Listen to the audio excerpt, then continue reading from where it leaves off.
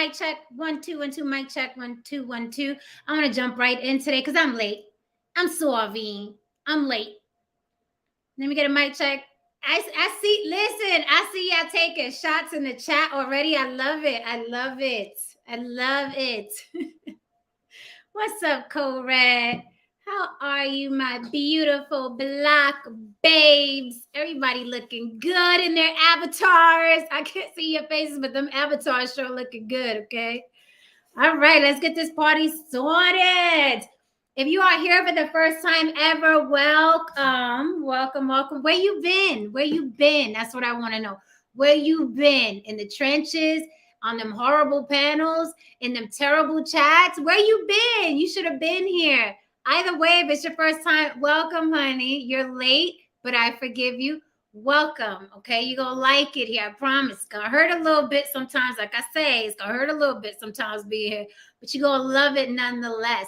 So welcome to another episode of On the Block with Jen. I'm YouTube's bad girl, if you didn't know, and your favorite devil's advocate, Jen. You can reach me on all social media platforms, and that 4,000 behind me was us celebrating 4,000 subscribers just yesterday. So if you missed that, it is still on my wall in my video gallery. All right, guys. So, you can reach me at On the Block with Jen on all social media platforms, TikTok, Instagram, Facebook. I'm mostly on Instagram and I'm building up my TikTok. But if you want to see more of me, head to toe, my quirky reels, stories, behind the scenes of my life, hit me On the Block with Jen on IG, on Instagram, or TikTok. If you want to reach me for a collaboration, if you want to come up and challenge my panel, okay? You got to be ready to go with your face because we don't argue with avatars. But if you want to come up and challenge me or my panel, don't forget On the Block with Jen at Gmail. That is where you throw in suggestions. That's the suggestion box. If you want to throw in a topic that you want to see me and my panel dissect, On the Block with Jen at Gmail. If you want to collaborate with me or with us or anybody you see on the panel, On the Block with Jen at Gmail. Okay, that is where you go for that. If you want to talk about an interview or what have you, On the Block with Jen at Gmail. A lot of people throw me topics in there. I don't pick all of them. Sometimes I forget some that are really good I pull out. So don't think you're going to throw a topic in there and then you're like, well, she hasn't done my topic yet. I sent it 3 weeks ago.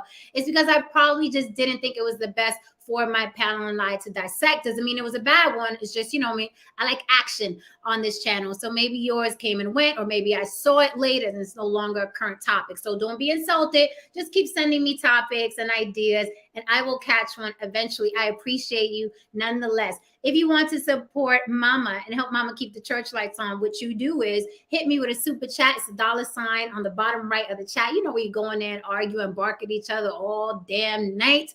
Hit me with a super chat. I hear you better when it's attached to a super chat. That's just how my ears work. If you're catching the replay, hi with your late ass. You can still support the show with a Cash App On the Block with Jen. My Cash App is also On the Block with Jen, $ On the Block with Jen. On the Block with Jen on all social media platforms. Let's get this party started, okay? You guys seen the thumbnail. We're choosing violence tonight, all right? I have some theories and some ideas, and I'm wondering why nobody is addressing the elephant in the room, okay? Tonight's going to be interesting. You're probably going to see things differently after I am done, but we shall see. I know I'm getting pushback, but I'm built for it, okay? So let's get this party started. Let me get my people up here right quick. I'm going to drop the StreamYard link. And don't forget, if you are watching us, you are more than welcome to come up and get to arguing. Tonight is an argue night. If you got it in you, okay? And you got the cojones. Because like I said a million times, we don't argue with these people that argue behind the avatars and get the high. We don't argue with y'all, okay? We argue with your face. So if you do want to come up, because a lot of people, I'll leave you sitting backstage. I won't pull you up unless I see your face, okay? And if your mama loved your face, we can love it too, okay? I know a lot of you like to hide. I'd also love to see my ladies up here too, okay? I'd like to have more female energy up here. I got the guys down pat. The guys are going to come up, say what the hell they got to say, but I'd love to see more ladies, okay? Yeah. Tonight's topic is going to be, salute Kareem94 TV, I see you. Tonight's topic is going to be, and I'm going to tell you why I chose it and why I worded it this way. Tonight's topic is high value men versus passport pookies, okay? If you are not a passport pookie, this has nothing to do with you. If you are not a high value man, this has nothing to do with you. So feel free to sit backstage and parlay and hang out, okay? Now, Jen, you shouldn't say pookie. It's racist. It's derogatory. Here's the thing. I'm talking to passport pookies, and them guys aren't foreign to bad words. You should see how they talk about women. They call them all kinds of things. They call them angry. They call them angry lesbians. They call them feminazis. They call them hit the wall, left or the passport pookies. The pookie himself has a very colorful language for women. So I could call him pookie, right? I could call him pookie. I'm speaking their language. When in Rome, do as the Romans do. If you are not a pookie, this has nothing to do with you. Put it in a bubble and blow it away, okay? But tonight I'm speaking pookie language, but I'm also speaking high value men language, okay? Govern yourselves accordingly. Whatever side you're on,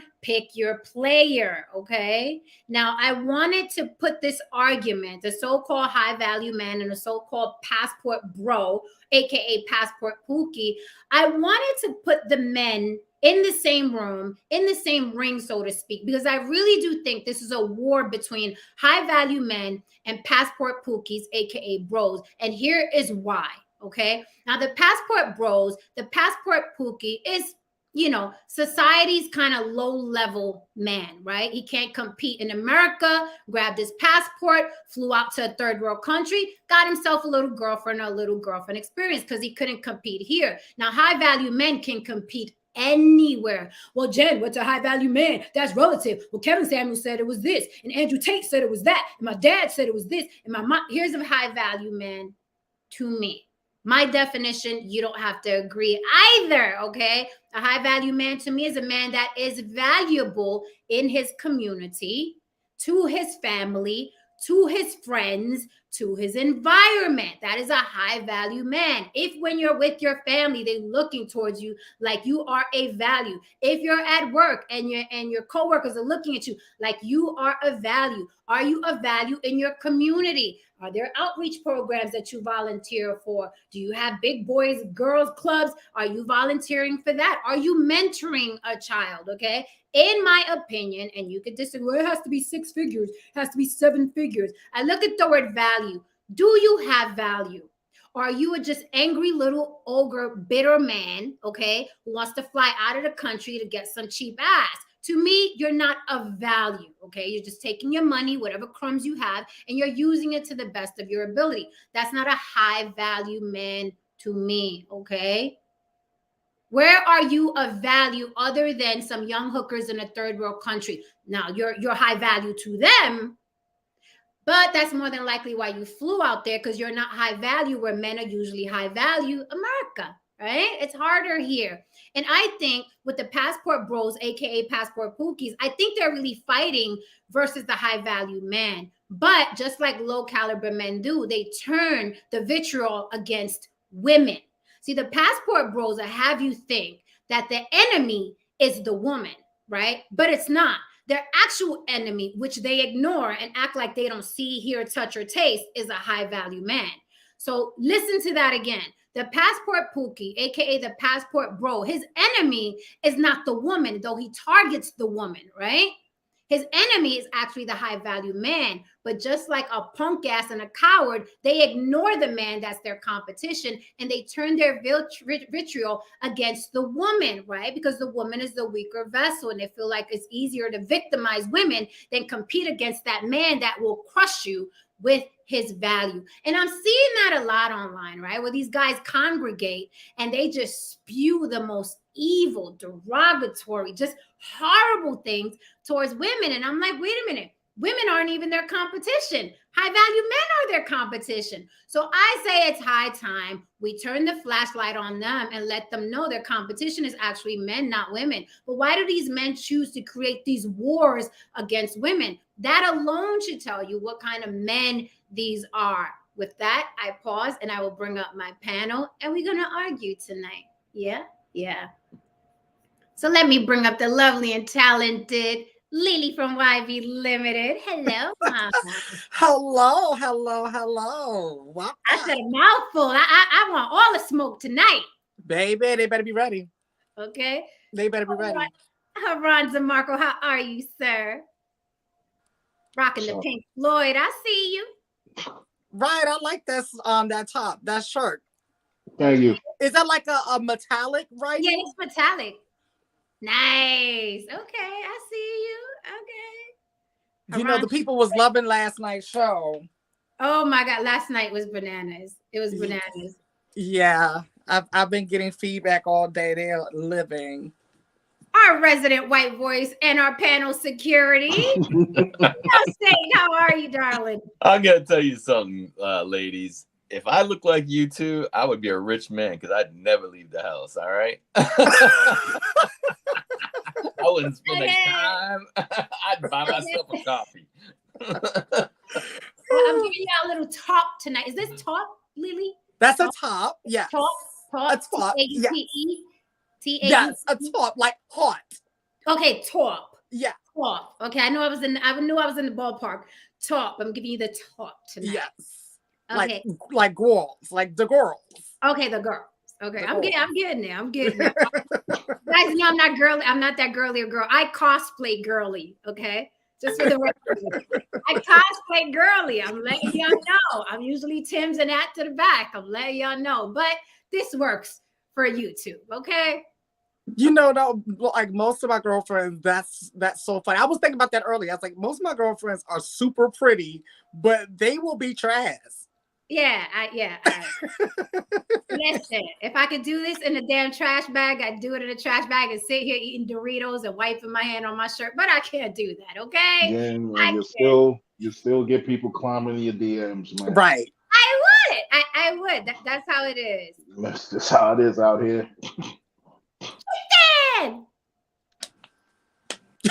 Wakanda. Tristan is ready with the passport. Oh my goodness.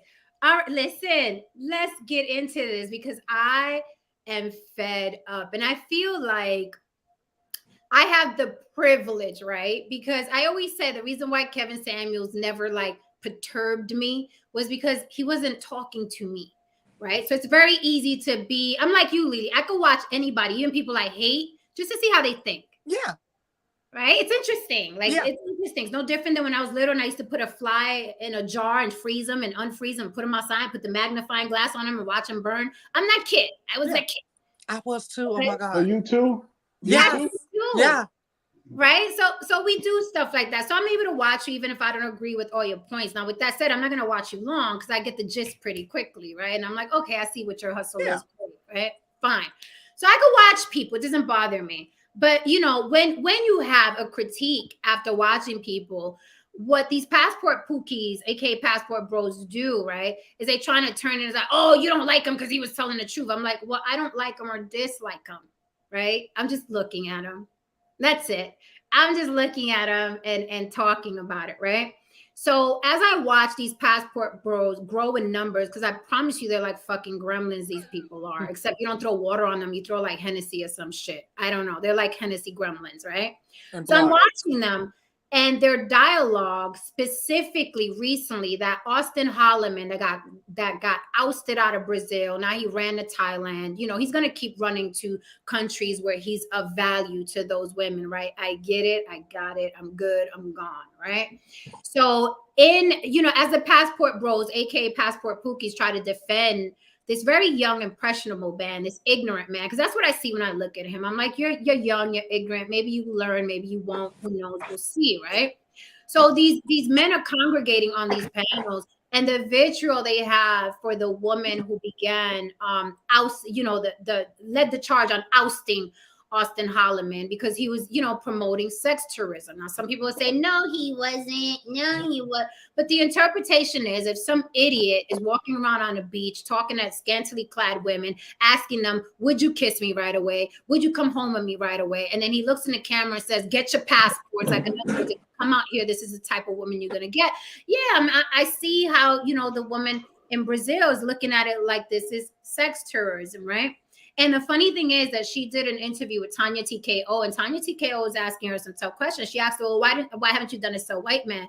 And she said the difference between these black men that come in and do this. And by the way, she is not a lesbian, although there are a lot of passport pookies saying that she is a lesbian. If she was, it doesn't matter. But I want to stress that she's not a lesbian, and they use lesbian to diminish her point of view, right? So she's not a lesbian, not that it would matter, but just let's talk about the truth. Let's tell the whole truth, because everybody likes the truth online, right? So let's tell the truth. She is a married woman. She's married to a man that identifies as a black man, okay? Even though they're trying to paint the narrative that she's a lesbian and she's anti-black, specifically anti-black men, that is false. She's married to a man that identifies as black, and she's not a lesbian, right? But this is the vitriol that these passport bros, aka passport pookies, this is what they do.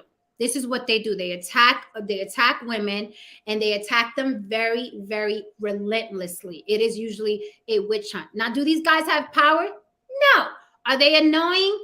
Yeah, it's like the net where you're at a picnic. They have pseudo power. They think there's power in their keyboards. They think there's power in their chat. They don't have any real power. This woman doesn't fucking know who the fuck they are. She's in Brazil living her best life. She is flawless, beautiful woman, married, happy. She's just checking some people, right? She's checking some people. And it's her right. It's her right to check these clowns. So, you know, I'm starting to see this over and over and over again. And I'm like, how is it so easy that these men attack women, but ignore the men? That's their actual competition and their actual problem. And the reason they fled America. They fled America because they couldn't compete with high value men. That's really the enemy. What they do is try to make the woman the enemy. So now they've attacked this woman. They're using her picture. They're posting her picture on their pookie pages. They're calling her out of her name, everything but a child of God, right? So I wanted to discuss this. Why is it that, you know, people don't like when I say it, but it always comes down to tax bracket to me? Similarly, Lori Harvey. Who are the men complaining about who she's dating and her body count? It is not the wealthy men that are standing in line for her. It is usually the passport pookie, the passport bro, the Instagram bro, the YouTube bro, the men who are usually not attractive, do not fall in the high value category. These are the men that hate Lori Harvey. Lori Harvey said, I'm the prize. In an interview, in her latest interview, she said, I am the prize, right? And guess who was mad about it? Was it the guys that's waiting to date her, the men that are wealthy and attractive and successful? Was it them? Did they care that she said she was the prize? Of course they didn't, because she's in their dating pool. But guess who was mad about her calling herself a prize? And if Lori Harvey wants to say she's the prize, then she's the prize. What's it to us, right? She's living her best life. So those are my thoughts, okay? And I know we're gonna have some creeping and slithering in the chat in a minute, as soon as they see my caption in the algorithm. But we shall continue. Who would like the mic first? I'd like to pass it to Lily, and then you gentlemen could fight for it, because it's all about men competing tonight with men. So yeah, poking them mad, poking them. They're always upset, and they're just going to continue to be upset, and hopefully they'll just get upset enough to do something about their situation that will make them a better catch to these ladies that they would like to attract, you know. And that's funny that you brought that up earlier, like in the beginning of your monologue, that because I was wondering why I had no feeling toward these people that they are so upset about. And I would listen to it. I'm like, why am I not? I'm not understanding the whole outrage behind it. And I guess you just that's why. It's because a hit dog didn't, you know, I wasn't a hit dog, so I didn't holler. I was just like, okay, he's not talking about me. That doesn't apply to me. It is what it is. And the thing is, like, one of my mentors used to always say to me when I would come to her about something that was bothering me, about something that someone said, the first thing she will always say is, well, is it true? I love that. It's just that simple. It's either true and you own up to it, or it's not and you let it fly. Pay no attention to it. It's none of your business, right? And so I actually follow people that I both agree with their talking points and disagree with their talking points, because there is a chance they can say something. I'm like, I didn't think about it like that. Kind of stung a bit, but I didn't think, I'm open to that. I'm always open to my version of the truth changing, and I think that's what the problem with them is. They're not open to their truth changing, because whatever delusion that they have in their head, they're sticking with that story. They're sticking with the story that, woman, you want to be married. I know that's what you really want. I know it's what you really want. Right. And it's really a weird situation that we're in right now. And the bottom line is, this is just a new world that they haven't figured out how to navigate and how to compete in. I mean, it was hard enough for them in the old world, but but this new world, baby, the only chance they do have is just to get their passport and get the hell up out of here. Because I don't see any hope for them unless they just get their shit together or date within their tier. Right. So I agree with you. Thank you, Sarah C. Yeah, we got double people watching than I have likes. So please hit them likes for me so my likes can match my lurking. Thank you. I love what you said, Lily, how you said, like, your truth can change, right? Because, sometimes I watched Kevin Samuels, not much, but, when I watched him, I'm like, okay, that makes sense. I see why men would feel that way, right? But I still, it was still a hustle, but he had some points. It's not like I threw everything out that he said. I was like, well, that's true. Well, I actually feel like that. So that's true. And that's true. Right. So, I didn't have a beef with him. Also, as far as these passport pookies and these passport bros dating in their tier, it seems like, let me pass the mic. I'm gonna hold this because then I'll get long-winded. I'll pass the mic. Fellas, who's gonna fight for the mic? Because this is a man competing night tonight. Well, if I saw Haran in person and you said we're gonna fight, I think I'd pass the mic to him. So I'm gonna act like we're in the same room. Okay, Haran, what say you? This all just can't be that difficult, man. I just don't understand. Like, how is it? Like, the math just doesn't make sense to me. Like, why? Like, every woman you met you struck out with, and if every woman you met you struck out with, at no point in time did you say to yourself, "Am I doing something wrong? Is it me?" Like, every woman you struck out with, you know what I mean? Because let's look at it from a sports perspective. If you are at the mound and every single ball that was thrown at you, you missed, at some point in time, couldn't you say that, hey, maybe I'm holding the bat incorrectly? Maybe my form is terrible. Maybe I need to get some new sneakers. Maybe I'm just out of shape. Something to that effect that says, hey, man, maybe I'm not doing what I need to do to really increase my success rate. If the only actual option that you came to grips with was to leave, that means it wasn't really about the options that you pursued. It was really about your options that you wanted went with someone else. That's what it was really about. So let me ask you a question. You couldn't compete with the competition. So let me ask you a question, Haran. With that point, I've heard Austin Holloman say, they tell us to go to the gym and whatever, wash our ass. And I'm paraphrasing, wash our ass. Did all of that. I did all of that. And I still struck out. What do you say to that? He claims he washed his ass and went to the gym. I remember him saying that, and my thing is like, hey, you very well could have done that, sir. What level of woman did you shoot for, though? Because even if you do all that, you still got a cap. There's still a cap for you. Still a cap for everyone. You know what I mean? Even if you go out there and you become the best version of yourself. Let's see if you go out there and become the best version of yourself, and let's say you started at 5. Let's just say a 5. And you go out there, you bust your ass, and you become the best version of yourself, and you turn into a 7. That's a great fucking number, man. It's a great fucking number to end up with. You got a pretty decent pool going on. You know what I mean?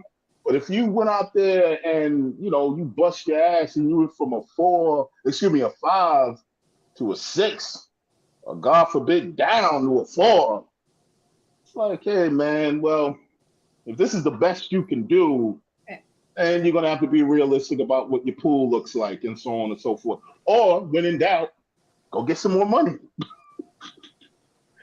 That always works. That's the real cheat code. When in doubt, go get some more fucking money. Because have you seen these billionaires running around here? Yes. It is what it is. Because I mean, hey man, you know, you got the right amount of zeros next to your name. People overlook a lot. So going back to something Lily said, you know, accepting the new truth. I think the reason why these passport bros and passport pookies avoid accepting the new truth is because there's work there. There's work there. And people don't want to work. We live in a microwave society. It's cliche to say, but we live in a microwave society. And it's like, I have to do what? Oh, no, there's work there. There's work there if I accept that. I have to make women the enemy. I have to make women in my country the enemy. Yeah, I can just flee the country. And, you know, this little demographic of ogres and angry men, you know what I mean, will congregate with me and just co-sign everything I do. I love what you said, Haran. You said there's a cap no matter what. You know, people think because you're attractive means you won't be socially awkward. I know people who are attractive and are socially fucking awkward. For sure. And, you know, that man in America, if that's how he approaches women, let's say, just the average regular woman, if he approached her at a bar, at a party, in the library, and he's like, so, if you met me, how long would it take for me to take you back to the house? That's a weird fucking question, honestly. You know, this is what he was asking the women in Brazil. So okay, I got you back in the house. Like, how long would it take for you to kiss me? Like, that's being socially awkward, right? And because this is what they don't get to. There's a language barrier, right? In Brazil and American men, there's a fucking language barrier. And what do we do when we don't understand people from a foreign place? Okay. Right. Right? What do they do with us when they don't understand English? Oh, okay. Because I think I've agreed to a few things that I don't know I agreed to. Right. I don't know why I've done that with stupid motherfuckers. And I, you know what I mean? And I've done that as well. If someone from another country doesn't speak the language and they're saying something and I'm like, okay, all right. You know, that is what we do. And I think these guys take that for women being more submissive, more docile. Bitch, she don't understand half of what you're saying. And she's just a pleasant person. Doesn't understand half of what the fuck you're saying. Let's pass the mic. No, say unless you want to fight Tristan. No, I'll fight Tristan. Wow, Tristan! I've only barely seen Tristan. If he comes on camera, I might change my mind. But he's hiding behind those avatars right now, so I think who knows? Got some height on him though. Got some height on him. Yeah, he came from out the avatar.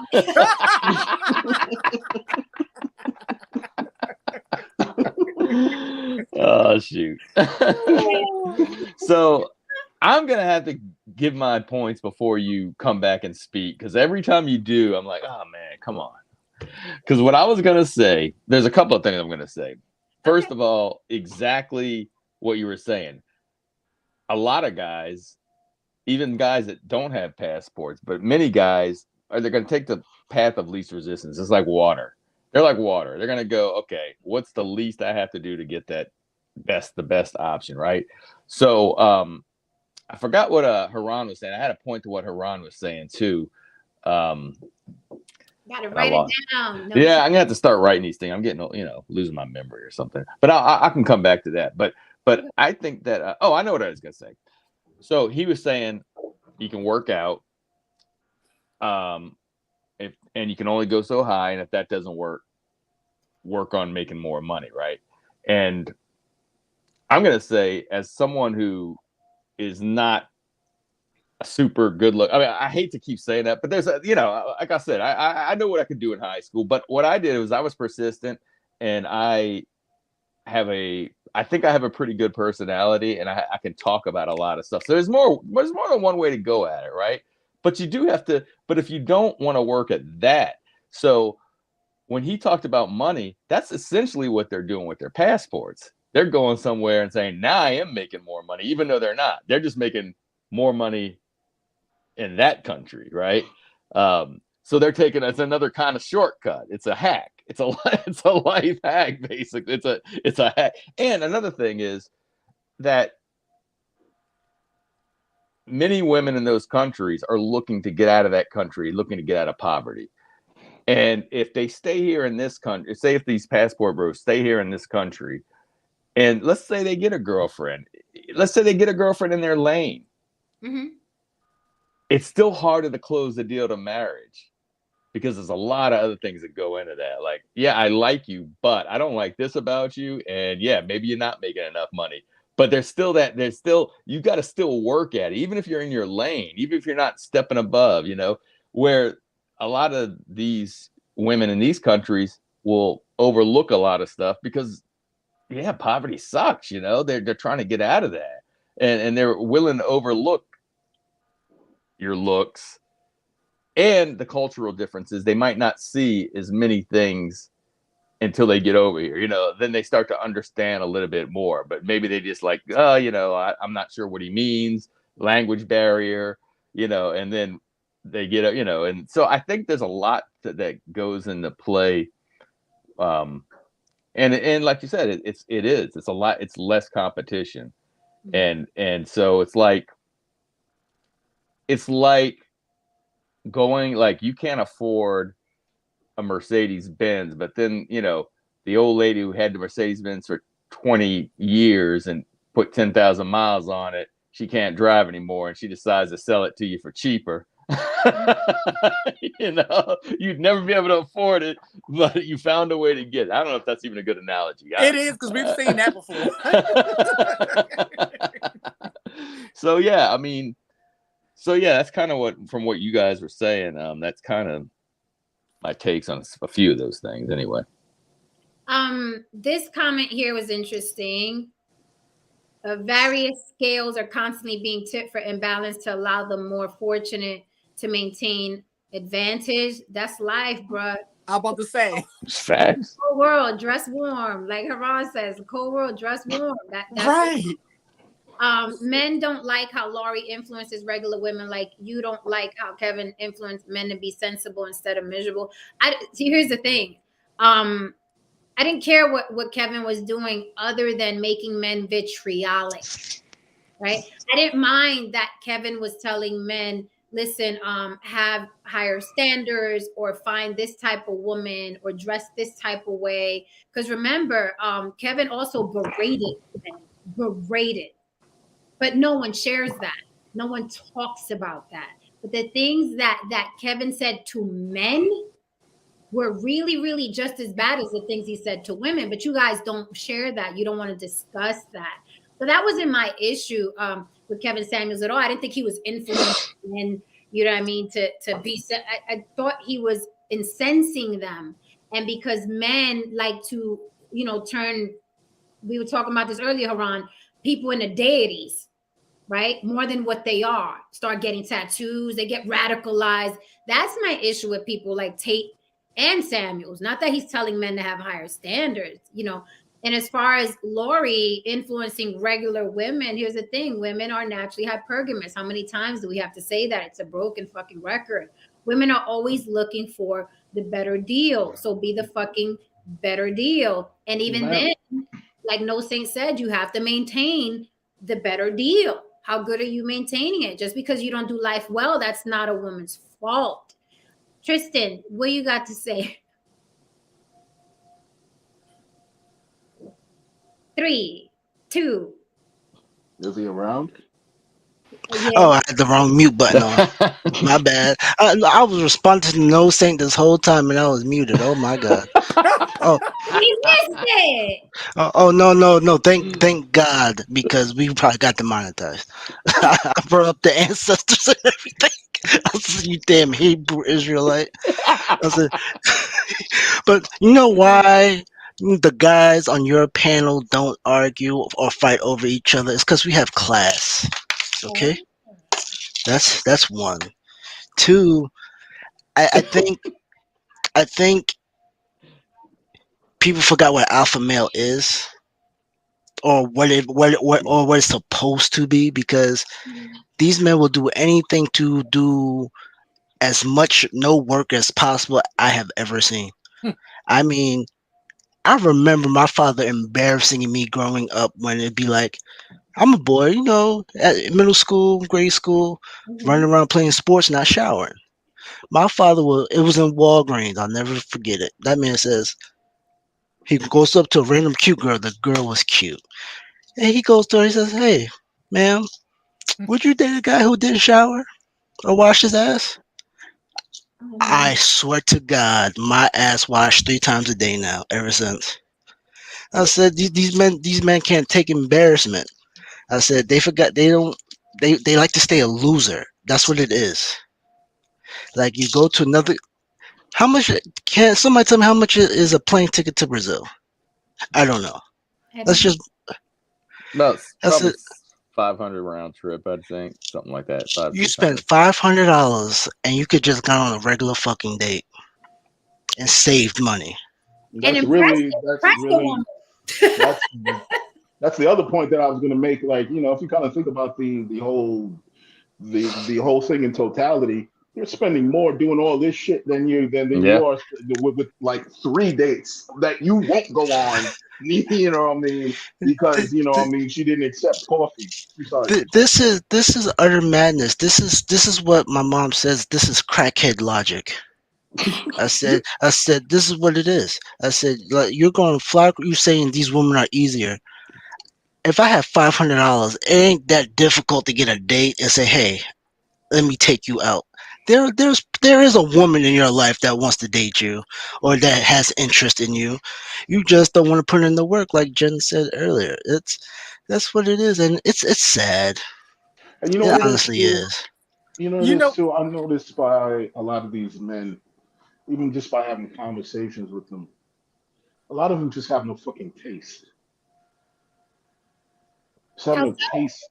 They have no taste in life. They have no taste in art and music and poetry. They have no taste in senses of culture, no refinery, no concept of romance. They have no fucking etiquette. They have very sharp, grating voices. They don't know how to woo somebody. They're not witty. They're just vitriolic and angry. They're all over the place. They have, these niggas ain't smooth and shit. You know what I mean? They just you know what I mean? Long story short, these niggas ain't That's smooth. it. Uh, That's it. You know what I Ron, mean? Long Ron, story short. They're no smooth courting as I'm a skills gangbanger. whatsoever. That's what they smooth is. Yeah, It's hilarious. no courting skills whatsoever. Nothing. You know, Nothing at all. I just thought about something. There was a comment that reminded me of this. That said, the last comment, Jen. If I'm not a high value man, I was looking at that. I was going dresser. Let's throw it on up. yeah, let's throw it on up. If I'm not a high value man, then should I not travel to other countries because I'm not worthy? Okay, that's a loaded one, right? And it reminded me. I'm not okay. So it reminded me of a meme that's going around right now. I don't know if you all seen it, based off of the Big Meech 50 Cent show, and it's the dad is showing the dad or whatever, and it was like and I don't know if you all are caught up with this season, but it's based off of what's going on right now, like the latest episodes. And so basically they're saying like based off of how his wife's treating him or whatever because of his lack of funds, then this man deserves to cheat. He deserves to go ahead and cheat because the way she treated him because of his lack of funds. And I commented under my friend's page who posted it. I said, well, well, honestly, sex is the only thing he could probably afford because he obviously can't afford a family. So this goes back to he can't afford a wife and kids. So this goes back to that comment. That's why that comment reminded me of this worthy thing. So if you're not together financially, in my opinion, the only thing that you may be quote unquote worthy of and probably can get easily is just straight sex.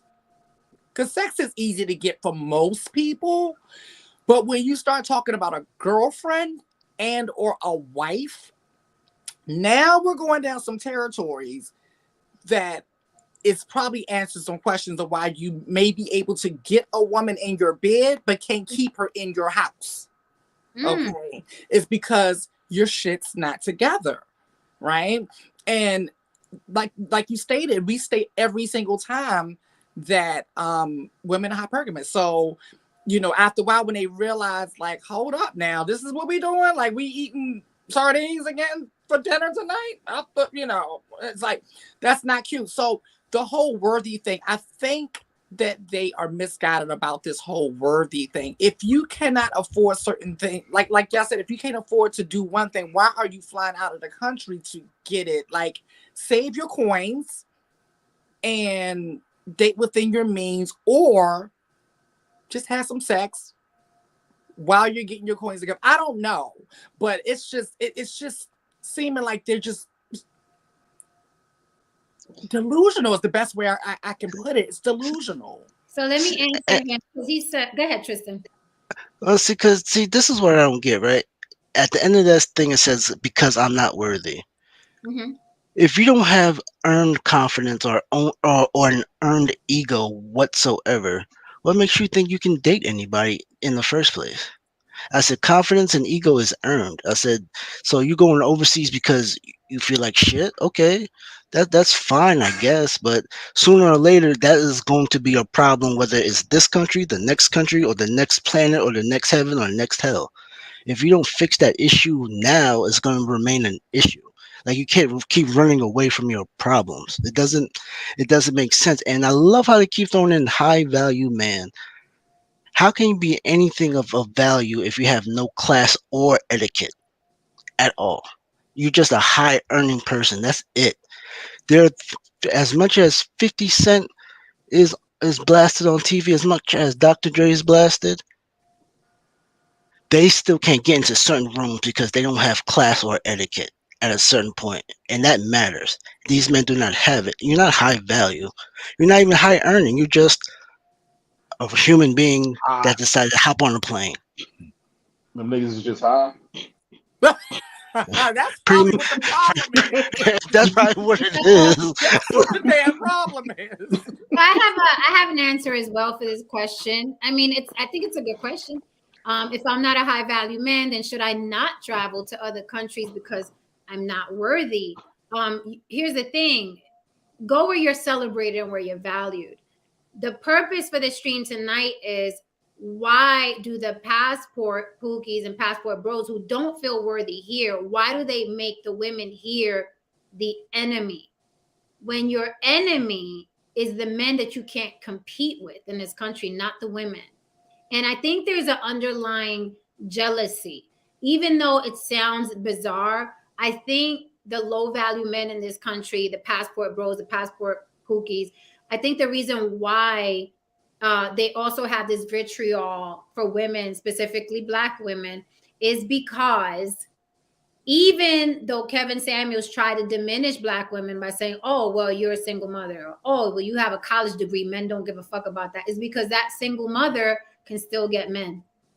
And that woman with the college degree can still get men, because that woman with the college degree, there's going to be a man with a college degree that likes that she has a college degree as well. The single mother is going to meet a man who's also maybe a single father or has kids and understands that dynamic, and he's going to get with her. And I think there's an underlying jealousy from these guys that women can be flawed and still get men. Yeah. But men are flawed and it's a hard way to go. So I think there's an underlying jealousy, and I think that's why they make women the enemy. But again, I say, if you are a man, right, and you are competing in a world where men get women, then your enemy is that high value man. Your enemy is not that woman. But these type of men always find a way to make women the enemy. And I think it's some real punk coward shit. Yeah, I think that the men that get upset with women for those reasons and not the men is because they feel like just what you said, the women have the advantage. Why can't the woman look at me like I look at her? You know what I mean? Like, why is she doesn't have, like, let's say we're on the same level even. I don't have a degree. She doesn't have a degree. Why is she looking at the guy with the degree and the money? Or we came from the same place. Why isn't she looking at me? She knows where I came. You know, that the options that women have, that's where the jealousy comes in. Because listen, I've gone through that myself especially when I was younger, you know. It was like, that's so unfair that a man, this is when I was younger now, you know, before I understood that, yeah, that's kind of how it is. What's your fuck boy era? Go ahead. Yeah. I would be, you know, I was in my early 20s. I was kind of spinning in circles, not sure what I was going to do with my life.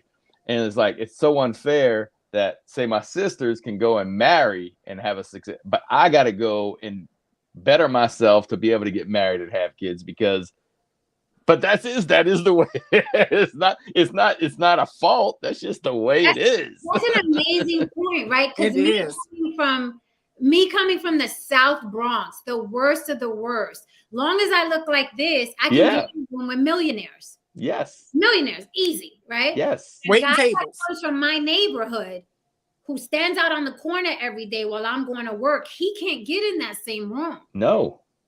That's what I'm saying. It is a jealousy. There is a jealousy, and that's why they are knocking it, because that's a very good point. Yeah. Getting somewhere. Oh, so they want to be women. That's what it is. I've been told you they want to be treated like bad bitches. So they have a choice. Well, in these days, you can, if you really want to be a woman, you can, or you can, you know, I always say gay, you know, I've got gay friends, and they seem like they have a much better life than me half the time, because they're with another guy that's making a lot of money, and they're going all over the place.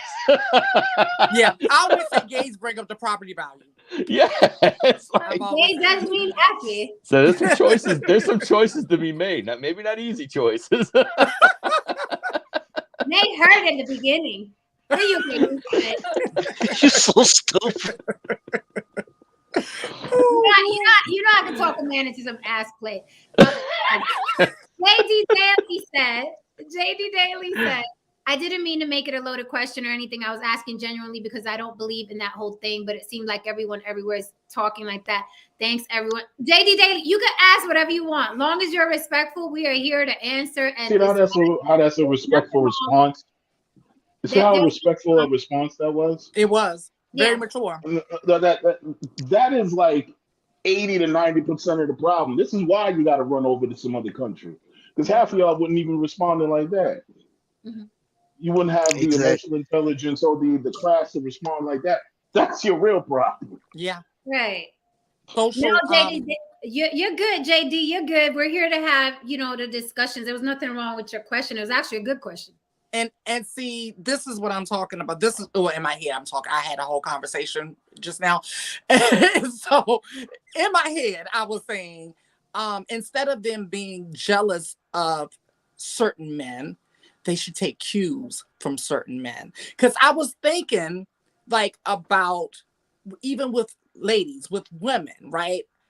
I don't get jealous of other women. I'm like, that's a bad bitch right there, right? And I'm thinking okay, I like that. I like her, whatever. It might be her walk or the way she dresses or her maturity or her and whatever. And I'm like, wow, I like that. I can adopt that and add that to my, everything that makes me great, right? I can celebrate this lady and take some cues from her, and that's why I always state that I keep people that are older than me in my circle so I can learn things because they've lived life a little bit longer. They've made some mistakes. You know, I can kind of watch and learn from them. And that's what they, you know, could do is just kind of learn from these gentlemen that are getting the women that they would like to get. Because, well, I was about to say something, but that's a lie. I was about to lie to them. I don't want to lie to you guys. Go on. I will say one thing. Mr. Mind Over Matter got some pushback for Tristan. He said 50 and Dre built the so-called room. You think they can't get in? Emoji with the sunglasses. Do they own the building? What they build? Because I mean, Apple bought what, the Beats headphones, and they done tripled that. I said they'll buy the room and kick you out. That's what they do. It's called gentrification. I get what he's saying. I get what Mr. Mind Over Matter is saying, but there are levels, right? I mean, there's rooms that they don't even want Trump in. Yeah, of course. Yeah, it's like football player, NFL player, basketball player. They can get into a lot of rooms I can't get into, but there are a lot of rooms they can't too. Right. Yeah, for sure. Mm-hmm. So it's levels. It's levels. I think for men who do okay with women or do great with women, one thing I can say is that dudes like that, we don't hate on each other, man. You don't hate, man. You know what I mean? You know, you let a dude live. You don't block you, whatever. If he strikes out, she's fair game, though. You know what I mean? You know what I mean? And when it's over, she's also fair game because those are the unspoken rules of the game. You know what I mean? You don't go in there hating and looking because that's gonna make you look weak, man. That's gonna make you look weak, and it's gonna make you look like a punk, man. You know, fuck this thing and blah blah blah. Like, nah, homie, it is what it is. You know what I mean? You do what you do. He does what he does. Maybe she was feeling what he does a little bit more than you. Yada yada. You don't know what the situation is. It's the game. I think that is the huge part that a lot of them don't understand. A lot of them don't understand the game. And they don't want to accept it. And they feel that just because, you know what I mean, they can throw themselves in the fray, they should be able to win at the game in any you know what I mean, situation possible in whatever fashion that they feel. And that's not how it works, man. You might throw yourself in a situation, especially when women have more choices now. Yeah. More than when I was coming up. You know what I mean? Which means that your shit got to be even tighter. You know what I mean? You coming up in there with your gut hanging over your belt. You know what I mean? You got razor bumps in the whole 9 yards. You know what I mean? Talking about accept me for who I am and help me build. That shit wouldn't work back then. You know what I mean? That statement makes me cringe every time I hear it. That statement, it makes me cringe. You need to start your YouTube page ASAP, Haran. Struggle love. Yes. Yeah. That's struggle love. The struggle buddy. But I don't get me started because I get the going on that subject. Okay, that damn started. Jen, I think that's our trauma. Yes, I'm like, don't get me started. I wanted to ask you guys.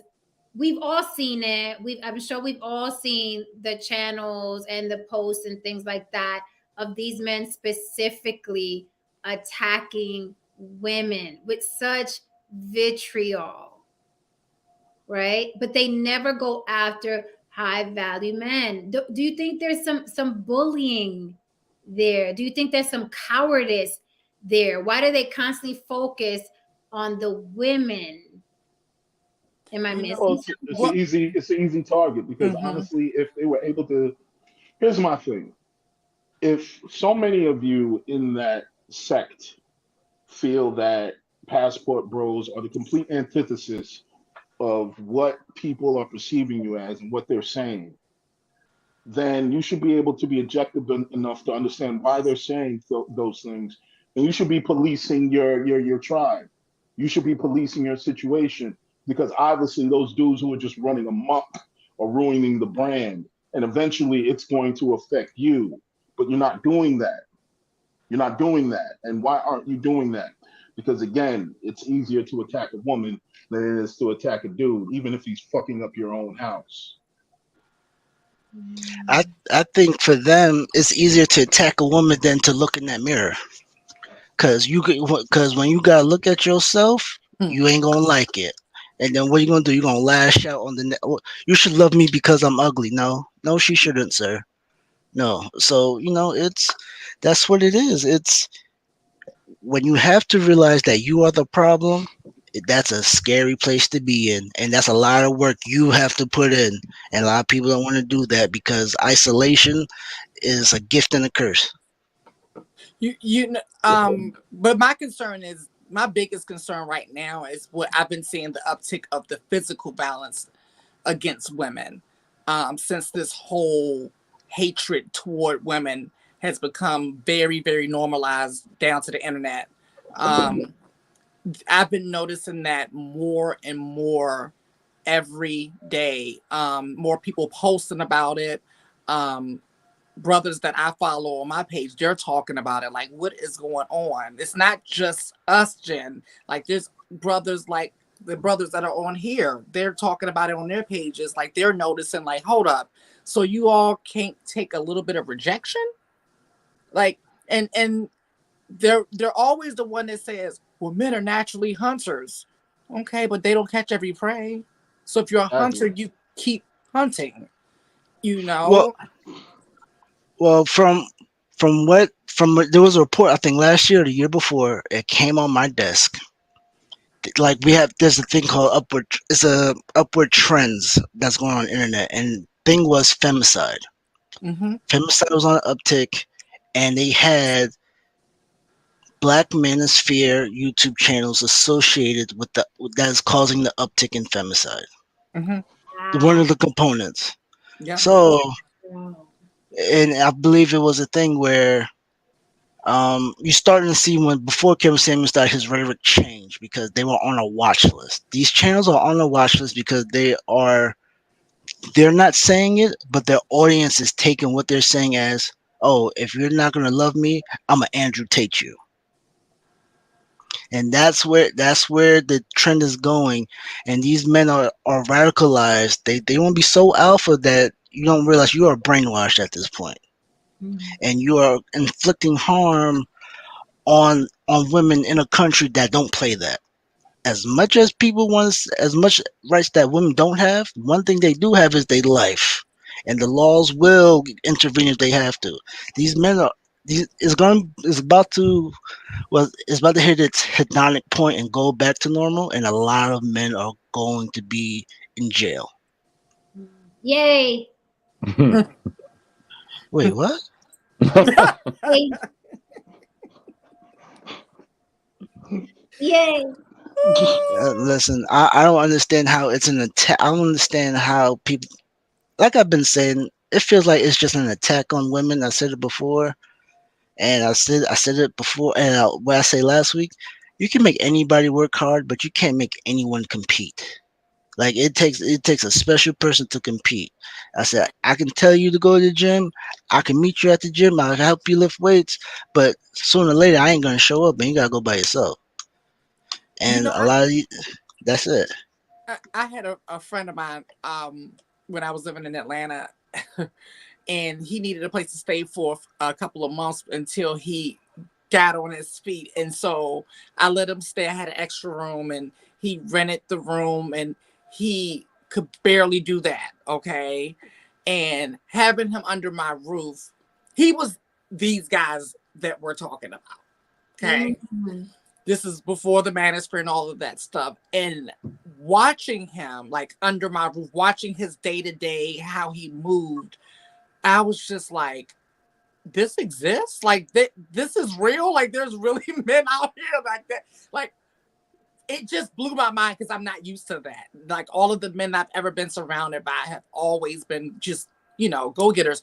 And so he, I will never forget this. So he leaves. He's like, "Oh, I'm going to Richmond to see this girl." And I was like, "Okay." And I'm thinking like, someone's okay, whatever. None of my business. Lily, So, doesn't that crack you up? Because I've done similar in the past. Had someone stay with me or whatever, and they have the audacity to ask you like, "Yeah, I was wondering, can my girl come over or my boyfriend come?" What the fuck? You're paying for space in my place. Like, who come over? Oh no, I got a better one. This gets better. He goes to Richmond, comes back, married. Oh. Oh, that's bold. Marrying you, sir. You're sleeping on my futon in my extra room. What are you doing? Yeah, it happens. Talk about fucking priorities. That is the greatest set of balls ever. It's happened. I've had more than only one time I let somebody stay with me and they did everything they said they were going to do and they blew up and they out here now in Vegas and they own a fucking gym. Only one time. But no, the one who did was a woman.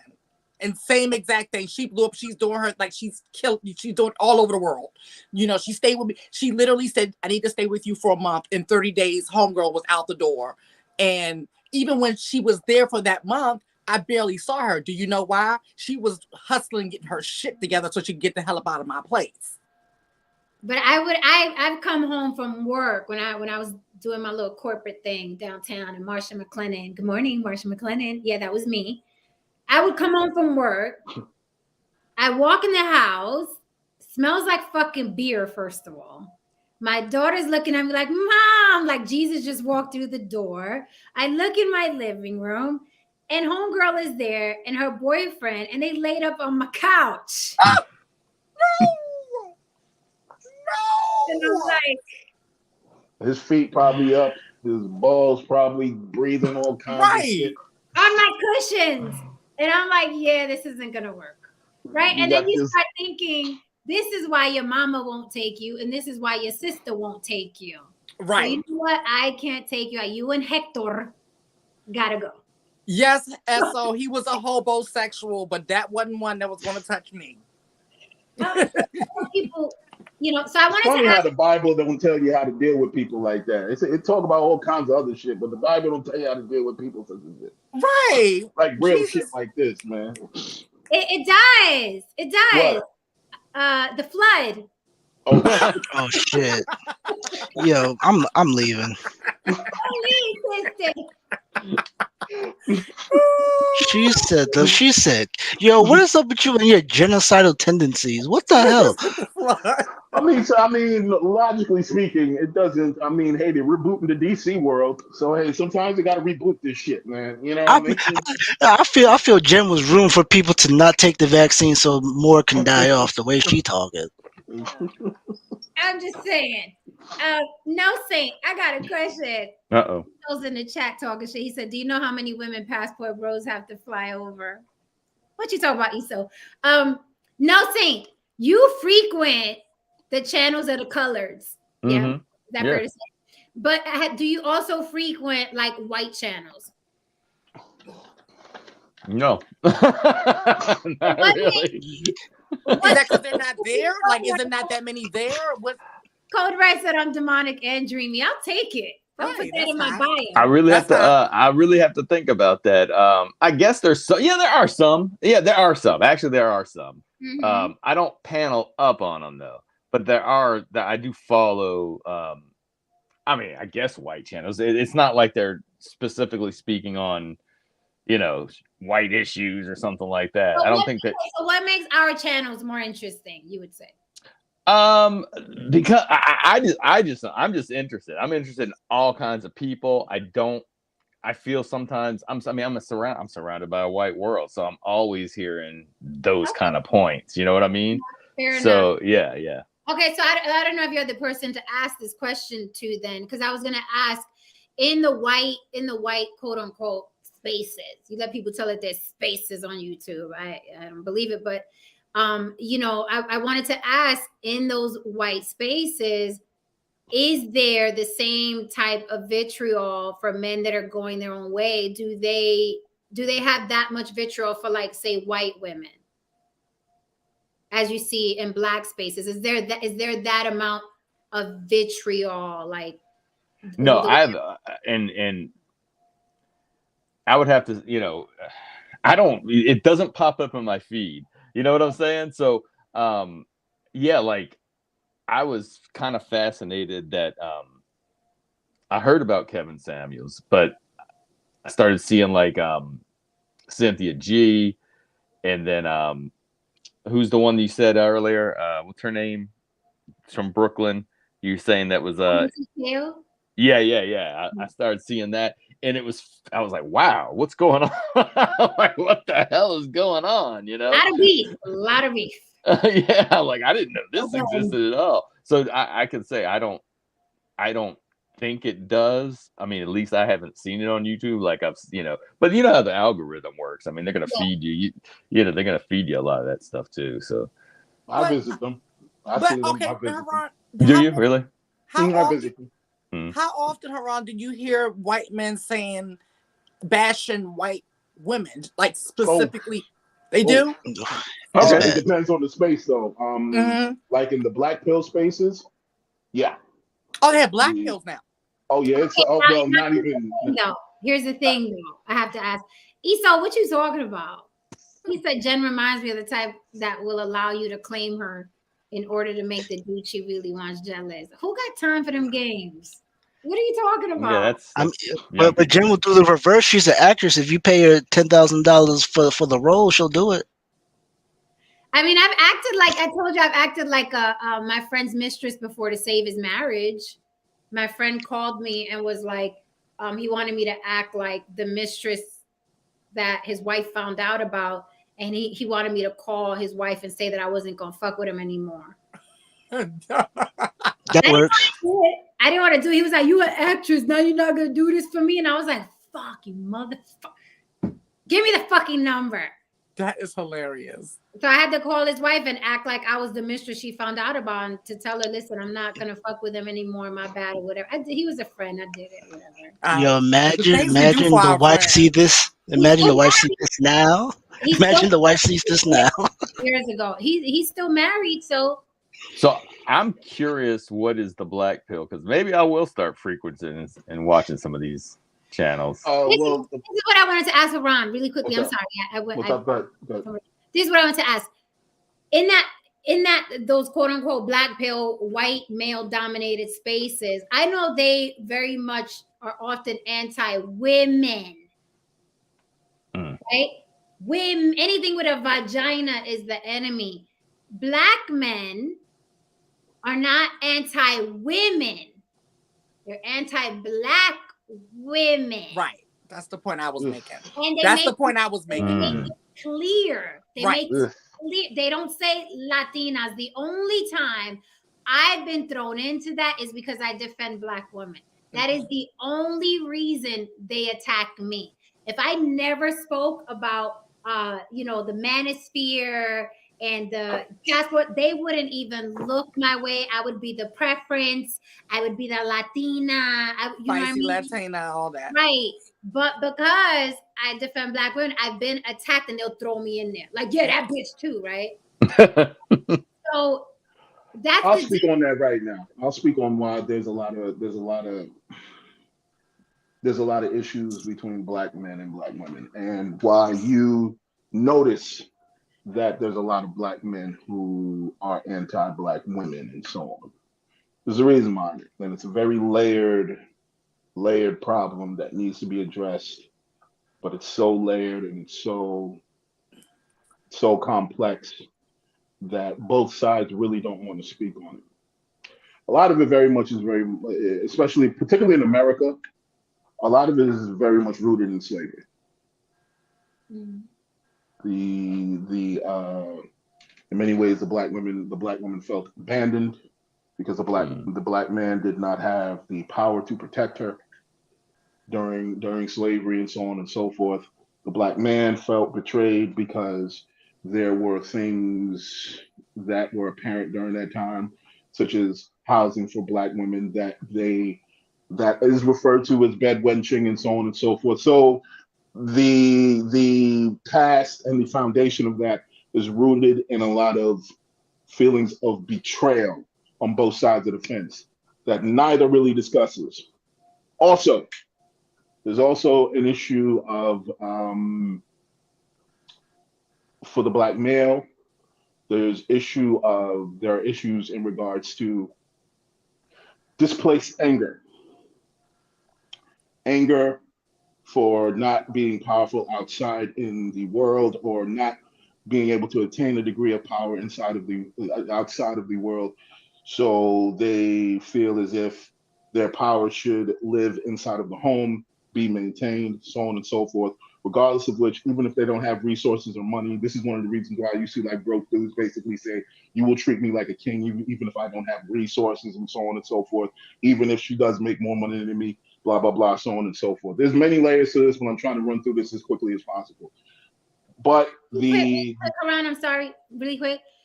Shine Roderick, I see you backstage. Your dog is adorable, but I need your space, not the dog space. Go ahead, Karan. And so there is an importance for Black men to actually let go of that understanding and prepare themselves to compete in the world against other men, and not depend on the Black woman for a sense of identity and a sense of self. You have to, depend on yourself in terms of having a strong sense of self, so you can compete with other men. There's way too much pressure put on the Black woman to actually feel whole. That's one of the reasons why you fuck up, and that's attributed to your mom. And this is where we get real crazy. There's a very complex relationship between Black men and their mothers. Black men, and you be less vitriolic, and you might hate me if I say this, you be less vitriolic in life if you took your mom off the pedestal for a quick second and just saw her as a human being and just accepted her for her own flaws and so on and so forth. Because by you putting her on a pedestal and so on and so forth, you are taking that mentality and you are projecting it on another human being who has absolutely nothing to do with you. And you're expecting that human being to live up to, the person that basically brought you into this world. Now, that person that may have brought you into this world might have abused the fuck out of you. So now you have subconscious trauma against that person. But you don't address it because you've been taught to suck it up. Ooh. You've been taught not to address your feelings, so you bury that shit deep in you. You just hit on something really good. I remember growing up, my mother used to always stress to my brother when he would I think my brother said something like that growing up, like like he's a little kid. He's like, I want a wife like my mother, or something like in that, and my mother was like, no, don't ever compare another woman to me. Like, don't ever, she made that very, very clear growing up, develop the qualities that you need, but don't compare them to me. I'm your mother. That's the role that I am, and don't make that's that one thing. And then the second thing is, I have a rule for my dating. One of my hard no's, two of my hard no's, and it has to do with mothering. I don't date a guy who doesn't have a good relationship with their mother. If they are at odds with their mother, it's a hard no. Or a mama's boy, hard no. Like, those are two horrible ends of an unhealthy spectrum that I'll pay for, ultimately, because I've been in both ends of that horrible spectrum, and I said nope, not again. For me, I would have to hear before I continue. Welcome. Is your name Shine? I mean, in the chat, I'm actually mind over matter. Oh, what's up? I'm like, what is it? Hi, how are you? Welcome to the panel. I wanted to say really quickly to something that Lily said. I would have to hear where he is now with his relationship with his mother, even if she was a tyrant. Like, I would have to hear how he's dealing with it. Yeah, has he healed from the trauma? Right, because I have trauma with my dad, but I'm like, I get it, right? Like Karan said, it's like these were just people doing the best they could with what they had, trying to figure life out, and then you add kids to it, right? So I'm not like, oh, I have daddy issues because X, Y, and Z. I actually look back and I'm like, well, it's great. I have my father in my life because I don't put up with jack shit now. With that said, I want to welcome Mind Over Matter. What say you? Now you ain't got to pop off in the chat. You can pop off right here. See that Godspeed. What I say is that a lot of times this competition that's going on between men is a manipulation of natural dynamics called nature and circumstances that we constantly work to overcome. So as I look at I would say the planet as a whole, all the way out into the universe, we have gotten away from who we are. And based on us getting away from who we are, a lot of things have become shambled, scrambled, and confused. To the point now, all we do is walk around blaming each other for not being able to restore order. I continue to elaborate, but I like to give a little chance for everybody else to, put their part in or their piece in, so that we can have a true understanding and overcoming. Okay, so when you say blame each other, who are the people blaming each other? What are they blaming? I would say men, we argue amongst each other. And then I would say women just look at both of us or look at all of us like we have problems or issues that we are not overcoming, and they just pick the best of what seems to be us based on what works at the time, which creates opportunists. So therefore, through all these different things that we're really trying to clear or clarify or clear up, we don't have a true basis or definition about what we want to be and who we are. And when you lose all those concepts, it's almost like not even worth going on into anything other than repairing yourself and fixing yourself. I mean, at one point, I thought it was about a job.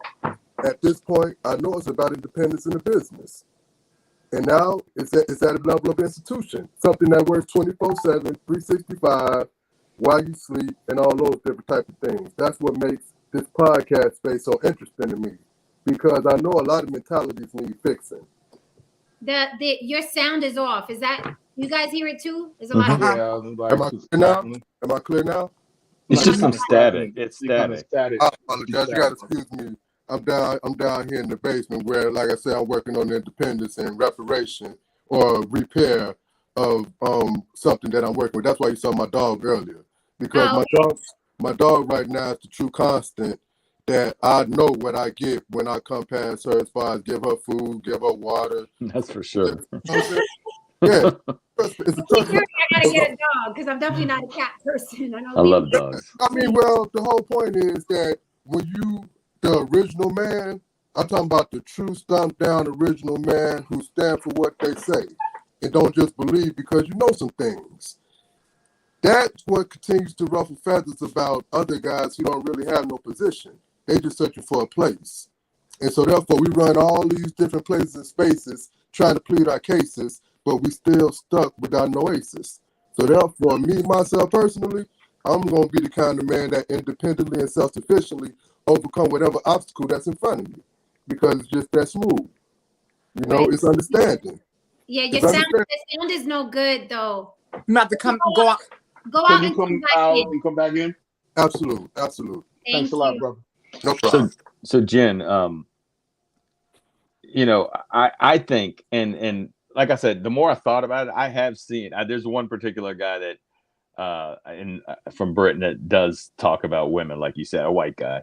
But I think for me, I think it's always better, at least for me, I like to know what I was telling you before when it comes to if people are talking about issues. I don't like hearing people like with Haran the other day, you know, shout out to Joanna, but he was telling her, you haven't been here, so you don't understand, right? So a lot of white people haven't been there, so they don't they know what they know, but it's I like going deeper into things, and that's why I like coming on and listening, because I'm not one to act like I know what I would do in certain situations. But I've been that way my whole life. This isn't something new. Even when I was in high school, I mean, I'm not the white guy that said I have a black friend.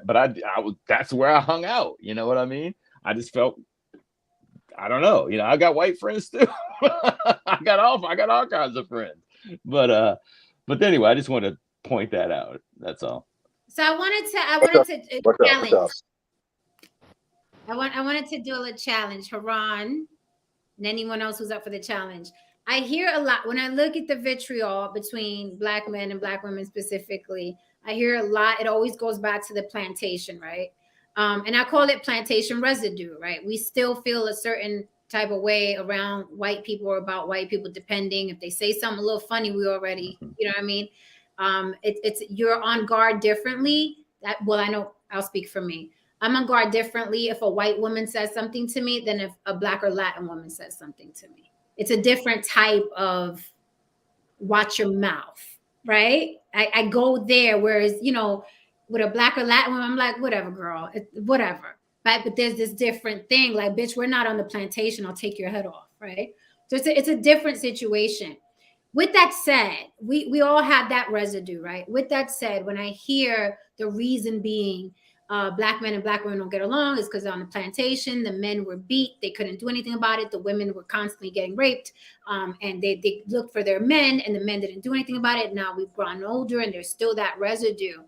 But then how do you explain white men who are MGTOW, who are black pill and hate women?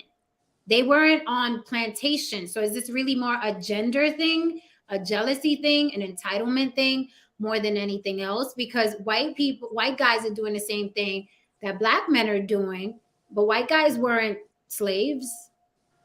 Well, from my How do you understanding, explain that? How do you rationalize that? from my understanding, speaking of white dudes, most of them say that most of them blame feminism. Like feminism is the That's core true. of all of their problems. Mhm. You know what I mean? Many of them be due to the fact that they say things such as essentially especially a lot of modern white men, as I've said before, this America isn't the America that their forefathers had. Like his grandfather had and his father had, blah blah blah, so on and so forth. That fourth version of America, you know what I mean? He didn't those guys didn't have to compete with blacks, Asians, so on and so forth, whatever, what have you. You was just white and showed up. You know what I mean? You was just white, showed up, and they just gave you the keys, pretty much. Then, feminism happened, change happened, so on and so forth. Things grew, you know what I mean? The civil rights movement, all these things happened. And now there's this world where, a white man has to put a little bit more grease into it than he had to do, initially. And a lot of these white men were groomed to believe that success is their birthright. I mean, yeah, and I'm going to add to that. Record, Joanna was lurking because she popped up, boy. Listen. White people. My name. I heard my name. She's a, what? Where? I made a lot of assumptions about my experiences. Okay. I was staring at that chat like she about to pop up. I've had a feeling. But I want to add to what Haran said. It's not just they didn't have to compete with black people and they didn't have Asians and Latinos. They didn't have to compete with the world because the world was decimated after World War II. So yes, they had, and I'm just talking recent history. I'm not even talking about 150 years ago. I'm just talking about in the recent history. So it was easier, and now they're looking for. Many are looking. What's the reason? And they want to blame. They want to blame these groups. They want to blame because it's crackling, Shine. You are crackling. You got it's crackling. So yeah, so then they look around, and like you're saying, and now they have to compete with not only the world, but they have to compete with everybody. And yeah, it's not as easy for sure. Yeah. And you're right. So it's an entitlement. So okay, so with white men, feminism. With black men, slavery. Sounds to me like men ain't shit. Okay, no, for the most part, that's a little going. That's going a little far. But no, but she's right. She's right to a point. No, I wouldn't go that far. Well, Haran, Let me hear Tristan's point. Tristan said I'm right to a point. What do you think? Because right, we go by the allure of things or the assumption of things. Like Haran said, most of those, or if not all of those men blame feminism, stuff like that. But the reality is they're failing to adjust to the evolution of women. And the reason why we're at the world we're at now is because a small percentage of men worked in a specific field that basically revolutionized, a certain sector of the world to make it pop the way it is. And that's why they're like, oh, I have no job, blah blah blah. Yeah, because it's being automated. Go to school and be an engineer. That's true too. Get skills. I said that's the reality.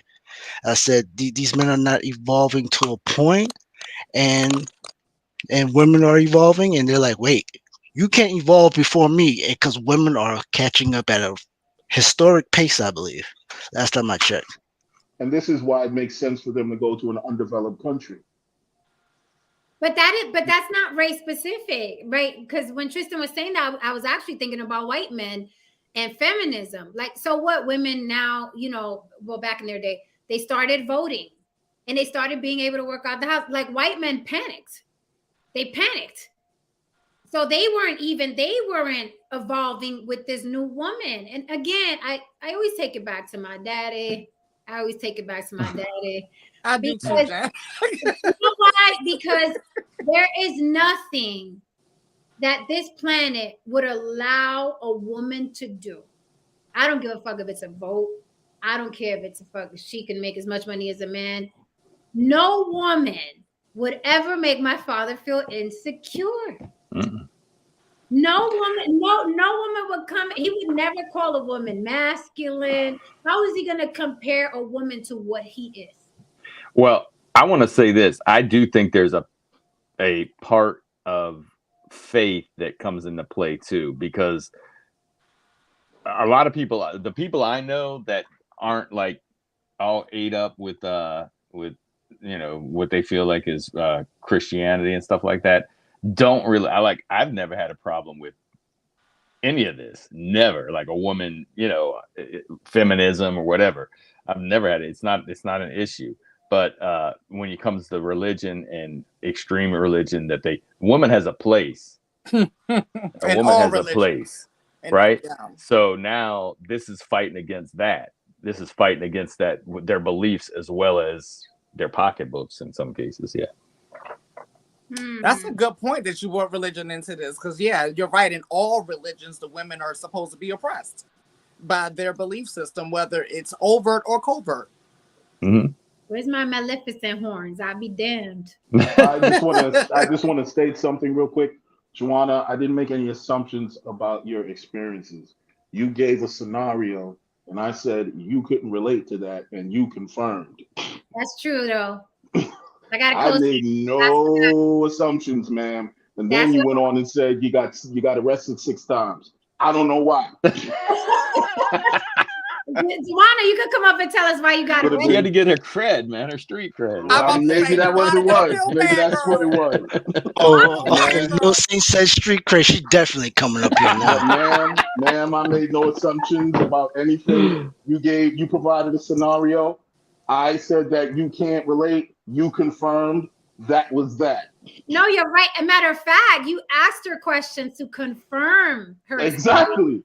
Like, see, when it comes to me, I remember the conversation. Jen, when I talk to people, don't I ask questions because I don't want to assume anything? Now, if you look stupid, that's not on me. No, I remember you asking her. Shine, can we try again? Wait, can we try again? Because you were crackling bad. Am I still crackling? Yeah, man. Yeah. Okay. I'm going to my vehicle. I'm going to my vehicle and I'll come back in.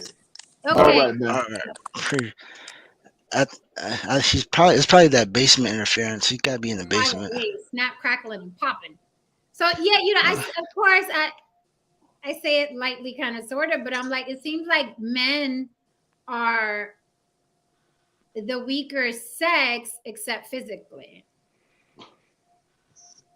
I mean, my aunt says this joke with my cousins. She like this. What'd you do at work today? She's like, pick things up, pick things down. She's like, that's what you did today. I'm like, so, I mean, but it's. Pardon me. It's a skill thing. I don't think the modern man has been. The modern man is in a very strange space right now because he is experiencing a version of the world that none of his forefathers had ever had to experience in terms of social media, technology being at the forefront, the effects of feminism, as they say. You know, let's not forget, Jen. They lost their shit too when we were in the when we started popping up in the offices. Okay, you know what I mean, and you know what I mean. They're having issues with trans people popping up in the office too. Oh, come on, man. This is all under the category of woke culture. They don't want to say it, but that's the code word now. You know what I mean? That's pretty much the code word now. So, you know, yeah, they have issues in that regard. But here's the thing. There's going to come to a point where you're going to have to change, whether it's black men or white men or whomsoever. You're going to have to evolve with the situation, man. Because either you're going to evolve or you're going to die off. Because guess what? Whatever issues that you have with all of these women and this world and how it moves, guess what's going to happen? The kids behind you are not going to have that issue. Right. They're not going to have that issue because they're already being conditioned to accept this world and they're already thinking about ways to actually maneuver through it. So this is how people don't understand. Like, you don't understand. Archaic ideas usually die with you. Right. If you don't want to change. So yeah, okay, cool. No, but don't think that, you know, we aren't going to move on. Don't think that you stop production because you can't. Nobody can stop change, man. Chocolate Earth, come up, mama. But you got to show your face. Don't come up with no. I want to piggyback off that because that goes to the saying that I always say is that, you know, hard times. What is it? Hard times make for strong men, and good times make for weak men. And so what happened was, times got really good for men at one point. Yeah, so good that they start coasting, and they're like, oh, we got it. Like we the you know, the superior, you know, gender here. You know, women are going to bow down to us. We got our religion on lock. We got our politics on lock. You know, we got all this. Yeah, we good. And they relaxed, and they became weak. You know, and like you just said, because now they're falling on hard times. There are going to be a select group of men. They're going to step their shit up, and that next generation is going to be able to compete with the new world. So that was a perfect example. People forget survival of the fittest has always been the ultimate equation. Darwin always wins, man. I said, as much as people want to sit there and say, oh, these women this, these men that, high value, if you're weak, you will get left behind and you're going to die off if you don't step your game up. That's the way it's going to go. And like, they think we care. You think these women care? These women like this. Listen, like Jen, right? Jen is like, you can say whatever you want, but the men who make way more money than you ever see in your life are still in my inbox. I'll have those options, just like every other woman on the planet. So you can come yell at these women. You can try to manipulate and neg them all the way until try to make them come back down to earth or whatever you think you're doing. You're still going to die off alone if you don't step up your game. Look, there's some bad. Let me ask this. Don't you think it's more dangerous for black men to be the enemy of black women than it is for black women to be mad at black men? Do you think it's more dangerous the other way around? No, I think it's a lot more dangerous for black men to turn black women into the enemy. Because without them, dangerous. Yes, and in many other ways, more so than just that. And because without black women, and I would say that, without black women, ain't nobody really checking for black men like that. And y'all can sit here and y'all can, lie to yourselves and think that you're going to get the pick of the litter when it comes to white women. Yeah, okay. You know what I mean? You're not going to get the pick of the litter. When white women like money too. I'm about to say they love money. You know what I mean? You're not going. It's not going to be popping like that, bro. You know what I mean? And if you really want to be real, 9 times out of 10, black men usually have options when they have money. So I'm just saying. Because the passport bros that will successfully get one of these women from a third world country over here. Let's just say he successfully gets her over here. He marries her. 9 times out of 10, she used his ass to get to the America. I heard that a few times that it's Yeah. happened. I've heard that happen a few times. Like they get over here, they put up with the dude for like a year or two, and then she's going to go for who she really wants, and it's going to be a man with money because she can. And it'll be 5 years. It takes about 5 years to get that citizenship. So that's the shelf life of some of these. Yeah. Not if you live in Patterson. If you live in Patterson, listen, she gonna show up. You in that project building? It's 48 hours. She's gone. That Hispanic community, they have each other's back. Let me tell you how that works. It's 5 years. No, let me ask you something. You're saying that I didn't know that. Like usually for these situations, when they bring the women back to the Americas, it usually lasts for 5 years. Due to the fact within that span, that's when citizenship is essentially locked down. Like if they're doing it just for citizenship, and some people make deals before that. They'll marry somebody just for that, right? But if the guy's in love and she's just waiting her time, it's 5 years before, and then she can become a citizen. So you gotta that's how long in the country it takes 5 years. And then let me hit you with something. The man's responsible for her for 10 years. Oh, yeah, and that's true. That's why I was seeing a lot of that in the a lot of comment sections. There was so many people telling those stories that you just said. The women got over here, waited 5 years, left the man, got with the man she really wanted, and the original man was still paying for her lifestyle for another 5 years. Wait a minute. Hold for a second. So essentially, in the end, you end up paying more for the chick than you were paying for if you just basically dated a woman here and got divorced. But see, a lot of guys, that's what I think some guys, many probably don't understand. They think that the woman's really into them because she's a good women are good actresses, first of all. They can make you believe that they love you. Look, I've seen Jen. And guys aren't hard to fool. I've seen Jen behave in certain ways and just be like, "Wow, man, this dude really doesn't know. She hates his fucking guts, but she just makes it look so easy." Yeah, that's the most hilarious thing. I said people don't catch on Jen's cues, right? When Jen's excessively smiling, I'm like, oh, she's pissed. I'm like, oh, she's pissed. And then she's like this, okay. Like, it's the way she says okay. I'm like, you see, I just stopped talking. Joanna, I see you backstage, Mama, but we need your face. We need faces. 2023. We need faces.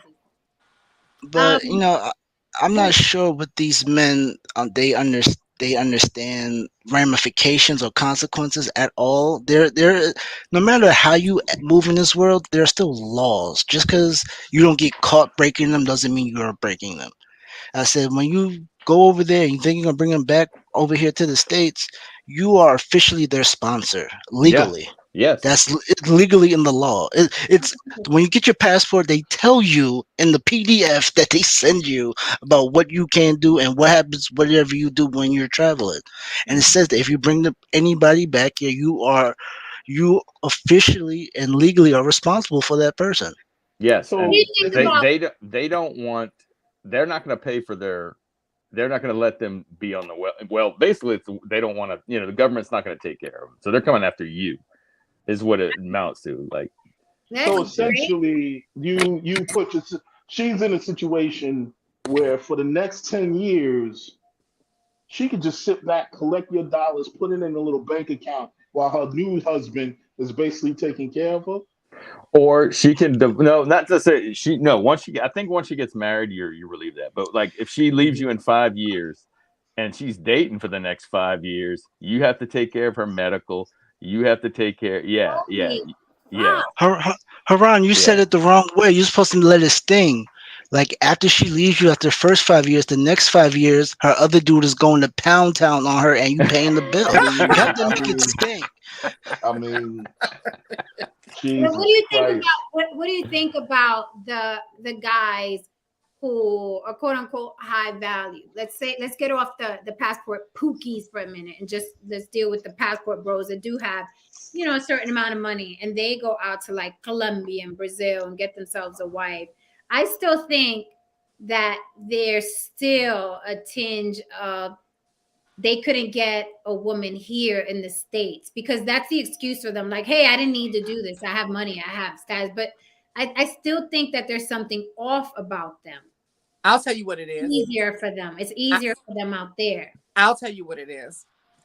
They can get the woman, but they can't get the woman to submit like the old women, because the old women typically probably didn't have a job. And we know we've heard those stories so many times back in the day of the woman who wanted to get a divorce for 20 years or whatever, but she'd been a homemaker for forever. She had no resume to put together or anything like that. Well, that's not the case today. So these women are coming in with more options, and with more options comes I ain't doing that shit. you know? And I think that's what it has to do a lot with those guys, the high earners. It's like, hold on, I'm making this much money and you still talking back? I think the passport bros understand that. And that is one of the reasons why they go to areas of the world where the options are limited. You know what I mean? Where they know that when they show up, they're the best option for that particular person of that particular class. I'm sure they're not, showing up in making bones with women who are in the higher echelon. That's just not happening. They're gonna look at you and your US dollars and your weak ass US game, and they ain't gonna give a fuck. You know what I mean? So it is what it is. Levels, right? There's there's always levels to this shit, man. There's always levels to this shit, man. It's not that easy. Last time, a 6, what? A 5, a 4? What the fuck? Tiers or something. The 3 6s. What it was? It was he was saying his wife was a number. Oh, the tier system. Yeah, there was a tier system. I didn't even know that. Yeah, I didn't even know that. I read up on it. That thing was real, but that's just like a social status. Like was it Medellin? What they call it in Colombia? Yeah, right? I don't know. Yeah. It was just weird. It was a really silly. I was like, you sound so. I mean, I thought Kevin Samuels 1 to 10 was silly. So basically, those dudes going to Colombia. It said like status 1 and 2. Like that's over 50% in Medellin. I'm like those. So they're going after the poorest of the poor. Mm-hmm. And to me, these prove these men aren't high value, because majority of the time when you date somebody lower than you bring them up in your class. If these women are not in that proximity of that class after you break up with them, you weren't in that class anyway. Like you were scamming. Like these guys aren't high value. They just sit there and say, "Hey, I got a YouTube channel. I'm gonna scam these guys, and this is what I'm gonna do." Anybody can go to what's that dollar suit store at the mall that costs like a suit is like $20. I don't know, but I've seen them. Exactly. I go to the store, spend $20 on a suit. It don't fit though, but I'm high value. Let's go. Welcome back, Shine, and welcome, Juwana. Shine, are you with us? Shine is driving. Pay attention to your driving. Juwana, how are you, lady? What you got to say? Because I know you got some clapbacks for everybody. I told y'all she was coming. She's like, what? Did I hear my name? Where? It was like, oh, I'm right here.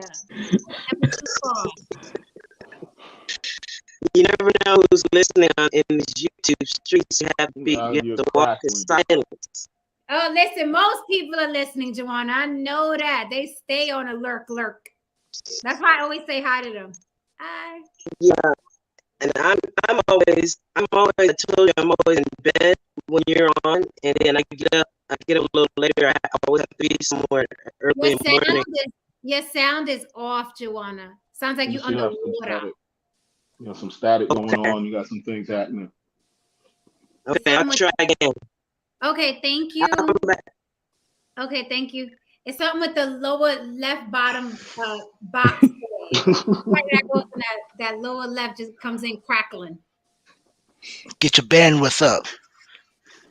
But like David Dillon said, man, some of these dudes with money still have absolutely no game. Can't really buy that, man. That's so true. No, because listen, we talked Can't to buy some that, man. people. They've been on the panel, and they're like, but I make this and I make that, and I'm like, yeah, but you're corny.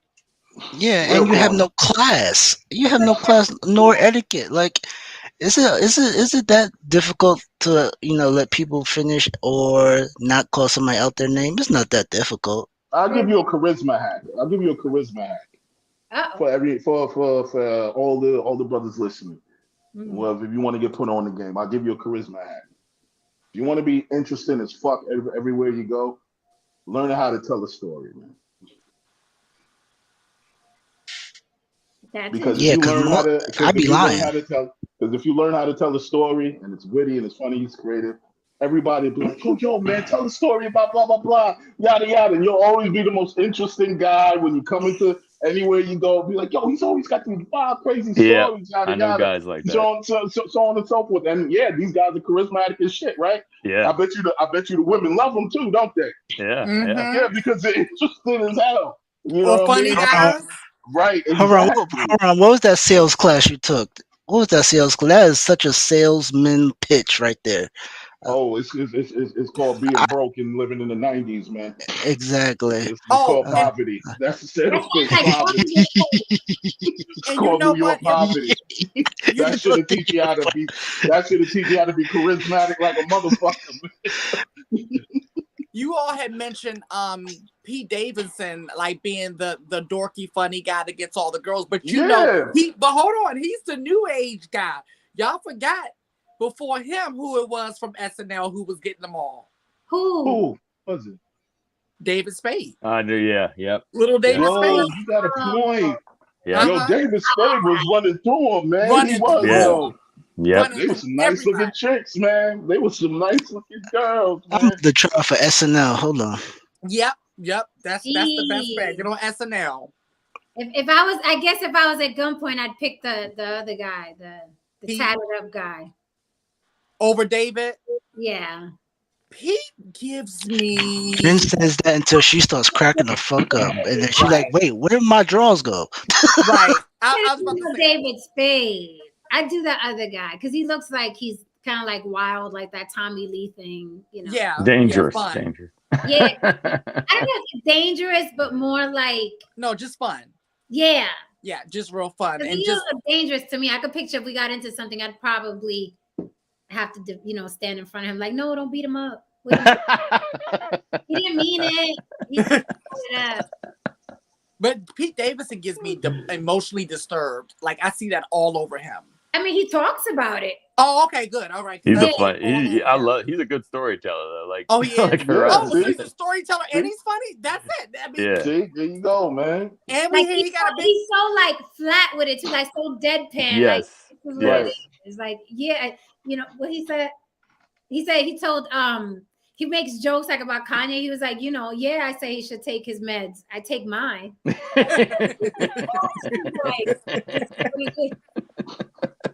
I love it. He made reference to having sex with Kanye's wife now. The way he said it, I was like, oh my God. Okay, like, so yeah, this is all making sense. Yeah, he gives zero fucks. He's like, this is what it is. Like, and he doesn't care if you go back at him. He's like, okay, yeah, I guess I am. Yeah, the worst thing you do is go back at a comedian because you're not going to win unless you're a comedian. a comedian or a gay man. Don't do it. Don't. And I was seeing a lot of brothers saying that, oh, you see, you don't have to have money. You could be the corny guy and still get the girl. I'm like, no. Pete Davidson is interesting. He's funny. You dudes ain't. Right. You still corny and you broke. You know what I mean? So it just keeps piling up for you, man. You know what I mean? This is one of the reasons why you're having issues. Dating him is like literally like dating a rock star. Like he's tall, he's white, he's tatted. He don't give a damn about anything. He does drugs. He's dating a rock star. 80s rock star. He's depressed. Yeah, and he has a big pain. Word on the street says he's packing too. I mean, like Tommy Lee. Yeah, like Tommy Lee, exactly. Let me tell you something. I'm so mad. I've never had a relationship like Tommy Lee and Pamela Anderson. When I saw did you see their mini series? What is it on? Oh, Netflix? they was the white Bobby and Whitney. They was. Oh my! I would listen. I watched that and I was like, "Oh my god, I'm so mad. I never had a relationship like that." Because it was so intense. It was so passionate. Was wild. It was wild and sexy and Yeah. crazy and I love you and I love you and fuck you. Like I was like, damn, wow, so dreamy. Yeah, yeah. They can be very exhausting, those kind of relationships, though. But they don't They're last long. not meant forever. They're Yeah. not meant forever. They're more of a Right. twin flame, not a soulmate. Right. I can do a Right. little. I can do a little 1 to 3 years in one of those. Yeah. I'll gain my What's- weight back when I'm done. Right. Because you are gonna lose some weight. Yeah. Between the sex and the stress. You I can get the tattoos removed and I'll gain my weight back after we break up. I want right, to. the matching tattoos. It is by far one of the most euphoric moments you might have in your life, though. It's literally like being on drugs. Oh, let me tell you, I was all in that series. I loved every freaking, and they sold it. The guy that played Tommy Lee and the woman that played Pam, they sold that fucking series. I was in. Shine, you're back. True indeed. All right, what would you like to Oh add? yeah, you're good now. Hear you Yeah, we can hear you. loud and clear. I appreciate. Right now I'm just listening because I don't see a spot that really. Pamela I'm Anderson, talking about Tommy Lee. right. I mean, it's a lot of things that go on out here that really don't pull me in because I'm too focused on my objective to the point where with what I understand about life and being the original man that I know I am, man, a lot of this stuff is just small things to a giant, to be honest with you. But if we don't know where we want to start and where we want to go and the bridge in between on how to get there, that's what keep us in despair and keep us in a moody, bitchy type of way to me, as far as how I look at things and feel. Because I look at the 7 hermetic principles, if anybody is familiar. And I Yes. see how the government wars on every aspect of the 7 hermetic principles. We have gender wars, we have war on mentalism, we have war on rhythm, which is music, we have war on so many different various things, so they get into it, the way I look at it. We the ones who kind of bullshitting. You know what I mean? Mhm. Chocolate Earth, I see you, mama. I need your face. All 2023, we are doing faces on the block. Dane, please tell me you drunk.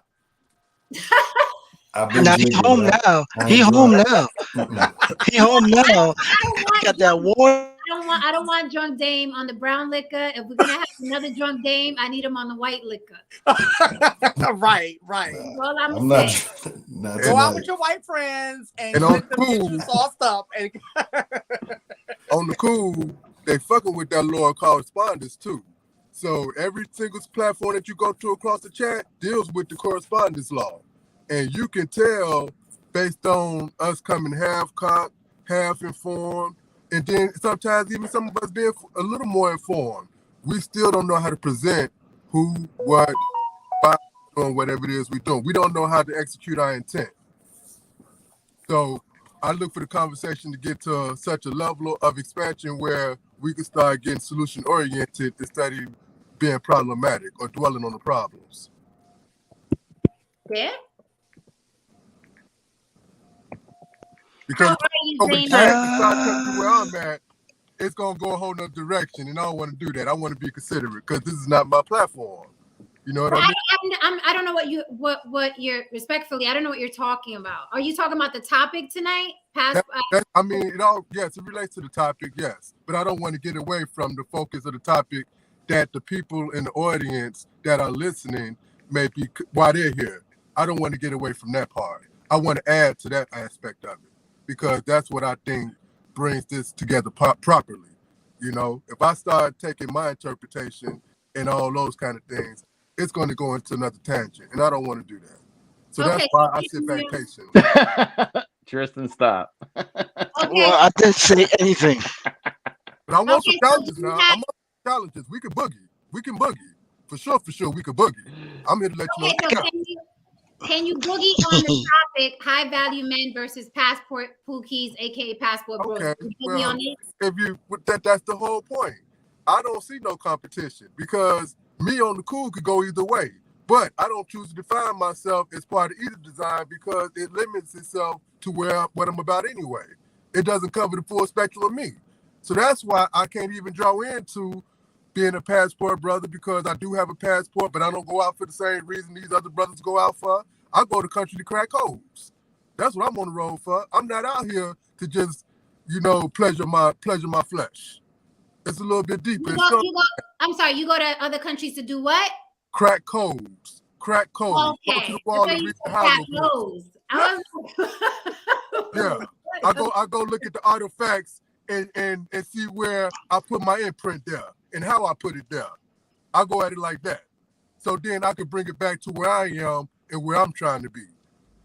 Okay. But I'm not there right now. None of us are there right now. Okay. So I wanted to touch on, and we did already, but I wanted to touch on, the passport bros, who I'm calling passport pookies on this evening, because that is what I see. But I wanted to touch on why they're continuously attacking women versus compete against men, right? Because they don't compete against men. They want pussy. They want pussy, Jen. They want pussy. It's that simple. They upset, sexually frustrated because they're not getting pussy. And then they still having to pay and they still getting played in the process of trying to get it their way. That's what's going on. Yet it's still at the same time, they want to act like the world is mine. And there's no truth to that, just like it ain't no truth in the single woman who raised most of us. We both delusional. So that's what I'm saying. When we want to get solution-oriented, we can really, really boogie. But right now, it's kind of elementary to me, so it can't even start where I'm at. And I'm not talking down. I'm not being condescending, but I'm not going to be on here pretending either. Okay. Go ahead. School us, Sean. Let us know. Let us know. I said hip, huh? The Asiatic Hebrew Israelite is 5% is down the Nation of Islam. Let us know, black men, how much you know about our existence. Let us know. Awaken us who've been asleep. I just put a piece of myself in everything else. I just put a piece of myself in everything else. That's all. And that's why I'm realizing, as myself is being spreaded out and all about, I got to come back to where it really is. I got to bring the truth back on the cool. I got to do that. And I can't do it acting like no bitch. Okay, so do you have any thoughts on why black men, the original man, why black men who are passport bros, aka pookies, on this evening on the block with Jen, do you have any idea why they are constantly making an enemy of the black woman, the original woman? Can you school us on why that is happening? Okay, why is there so much vitriol from them towards the black woman? Can you tell us that on this night, original black man? All right, sweetheart. I like how you're trying to come at me, but we're going to do it like this. Wait a minute now. I'm reciprocating. I ain't coming at you. Hey, I come at you.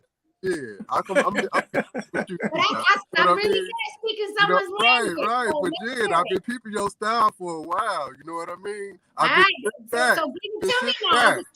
This is tennis. That's right. No, but seriously though, it's a misunderstanding. Okay? To me, it's like this. All women are mothers and all men are sons. Now, men have to grow up to be sons to one day become a husband and father. But if you don't have that in your DNA by being showed the way based upon life lessons, you're not going to reach that level of manhood, fatherhood, godhood, or kinghood, either way it goes. Because your mom, who's incorrect right about now, she can't put you on that path. And a lot of times, a lot of men have to find that path for themselves by striking on the very instinct that got them here. So a lot of times, some of us go to jail to find out what being a man is, and it's not just based on testosterone and being strong. Some of us find out that we need a little bit more balance in our mentality to deal with this reality. This is what happens in the hard life lessons that we take on when we have the misunderstanding that we have. And that's all this really is at best and at most. But yet we give it more than what it really is because we're not taking care of our biz. Now, if I was I got 2 kids, okay? The mother don't understand my mentality because I refuse to be subdued by a society that only seeks to deny me what I know I can obtain for myself on my own. So what does that mean exactly? Okay, I was about to get to that. Glad you asked. That thing you call struggle love, right? It ain't no struggle love when there's a process to success and you're on that path to it. Now, if a person don't have the insight to realize that, that could be their loss. That could be what they miss. Like I heard Jen say a little bit earlier, it was only one guy that came in and not told a lie and reached his by and by. And I want to know how you feel about that, Jen. What happened? That's what I want to get to on the cool. What? Remember earlier you said that it was a man, it was only one man that said that did everything he said he was going to do. You said he had a gym in Las Vegas or something?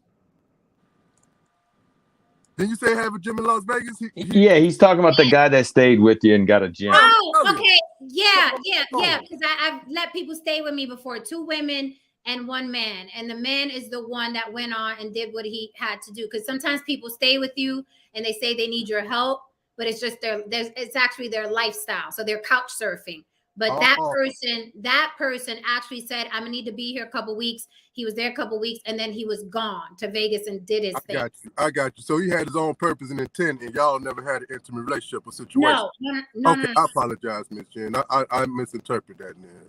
Okay, no problem. So before I pass the mic, do you have any advice for these passport bros or passport pookies when they're attacking Black men and using pictures of Black women, like specifically the woman that led the charge to oust Austin Holloman from Brazil? Do you have any advice for those men who are constantly attacking Black women? Can you focus on that question and answer? Absolutely. Okay. The key to that is focus on yourself. Focus on your objective and stop trying to make everything subjective. You know what I'm saying? Don't get money to get pussy. Get money to be independent and self-sufficient. Get money to be a king. You know what I'm saying? Get money to master your circumstances in your life and your situations. Get money for that. Because if you get money for that, I think all other stuff will fall in balance. Need I go first? Okay, so first of all, let me acknowledge this super chat before I pass the mic. Thank you for the super chat, Don Levon. Don Levon said, just tuned in. This guy reminds me of the prison character Damon Wayans played on In Living Color, Oswald Bates. Wait. Oh, okay. Are you Kemet? Shine, are you Kemet? Are you a 5%er? Are you? I'm a combination of all of the above with love. I take the truth out of everything. I respect the truth in everything. You know what I mean? And that's what adds to my balance. And that's what operates itself through my talents. All right, I hear you. All right, so I want to pass the mic. Welcome, Chocolate Earth and Joanna Washington and Damien. Damien, I know you listened first, but I'm going to pass the mic to the ladies. Joanna, you were trying to come back in. Joanna, what say you? Because Joanna's trying to get at us for a minute. Can you hear me? Faces. Look how beautiful this meeting is when we see faces. You see this? Joanna, you're still breaking up. All right. Go ahead, Joanna.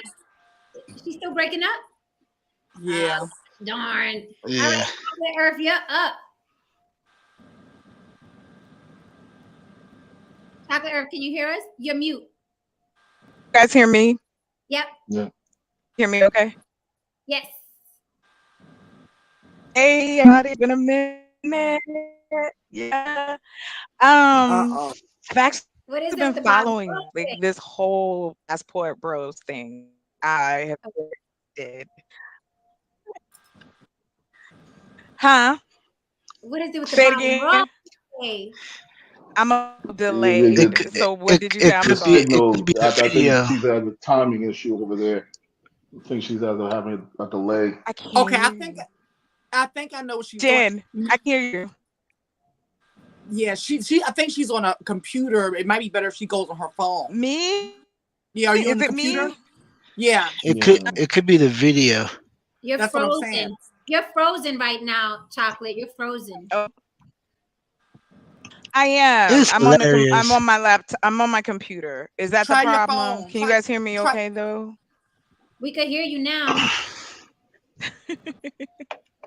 Oh no. Yeah, trailer phone, the computer's not working. Yeah, the phone. Oh, okay. Great. You guys can hear me? Oh, this delay is hilarious. It's extremely Oh, delayed. this This is delay is extreme delay. hilarious. I got. This feels like a Zoom call. This feels like a Zoom call at my job when the old lady doesn't know what to do. What's this button here? It's the Mayhem. leave button. Press it. Press the leave button. Damn it. It could be the video. I must say, Joanna said, I must say the gentleman never gave a direct response to the question. I know, Joanna, but I want to pass the mic because I don't want to get too tied up into one person. Joanna Washington says there's dynamic and pathology between the original man and woman since the very beginning, before the so-called white man, which is something I agree with and I addressed earlier, because white men also have issues with white women regarding feminism, right? They weren't on the plantation, so they don't have that excuse of, well, we were on the plantation, that's why we got these problems today. Where if you ask a black man or a black woman, sometimes they're like, well, because on the plantation, this happened to us, and the men couldn't save us, and the women, blah, blah. But then how do you explain white men who have vitriol for white women? But again, my concern is people of color, because white people gonna be all right. Am I right? No, Saint? Yeah, we'll be fine. Yeah. I to answer Miss Joanna directly, I just think majority of men realize that you can't do things. Your value isn't brute force anymore. You have to think now, and they're failing terribly at it. You have to use your brain, and they don't want to use it. Like the boys will be boys thing is done. It's over. You have to move on. You can't do that anymore. You have to say, hey, you know what? Before I slap this woman's ass in the middle of this street, let me not do it. Yeah, that's It's just another thing. Tristan, somebody brought that up the other day, and that was a really good point. That whole boys will be boys thing really fucked up a lot of people's mentality and gave them a sense of entitlement that has not carried over to this new world. Right. Great point. Thank you for the super chat, Don Levon. Don Levon says, hit the like button. Good night. Hit the like button for me, please. So many people be lurking. You're the amount of people that lurk in comparison to people that hit like. I'm like, a lot of people be watching and hating. They gotta love hate with me. I'll take it. World King says, hey, Janicia, some of my best friends are white. Let's pass the mic to Dane, but I do love that point. There was a time in the world where men were like rubbing up on you, smacking you on the ass, kissing you on the cheek, forcing you, making you uncomfortable. If anybody remembers that night talk show, I forgot who the host was, where Sofia Vergara and Bill Cosby were on the couch, is so fucking cringe. But that's the world of, that used to be. That world doesn't exist anymore, right? So men are on their P's and Q's and they're mad about it. I mean, they were openly at one point talking about Spanish fly like it was nothing. It was just a topic, just like a regular topic. They, so that shows a lot. And, this is the thing about power. Nobody wants to give up power. Who is going to willingly give up power? Like nobody. What about sharing power? Nobody wants to share power either? Because I think some men at some point, even at this point right now, don't mind sharing power with their significant other. But I think the significant other, as far as females are concerned or women are concerned, have a problem sharing power with men. Okay, now you just took some shots. Okay, you chose violence, so this is good. Don't take shots. No. I ain't taking no shots. I just told the truth. Your truth. And I respect your my truth. Opinion. If it wasn't truth, it'd just be my opinion. But the truth cannot be overrode or overridden by anything that's emotional. You have to come with something that's a little bit more substantial to go against what I just said, please. Well, I was just going to ask you the same thing. Where's the scientific evidence of what you just said? Because this sounds like your opinion. Like, have you seen any studies of this? Is it just, are you going off based off the people that you know or your experience? You come outside. If you come outside, you see that going on right now. It's based on observation. There you go. So, observation is entirely based on bias, sir. So in fact, you are basically admitting that you have an opinion. Okay. All right. Exactly. And that's why I said I respect your opinion. Let's go to the level where policies are made then, if that's supposed to be just be an opinion. Don't policies state the direction and the course that a society moves into or move towards? I don't understand the correlation. Yeah, I was trying to figure that out too. The correlation is the boundaries that's being set around men and women is making them act differently and making relationships more difficult to sustain. Can you provide an example, please? Okay. I remember it was a time where men used to discipline their families. Well, we at a stage in the age now where men can't discipline their families. But yet and still I would hear men say they don't make men like they used to. Well, just like boys would be boys is no longer, men being able to discipline their families and hold their families together by any means necessary is no longer. Everybody running to an authority that's outside of their household. Can you define disciplining their family? I mean, that's all up to the choice of the particular man or person that's heading the household. So once again, when there was a sense of consequence, women act differently. When there was a sense of consequence, go ahead. I'm sorry. What consequence? Dame, you're muted, Dame. I don't know if you're trying to make a comment. I'm just saying. So are you saying men can when you say families, you talking about wife included? Huh? Are you talking about wives included? You talking about children and wives? Whole structure of the family. That was okay, so men can't smack their wives for it. That was to say there was a time when men could beat their wives and it was all good. I mean, there was a time men could take control of their household. That's where I could put it. That's the best way. Okay, got you. So you want to bring it back to men can just whenever they feel like the time dictates it can beat their wives. No, I'm only one man who's seeking to understand. So I don't want to bring nothing back to nowhere. I want to get some kind of correspondence and agreement. You said there was a time when men could beat their wives and beat their children. Why did you bring up that point? Because a lot of things that's been taken from men has enabled a lot of dysfunction to take place. No, it hasn't.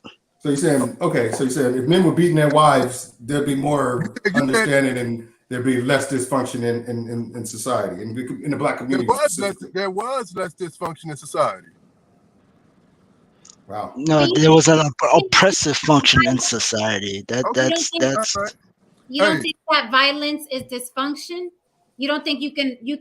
Let me. The serious question. All jokes aside, you don't think that a man can take control of his household without using violence? Is that what you're saying? A man can't take control of his household. His children won't respect them. Absolutely.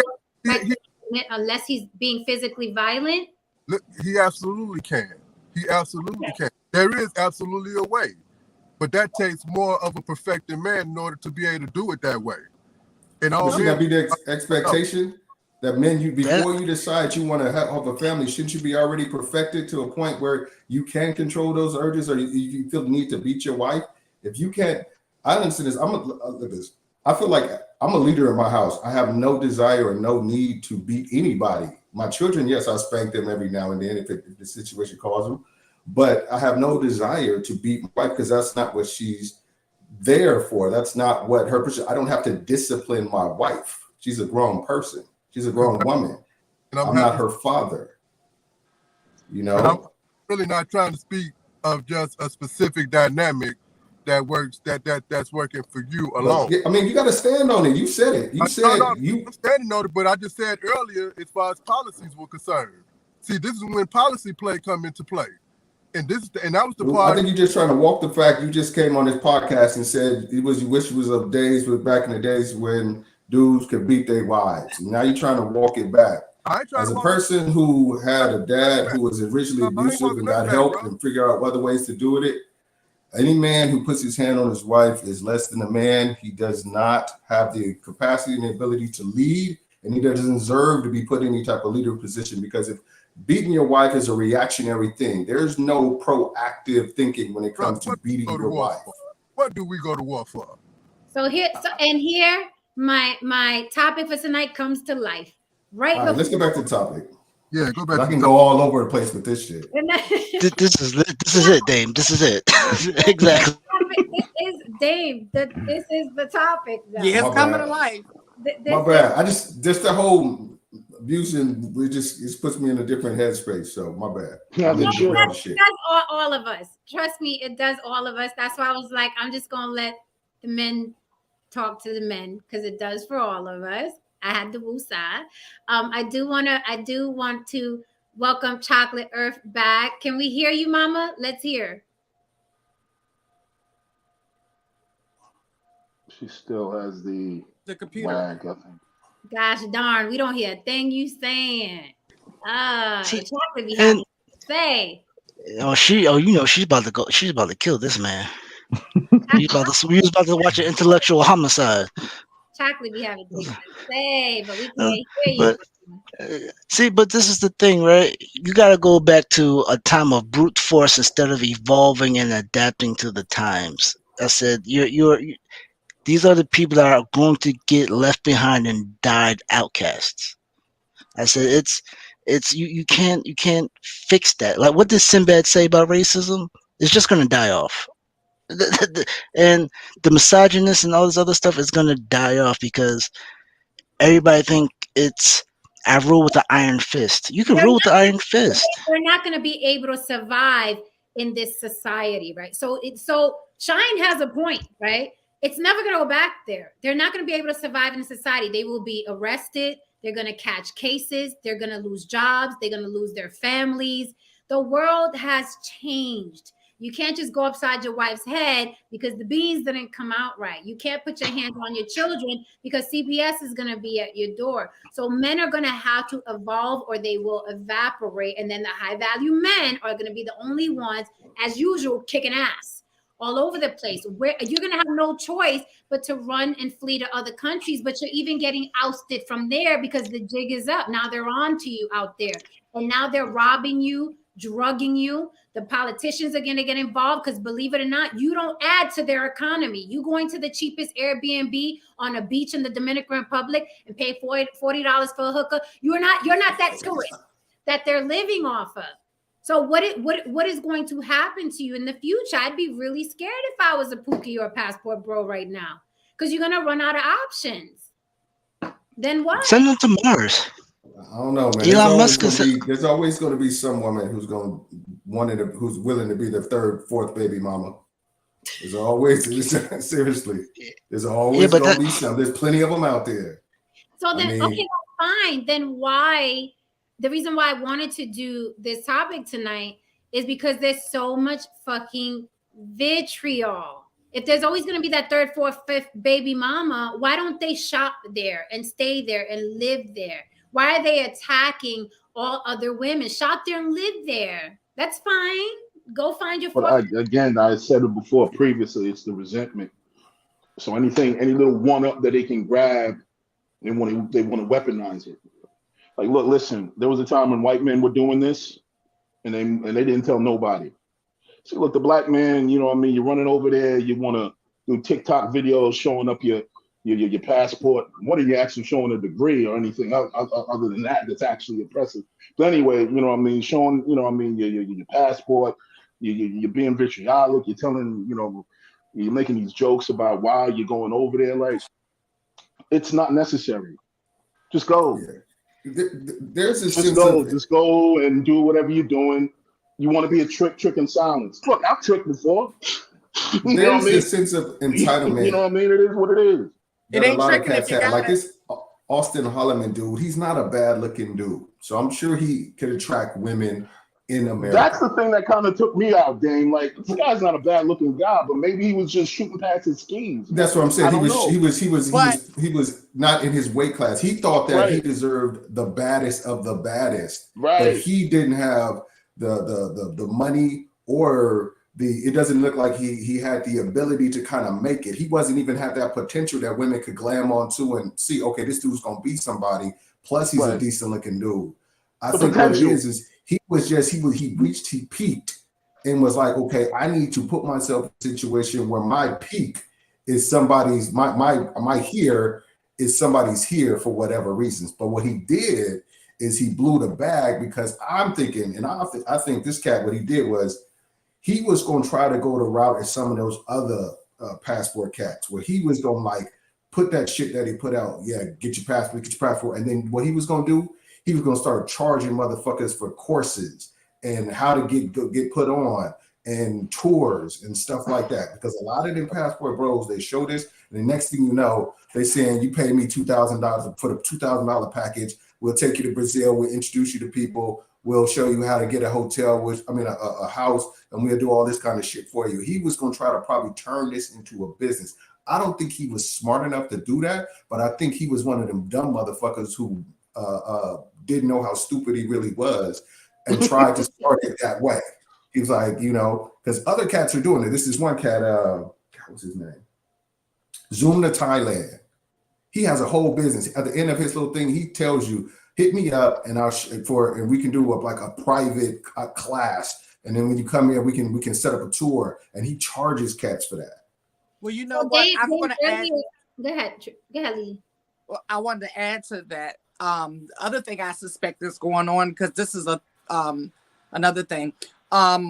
With a lot of young people, both men and women, something that we may not be seeing with this particular person and many other. I mean, we've touched on this, what I'm about to say, but how bad it is that a lot of the young ones were raised on social media, right? So, and I've experienced meeting people like this in person. You'll see them on social media and they are charismatic as hell in front of this, but when you put them in front of a real live human being, they are a completely different person. I've seen it so many times with the young people. It's like they can give you personality for days online, but in person they literally can't put 3 words together. And I'm not even exaggerating. So I'm thinking with a person like him, it seems like he may fall into that category, and a lot of them may fall into that category. Well, you see when he's actually talking to the chick, he's kind of corny with it. Yeah, it's smooth.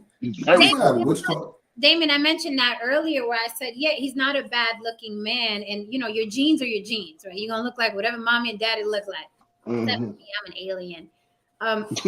He did say that he did everything, quote unquote, the men in this country tell you to do. Like, look good, smell good, blah, blah, blah. And he still couldn't date women here. Like, that was his excuse. He was like, I did everything they told you, they tell us to do. And I still didn't have any luck with any women here. Well, there's a valuable part of that he probably skipped over. Was you got to develop some type of personality, and you got to have something to say and something to talk about. Yeah, somebody looking from you across the bar, like, oh, that's a good looking dude. But when you walk up, you got to have something of value to come out your fucking mouth. You can't just be like, look at me. I got an education. I mean, I went to school. I'm in shape. I'm blah, blah, blah. That's all I need. No, you need to be interested, because, now women don't need just the package. They need something else to go. They need a little bit more to keep them interested. Like you said, you'll smash them all day, but all right, they'll be like, all right, thanks for that. Thanks for the dick. I'm out, And don't tell nobody.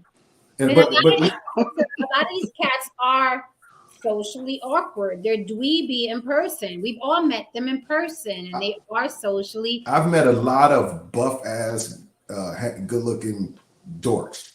Mm-hmm. I mean, seriously. I'm like, dude, you got a problem getting women? I'm like, right. Andrew Tate is a dork. Yes.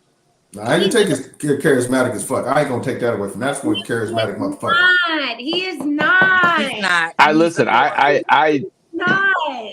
haven't watched a lot. I got a video. I saw a video with him. This is my first time I saw a video today. I was watching somebody do a video on him, and he is not at all like the stuff he was saying. He would only trick a young guy into believing any of that stuff works. Right. He is not charismatic. All I'm saying is just, okay. I've been around charisma. That dude has charisma oozing out of every pore.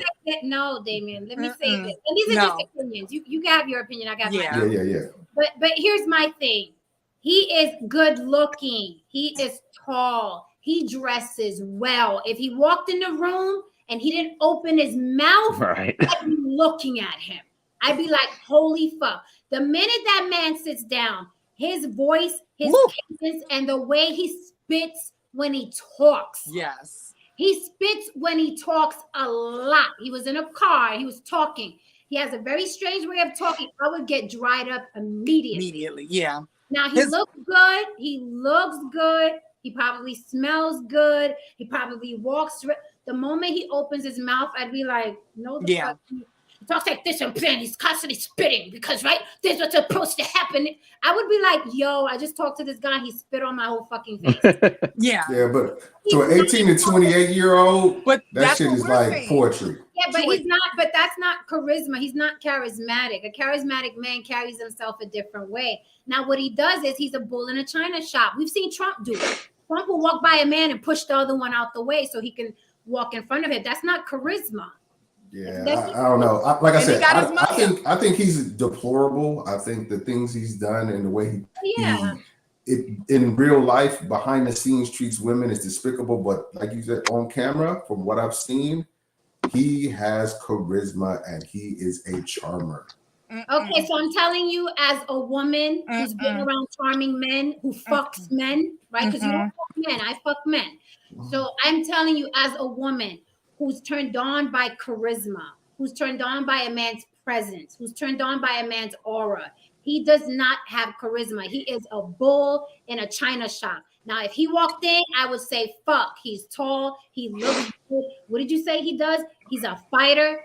Yes, honey. And I would sit across from him with drinks and I would be like, after talking to him for 10 minutes, I would be like, okay, I'll be right back. Now, if I was a woman that didn't give a fuck about what a guy acts like, as long as he has money, then I'd be there. I'd stay. Right. It's the money for him.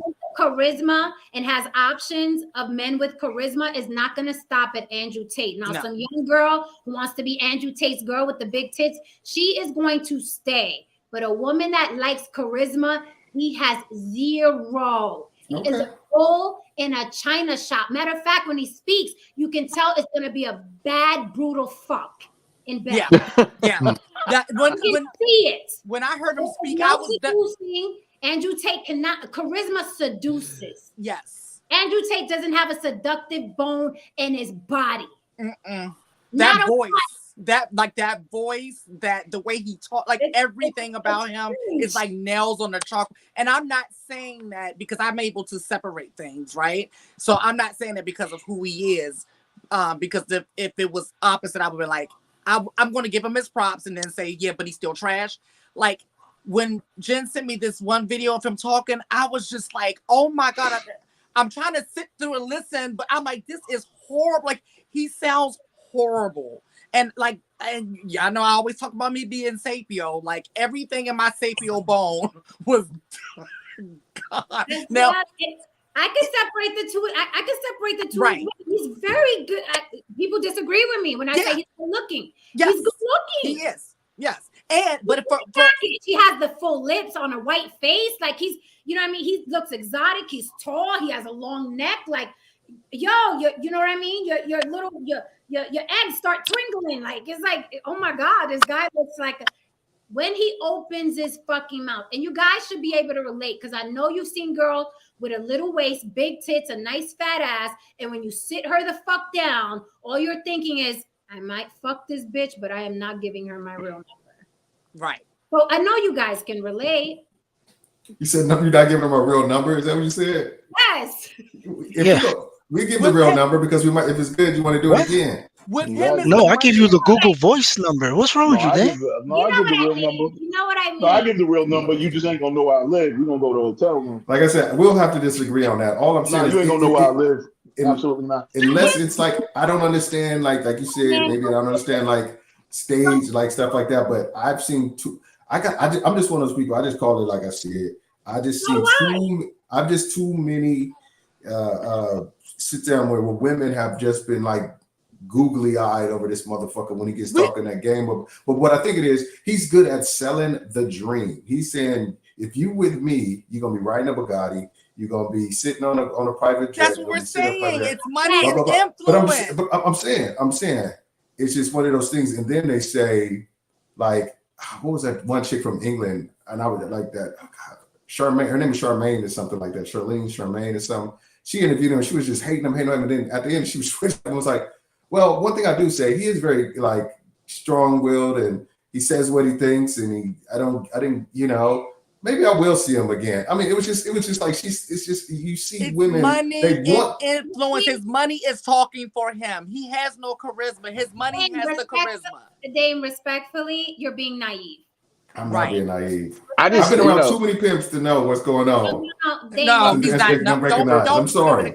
Don't put him in the category of a pimp, please. You're being naive because why not? He's exactly that's what he is. This is why I say you're being naive. But he actually is a pimp. But this is why I say you're being naive because Jeff Bezos can do the same thing. No. When you're talking about, yes, no way. Because he has. Jeff Bezos doesn't have his charisma. No way. Jeff Bezos. No way. The money is the charisma. No. You know what? I'm telling you this. Hold on. Listen. Let me finish. No, let me finish. Okay. This is why Jeff Bezos can do it because them bitches are looking at the money. You just said he's selling. Andrew Tate is selling the Bugatti and the lifestyle. You fucking think that a woman's not gonna sit across Bezos and be like, "Oh my God, he's so charismatic." No, bitch, he's wealthy. Okay, right? Hold on. Okay, I'll take that. And if you say is charismatic, then you think Trump is charismatic as well. I don't think Trump is charismatic and at you all. Person, right? Okay. Let me spell it out for you. And if you take away his wealth and influence, he's back to being a dweeb. He doesn't. Hold on a second. If you take away his wealth, take away his money. Okay, let's take away the money. Which one? He's still a 6'2" former professional fighter in amazing fucking shape. So the things is like number one, and he's still, like you say, a good-looking guy. So a good-looking 6'2" professional fighter. Let me get this straight. Do women want a guy they feel like he can protect them and kick somebody's ass and Yes. Do women want a dude who's tall? Yes. Do women want a dude who's in good shape? Yes. So would he still be smashing chicks left and right if he didn't have $1 to his name? Fuck yes. Okay, so it ain't about the money. I'm gonna catch him with his own words, Lily. I'm gonna catch him with his own words. A few minutes ago, you said that you met a lot of built guys that were what? Dumb, yeah. And dorks, right? No, you said dorks. You ain't say dumb. Yeah, but that's a charisma. And I can co-sign because I met a lot of men who look good. I've been in fitness my whole life. My family's been in fitness. Thank you for putting that picture. Everybody, so you gonna put a picture when he's 15 years old? It don't matter. His core, and he did not lose that. That is him at the core. And any woman that's been around real charisma can see that when he speaks. That's all I see when he speaks. That's all I see. All I'm saying is, his bottom lip is in that picture. His bottom lip is still that shiny to today because he spits like a motherfucker when he talks. Like I said, the dudes who I talked about earlier, we're talking about the dudes who couldn't get pussy. This dude would still get pussy. I'm just saying. I mean, he was raping women. That wasn't the debate. Able to keep pussy. Right. That wasn't the debate. Get pussy. Right. You act like we haven't fucked good-looking men that we were like, we got nothing to talk about. You're not men. I don't give a fuck how much male dick you get. You'll never be men. No, we're trying to tell you. You're not women. He can get it, but he can't retain it because he doesn't have charisma. So let me get this straight. He can get it, but if it's good, you're gonna be like, oh, you got it, but that's it. You think that Andrew Tate is good in bed? I don't give a fuck if Andrew Tate is good in bed. Really think that personality? I don't think about it either way. I don't think about it either way. Why would I be as another man think about it if another man is good in bed? You just said if it's good. No, I said I'm asking you a question. You said, do I think something about a man's prowess in bed? I said, I don't think that shit. I asked you said he could get it, but he can't keep it. I said, so if he was good, you're not giving it to him again. No, because I've had it before, because you can't retain them. I got to call cap on that, blue cat. No, it's not a cat because you're saying if it's good. Andrew Tate is not good in bed, so why are we having this discussion? I don't know that. I don't know. I don't care whether Andrew Tate is good in bed. But not, you can tell. He's still, listen. You got all the women. I can see, listen, before Tristan showed me some pictures of him when he was young, way before, I could see the dork in Andrew Tate in 5 minutes of him talking. He looks insecure, as a matter of fact. What is what the fat kid in school does. I'm going to throw jokes and I'm going to roast you before you realize I'm fucking fat. That guy is insecure, but he cosplays alpha. Right. And because most people are cattle and most men are insecure themselves, they admire the guy in the room that's talking the loudest, that's calling women out their name, that's handling shit. Right. is no different than Trump. But Trump has been called tacky rich by his wealthy friends. Right. Because he has no charisma. He just has money. And who did he marry? A fucking high-priced escort that looks like a model. But could Trump fuck and keep that model if he didn't have that money? That is my point. That's even Trump, even in his wealthy circles, they call Trump tacky rich. When he walks in, and remember, only thing Trump has is the dough. That's but that's what we just said about Tate. Look, when Trump is in the room and he's walking in a room where the charismatic, wealthy men are, trust me, when he's walking in, they're like, here come this motherfucker. Mm-hmm. The men with the charisma and the money, right? Same thing with Tate. You think if Tate walked in a room with men who have money and charisma, they're not gonna be like, here come this fucking young punk. He's gonna spit on everybody as he talks. What's up, Andrew? Come on in. How are you doing? How do you not know this? I know. I'm so shocked that you don't know this. I'm shocked. I'm hoping he's trolling. I'm hoping. I do hope so. Remember the first time we talked about him a couple weeks ago, and my opening was, I remember exactly what I said, because I hadn't seen you showed me, after I said what I said, you showed me the original picture.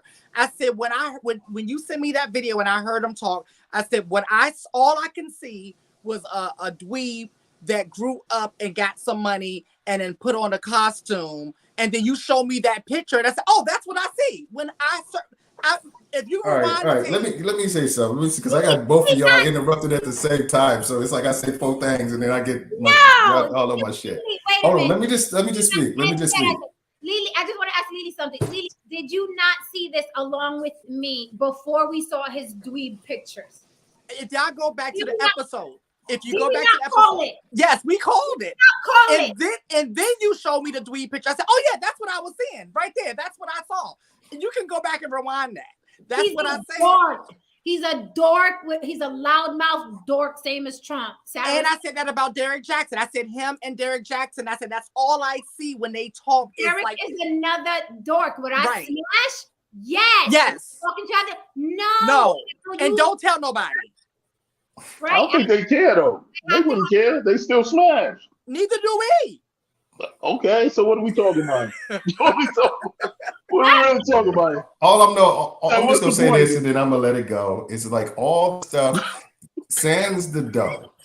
He still, it seems like my understanding is that he still has the other stuff a lot of women hold in high regard to give up, to hook up with him or to get down with him. Maybe he wouldn't be getting models. Maybe he would get in plain Janes. But if he was still 6'2", 3", in shape, ex-fighter who like whatever, ex-fighter who they felt like could like protect him and shit like that, a lot of women would be trying to give it up to this dude. And if you say no, then I don't have hard to believe, because hold on, let me finish, please. It's just like, because it's just like everything that he is, even without the dough. The dough is just the icing on the overall that gets him to a whole nother level of women that he can try to get. But I mean, it's just like everything you can't say no. I don't care that he's 6'2". I don't care that he's in fucking amazing shape. I don't care that, like you say, he's good looking. I don't care if like you can't say it doesn't matter, because it does, because there is a bunch. If we're gonna put a rating on, there is a bunch of 5s out there who would open up their whole world to this motherfucker who look like that without a penny to his name, because he has what women say they want 9 out of 10 times. That is true. Okay, I don't know, because it seems like we're not listening to each other. Lily, are they listening to us? No, I feel like we're on 2 different. I'm listening, but you know what I mean. Let me say this again. This is why y'all are not listening.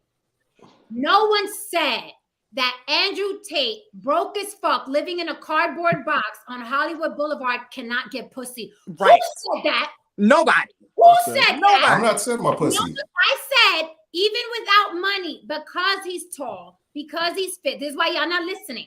I said because he's tall, because he's fit, he can get pussy. I fuck dudes that look good from head to toe. Over 6 foot tall, broad shoulders, 6-pack, nice ass. I did not want to keep them. That is what I'm saying about because listening. What you think we're saying is, oh, you trying to say nobody will fuck Andrew Tate without money? But no, you're not listening. You're the one who's not listening, Jen. You are not listening. No, you're I not. said. We're I said. You keep listen. You keep pleading his case. You're like, without money, he would get it. Yes, he would get it, and then he would have to get gone. Oh, okay, hold on. And did you listen to anything I just said? It sounds like you didn't. And I'm gonna tell you, I'm gonna reiterate it. Hold on. Let me reiterate it. Don't interrupt me. Let me reiterate it for the people who didn't see it. Somebody who name ain't Jen. For Ben, who didn't hear what I'm saying. Okay. Who didn't what you call it? For Jan. All right. So what I'm saying is, a dude looking like him without a penny. Yes, a woman of your attractiveness, a woman of your attractiveness, Lily, yes, you would smash and move on.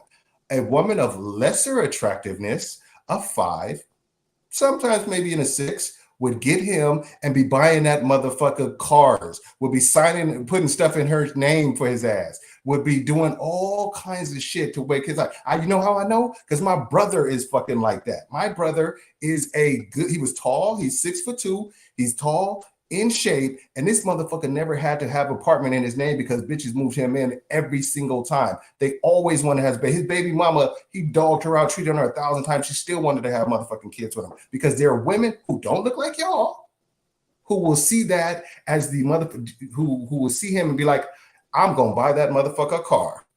Absolutely. Listen, Dave, I'm about to go ahead. Let me say this real quick. Fucking duh. But then you're talking about the passport bro effect. You got to go somewhere where women feel less than, okay, the average woman who's doing the damn thing. So yes, the woman you're talking about will buy him cars, will buy him this. What fucking options does she have? Because it ain't a woman with a lot of options. That's what I'm saying. A woman with a lot of options ain't going to fuck with a broke Tate. She will fuck him. She ain't going to fuck with him. That's what I'm saying.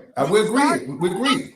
No. But what started this was you clapping for him, saying he has charisma, and we tried to tell you we saw through that, and he does not have charisma. That's what started this. I think we're in agreement on the fact that he can get some ass, but the fact is, do he have charisma? His money has charisma. His influence has charisma. He doesn't. He doesn't. As we digress. I'm just gonna say, like, he's talking about digressing now.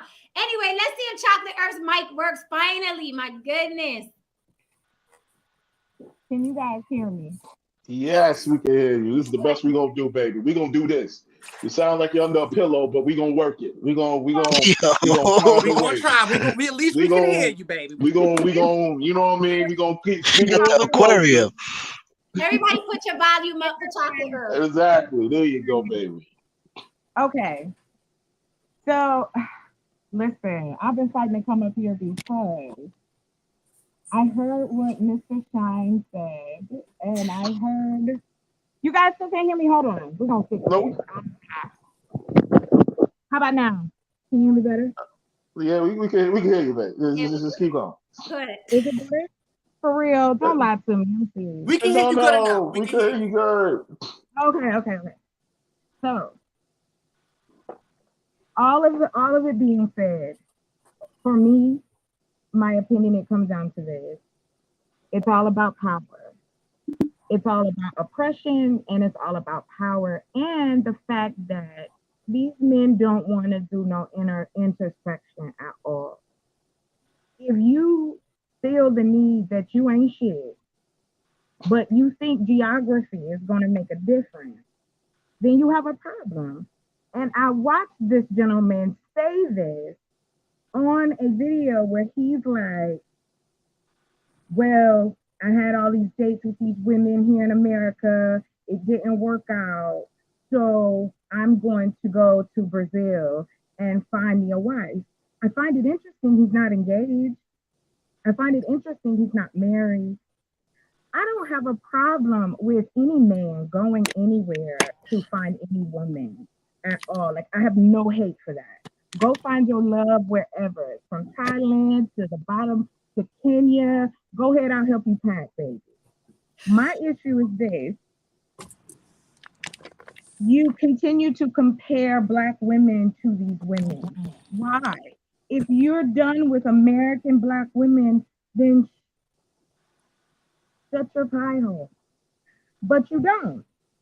So then in turn, if we respond, then it's us being, we're feminists and we're trying to tell men what to do. But my thing is this, Black men are oppressed in this country. We know this. Black women are too. Any woman of color knows this, that we are oppressed. You are not at the top of the hierarchy. We know this. However, a lot of Black men don't realize that that is their drive to do the things that they do. You get on a plane. Now you say you don't want to pay for a date in America, but you'll buy a plane ticket. You'll go get a hotel. You'll go pay for dinner wherever that is, how many pesos that might be. And then you take a gamble on a woman that you don't know, she might drug you, kill you, or take everything you have. But American women are the problem. Make it make sense. What it is to me is this, whatever you're looking for is in you, and you don't want to do the introspection. And don't get me wrong, I love men. Oh, I do. Lord have mercy. I'm as straight as an arrow, baby. I love them. But however, I'm very disappointed in the fact that men will cape for other men when it comes to fuckery. Oh, he didn't do that. That's not good. Don't say all. Listen, it's enough that it's causing a problem. It's so many that you have people writing stories in Brazil. You now have the Brazilian government involved. You have men who have gone overseas and have left women single mothers, and you yelling about family? Make it make sense. And like I said, this gentleman is just a reflection of our society, which is all about your dick and your money. That's what men have been whittled down to. And y'all cake for it. I'm a man, I'm a provider, so I got a job, and you should wash my clothes and suck my dick at the same time. What are you talking about? It's almost like you do not want to take the opportunity to actually look at women as human beings. It's almost like that's been erased. I am just an object for you to use. But yet and still you complain about women of color in this country. You complain about American women. Then go. Go. And do your thing. Shut up about Black women. What do you want? Because again, I'm not going 50-50 with you. You want to play traditional marriage, then you better get your ass out there and work. 1, 2, 3 jobs, don't ask me shit. The house is clean, I'm looking beautiful, then there you go, then be quiet. But that is not what the truth is. The truth is you do not want to look in the mirror and go, you suck as a person.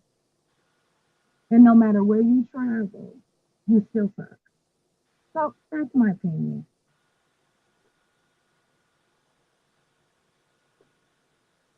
Jen. I'm sorry. Thank you for that. Did you say you love men or you love Black men? You said you love men. Oh, I love men, honey. Okay, okay.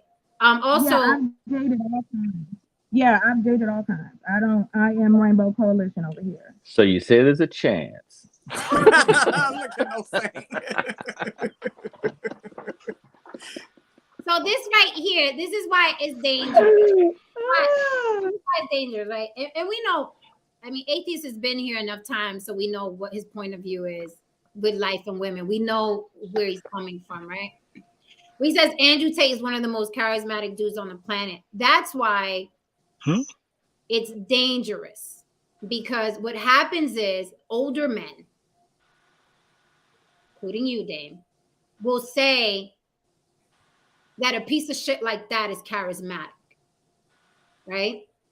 Now it's like, hey, wait a minute, we could separate the two. No, I don't think you really can separate a man, a self-proclaimed pimp, okay, who continuously found. I'm sorry, but can I just put in that he had a class called Pimpin' Hoes Degree? Mm-hmm. Before Right. there was the So when men who we deem as decent and high value, as I look at Dame, okay, that's what I consider Dame, right? One of our high value guys, tall, good looking. When we hear a man like Dame co-sign a piece of shit like that, it's confusing not only for younger men, but for women. Because if Dame is giving that cosign and he has a great family, a great wife, a great career, and he's good looking and he's tall, well, by golly, it must be right. Everything I thought about Andrew Tate must be wrong. Well, Dame said he's charismatic. When we all know, women, when we all know that we've been seduced by men who sat down and said fucking nothing, who didn't pull out their wallet, who just sat down. I've experienced it. I'm sure the other ladies have experienced it. So when we're talking about charisma, a man can do it without even letting you know when he got parked outside. That's charisma. We've all experienced it. That seduction starts from when they walk in. Andrew Tate, whoever, you can hear the sound of my voice, like Joanna says, is not charismatic. I don't want anybody watching this to think that that is charisma. That is manipulation. It's brute force. It's abuse. It's a con game. There is nothing charismatic about Andrew Tate. So we have to be very careful and we have to be responsible for our own words and thoughts. Because sometimes we throw things out there and the little Austin Hollimans are listening. And then they go out and get fucked in the ass in Brazil because, you know, he saw the older cats going and being passport bros. And that's the thing to do. They don't want me here. And that kid could very much well be wanted here in America. He just had to develop some shit. He could have been wanted here. But what he did was he turned on the internet and saw, oh, it's that easy. I just jump on a flight and some pretty girls will want me no matter what. That's what happened to Austin. Because he's not a bad looking guy. So but he's insecure. Very insecure, just like Andrew Tate is very insecure, but he's going to be the loudest. He is going to be the loudest gorilla in the room, and he's not going to give you a chance to poke at that insecurity because he's already addressing women from here. He's already addressing women as bitches. He's already addressing women as Did you guys see Vice? Did you guys see that the documentary they did on him? I haven't seen it yet, but he's already. You should. I'm gonna watch it. He's already coming in, not only diminishing women, but the alpha in the room. So he's also diminishing men. So right. He don't women. He also diminishes men, which is why you have saying men say, "Oh, he's charismatic." No, he's. I'm not talking about you, then. You know, and atheists said it, right? And atheists are trying to take in an attempt to take up for Andrew Tate. He does it with Kevin Samuels and all of that. He's one of those guys. But he's proving your point. Right. This is what I don't understand. I'm sorry. Let me say this real quick and I'll pass the mic. He also, it's an act, right? That's why I compare it to The Wizard of Oz. When you walked in, that fake ass accent. It's like, look, it's the Oz. You can't see the guy behind the curtain. And that's what these guys do. They pull off the Oz, right? They walk in and if I talk like this and you know I'm a fighter and I'm the men in the room, what happens to the men in the room? Like, I ain't fucking with this guy. He's tall. He got money. He got he outside. He could fight. I ain't fucking with that dude. And he knows you're going to react like that. I'll give him that much. He knows manipulation and he knows people. So if he's the loudest gorilla in the room, just like in nature, the other gorillas are going to be like, I ain't fucking with that. I'm just going to take his leftovers because it's safer. It's safer to take his leftovers. He is not charismatic. He's a manipulator. And what surprises me is that he's not even a good manipulator. I've seen con men, boy. I've seen con men seduce the fuck out your brain. And before you know it, you're like, oh, what is this shit on my ass? Right? What's this sticky shit on my ass? How did I get fucked? I didn't even realize it. Andrew Tate isn't even that, but it goes to show the state of men in this country, the state of men everywhere, that they're so easy manipulated. And it's funny because they always talk about women being easily manipulated. Well, why don't you leave him then? If he's bad for you, then why don't you leave him then? And you motherfuckers can't leave con men like Kevin Samuels and con men like Andrew Tate. You're getting his name tatted on you. You're buying the t-shirts and the courses. Y'all worse than women. Y'all worse than women. Because women are emotional. So it's easy for us to get attached and bamboozled. What's y'all excuse? What is y'all excuse, masculine people? What's y'all excuse? Daddy issues. It's something. It's something. It is the innate desire to have power.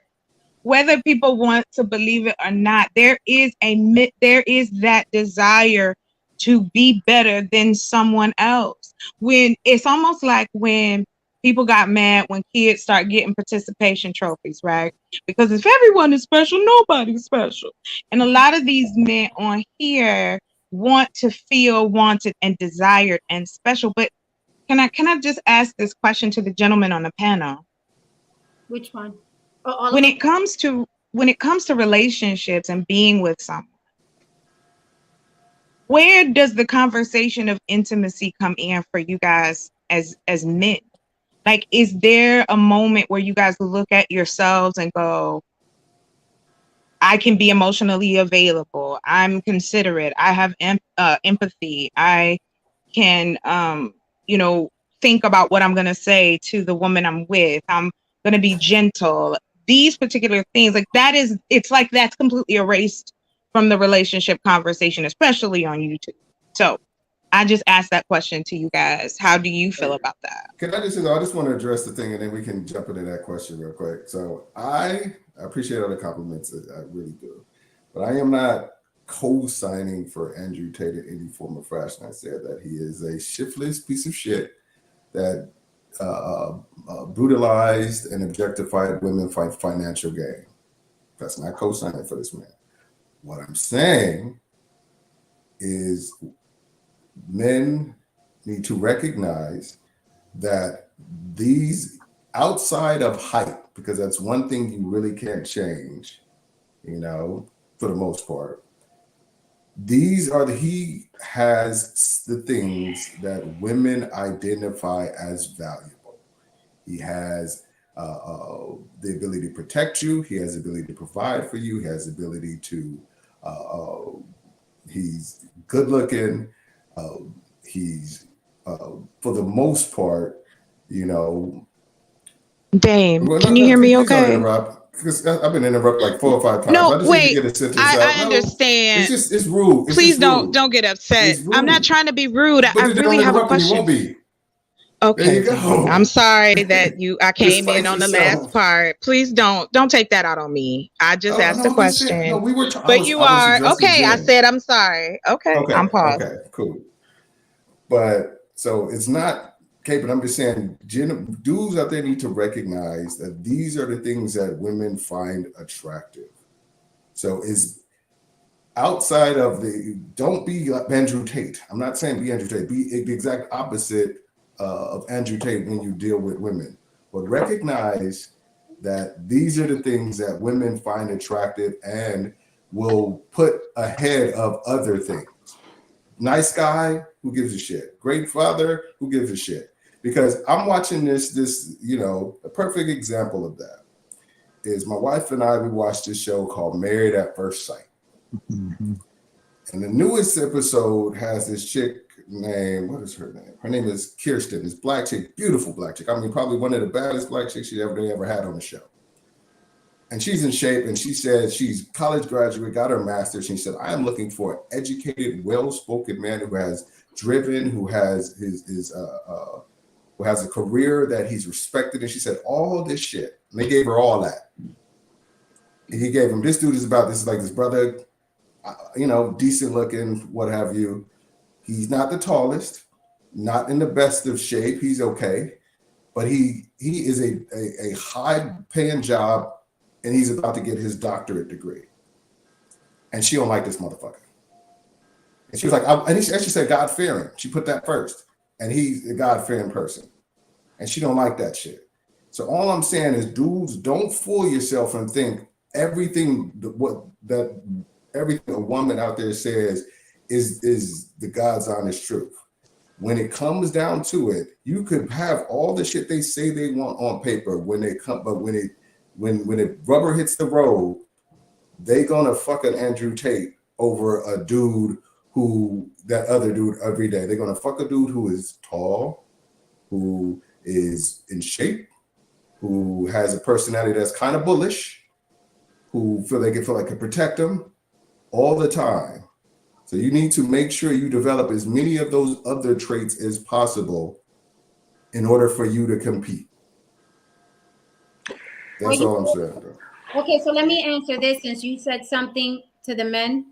So let me say this to the men watching as well. Dudes, don't be fooled that just because you built yourself up to the best you can be, that every woman must have chemistry and be attracted to you just because you have all those things. Because there's a thing called attraction and chemistry. Okay, so don't think that you're entitled. Don't think that you're entitled just because you're tall, just because you can fight, just because you're bullish, and another man is telling you these are the things you need to be for women to be attracted. Don't think that that is a free pass, that every woman you come across is automatically going to be attracted to you. That is bullshit. It is entitlement, and it is unrealistic. It increases your odds. It is, but it's unrealistic. It is unrealistic.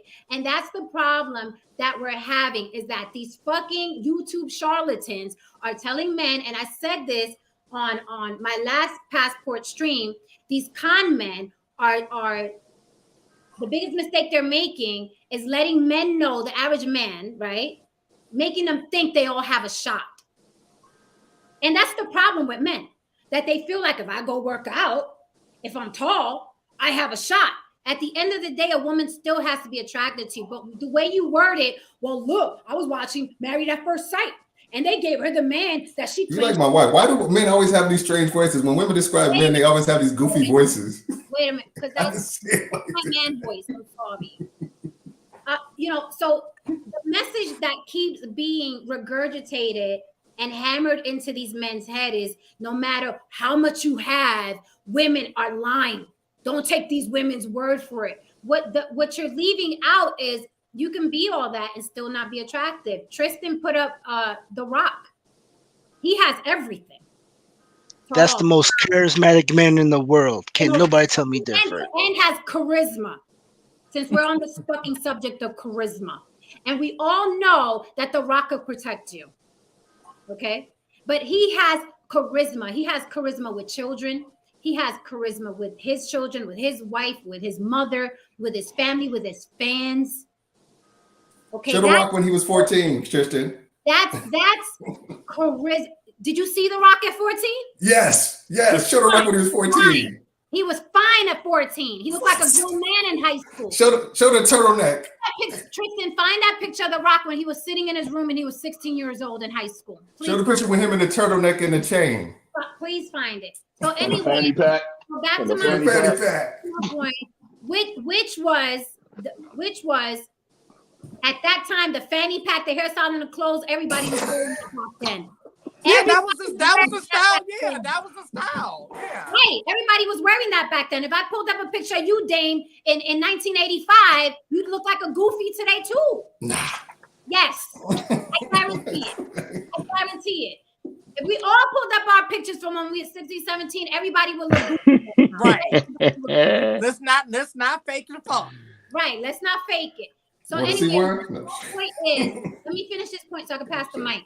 My point is that these charlatans keep regurgitating, no matter what you do, a woman is not going to want you. So just be the fuck boy in the room, because that's who they want, the fuck boy. It is a dangerous message to regurgitate because young men are watching. You motherfuckers are fucking married. You done fucked 55,000 women before you got to your wife and got snugly in your new career. Okay, where you're not risking your lives, where you're not risking impregnating women you don't want to get pregnant, where you don't have to flee the country. And I think that you have the fucking responsibility, okay? Leave the FOMO on the side, because a lot of motherfuckers got FOMO. They want to be in the room with Andrew Tate, old as they fucking are, okay? They want to be in those rooms with Trump, old as they fucking are. You motherfuckers are safe. You're married with the 2.5 kids and the picket fence and the fucking puppies, okay? Y'all are older. Y'all supposed to be the elders. I say the same thing to women, okay? Y'all want to be twerking with Cardi B, all right? When you should be raising the youngest, you have a fucking responsibility. But if you're going to be out here jerking Andrew Tate because you think he's charismatic, you think that's what women want, and women are telling you, no, he's not charismatic, and you want to argue with women, and women are up here telling you, no, he's not charismatic, men are going to listen to you. They're not going to listen to us. Men are going to listen to you. Because you said, you know, women lie too. You know, you got a better chance if you're the Andrew Tate. And that's why the damage keeps being done. Because of that FOMO. Because Andrew Tate is attractive to men. Matter of fact, he's more attractive to men than he is to women. Mm-hmm. That's the shit. Mm-hmm. Yeah, that's very true. Men, yeah, than he is to women, because women are hypergamous. Women they're just attracted to his money. Because he got fucking money and a Bugatti outside, which is why he got to keep repeating it. He don't got a Bugatti no more. But he had a Bugatti outside. So women are like, their ears perk up because we're hypergamous. But men are jerking him just because they want to be him. That's weird. That's different. Yep. That's different. So you have a fucking responsibility. Stop sucking the dicks of these men. Let women do that. Okay. You guys stop sucking the dicks of these men. Let women do that. Because so women don't want the in shape, tall, good-looking guy if they have their preference. So, women don't want that. What do women want then? What do women want? They want a man they're attracted to that they have chemistry with. Are they usually more attracted to tall, good-looking guys than short, unattractive guys? Not all women. All right. Okay. Okay. Not all women. So now there are no men under 6 feet who are fucking married with kids. Ain't nobody saying that. I'm saying that like if a woman had a choice. The only men that get their dick sucked now are over 6 feet tall. All you guys that got their dick sucked and you're under 6 feet, you're an anomaly. You're an anomaly. You don't exist. You don't even exist. The average man is what height in America? 5'7". Okay. But none of them get their dick sucked. There's only the guys over 6 feet tall. Those are the only ones that are valuable. Those are the only ones. That's not what I said. I said, I'm asking, do women prefer men over 6 feet to women over 5'7"? But you're not accepting my Jen, answer. And if you don't mind, I'd like to answer. Yes, please. I keep answering you, but you're not accepting. You're not saying a yes or no. Do you like provides over 6 feet, correct? I like a man that's fine and I have chemistry with. Everyone I dated was not over 6 feet. But then the dude was 5 something and you didn't like it, wasn't it? Wasn't it right? Right, because you couldn't get over the fact. Right, because he was too short. He was under 5'7", actually. He was too short.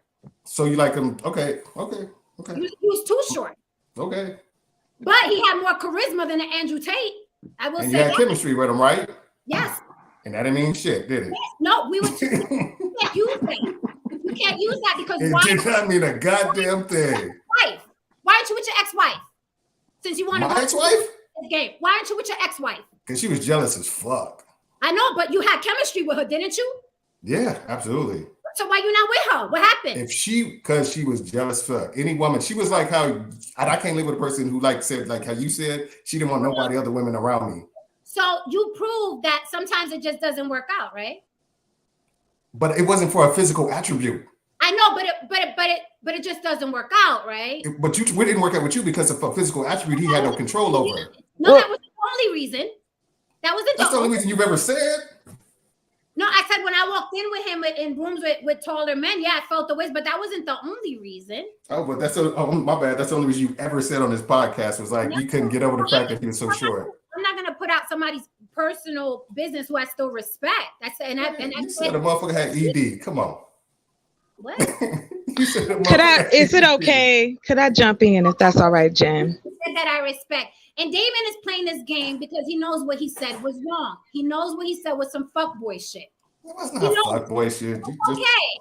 And it's okay because we all fuck up and we all misspeak. But for you to sit up here and insist that Andrew Tate is charismatic, that was some fuckboy shit, Damon. You know it. That was like I said, I've been accused of being charismatic a time or two, and I just recognize game. That's all. But can I just say that has the game. His influence has the game. he does not have the game. Zero. Because I don't think he'd have to do what he's doing where women are concerned if he had all this game. I guess I just don't understand. Why do we play this game like there's only one reason why we end a relationship with somebody? What happened to dating? Like, don't you date to find the right type of person? So you're supposed to marry the first man that says something nice to you? Every woman doesn't. I've dated all kinds. I'm using myself as an example. I'm 5'8". I'm a plus size girl. Every man is not attracted to me, and I'm okay with that. Like, that's fine because there's plenty who are. I've dated heavy set. I've dated short. I've dated tall, dark, light, white, black, Hispanic. It doesn't matter. Okay. But the issue is this.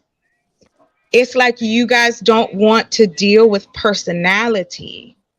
Charisma is a trait. That's one trait.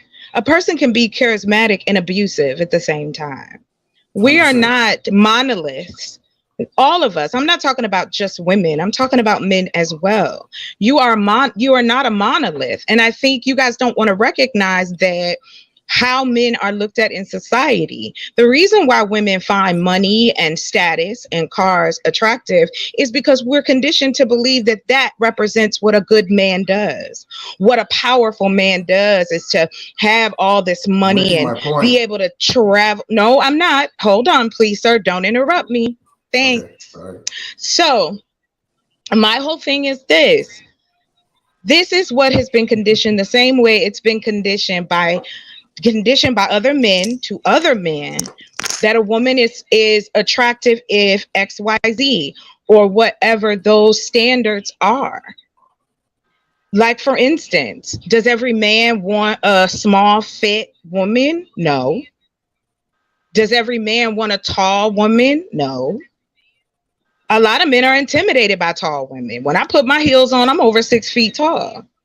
But I've dated men who were 5'7" and were just fine with it. It's about who you are on the inside. And it's like, y'all don't want to recognize that. The physical part is necessary, very true. But once you get past it, what's left? And it's like, we don't want to discuss it. We don't want to talk about the other traits. We don't even talk about being friends with each other. I want to be a friend with my man. I want him to feel like he can talk to me the same way I talk to him. I should be able to come home and tell him whatever is going on in my life, and he should be the same. If he wants to be vulnerable with me, he should be able to be. I should be able to be vulnerable with him. He should feel safe with me, and I should feel safe with him. These things are mutual. And it's like we want to ignore it. There's not one side that should be better than the other. It's supposed to be a balance. Now, it's a challenge to get there because human beings are different. You know, we all have the same wants and desires, but we're all tweaked a little bit differently.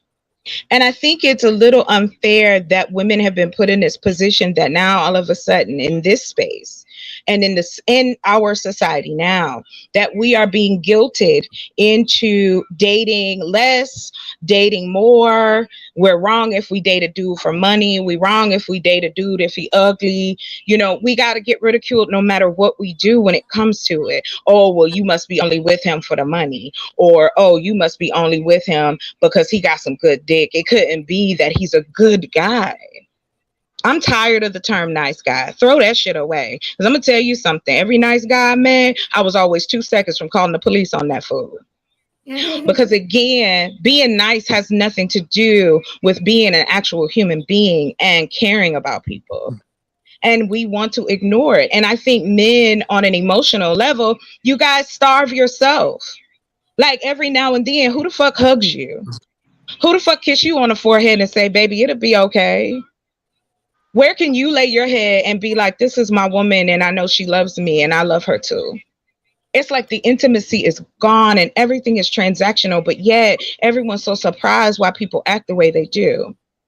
If you're going to treat it like a transaction, if you're going to treat it like a game, then that's what it'll always be.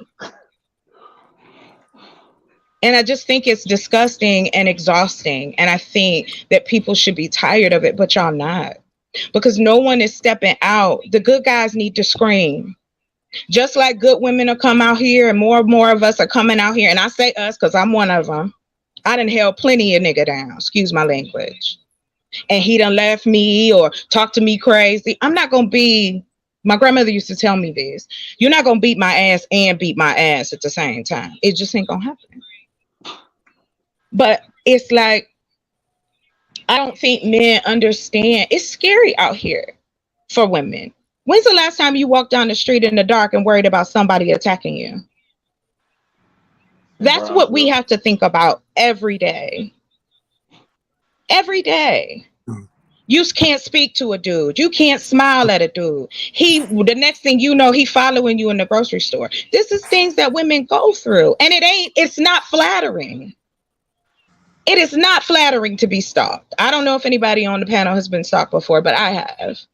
That shit ain't fun.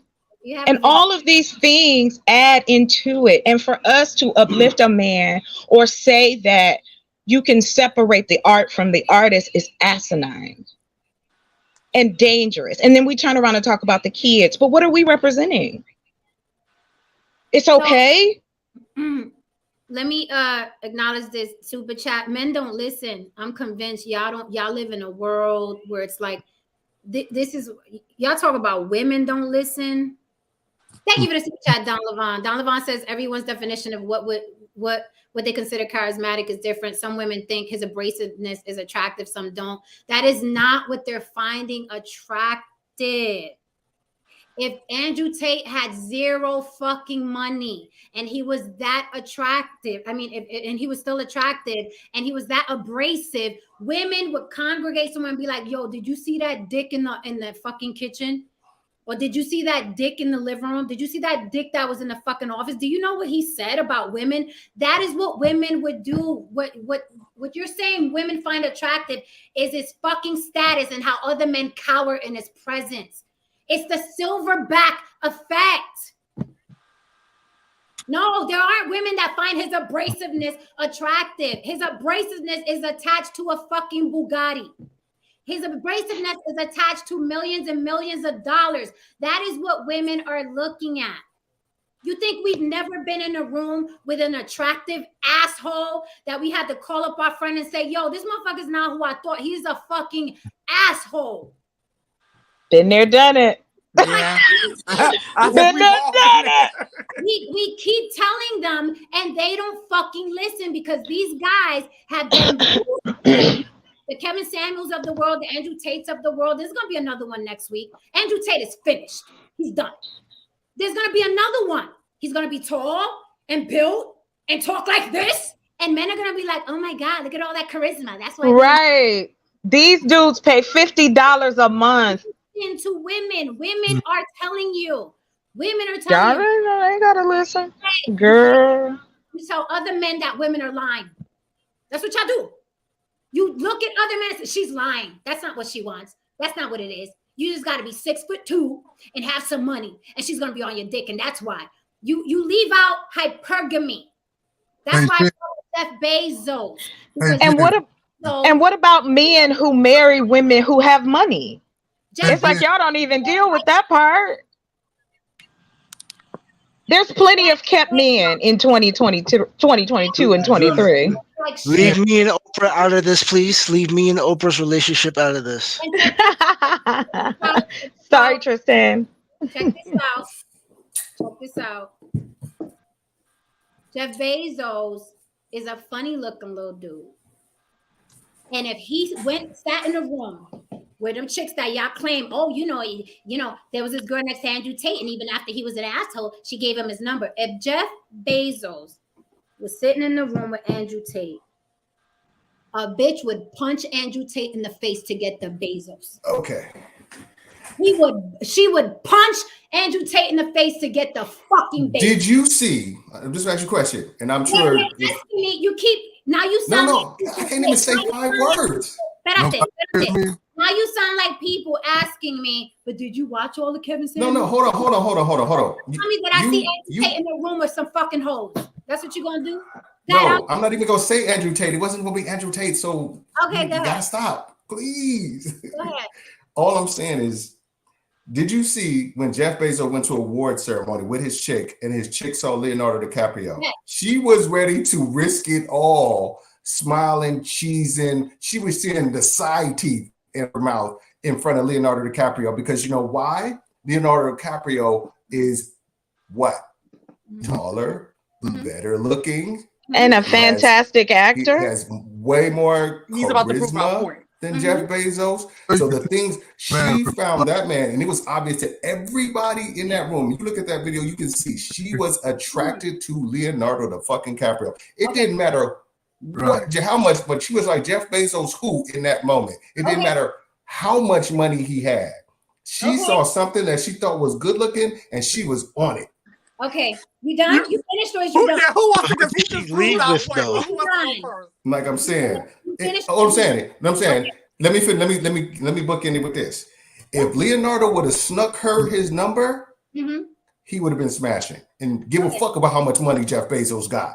Because he is classically what women find attractive. Okay, you Do you want done? to know why? He wouldn't have to give her a dime.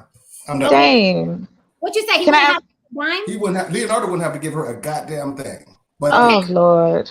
So now let me respond. Who she left with? well, Leo didn't want her. No, who she left with? She left with Jeff Bezos.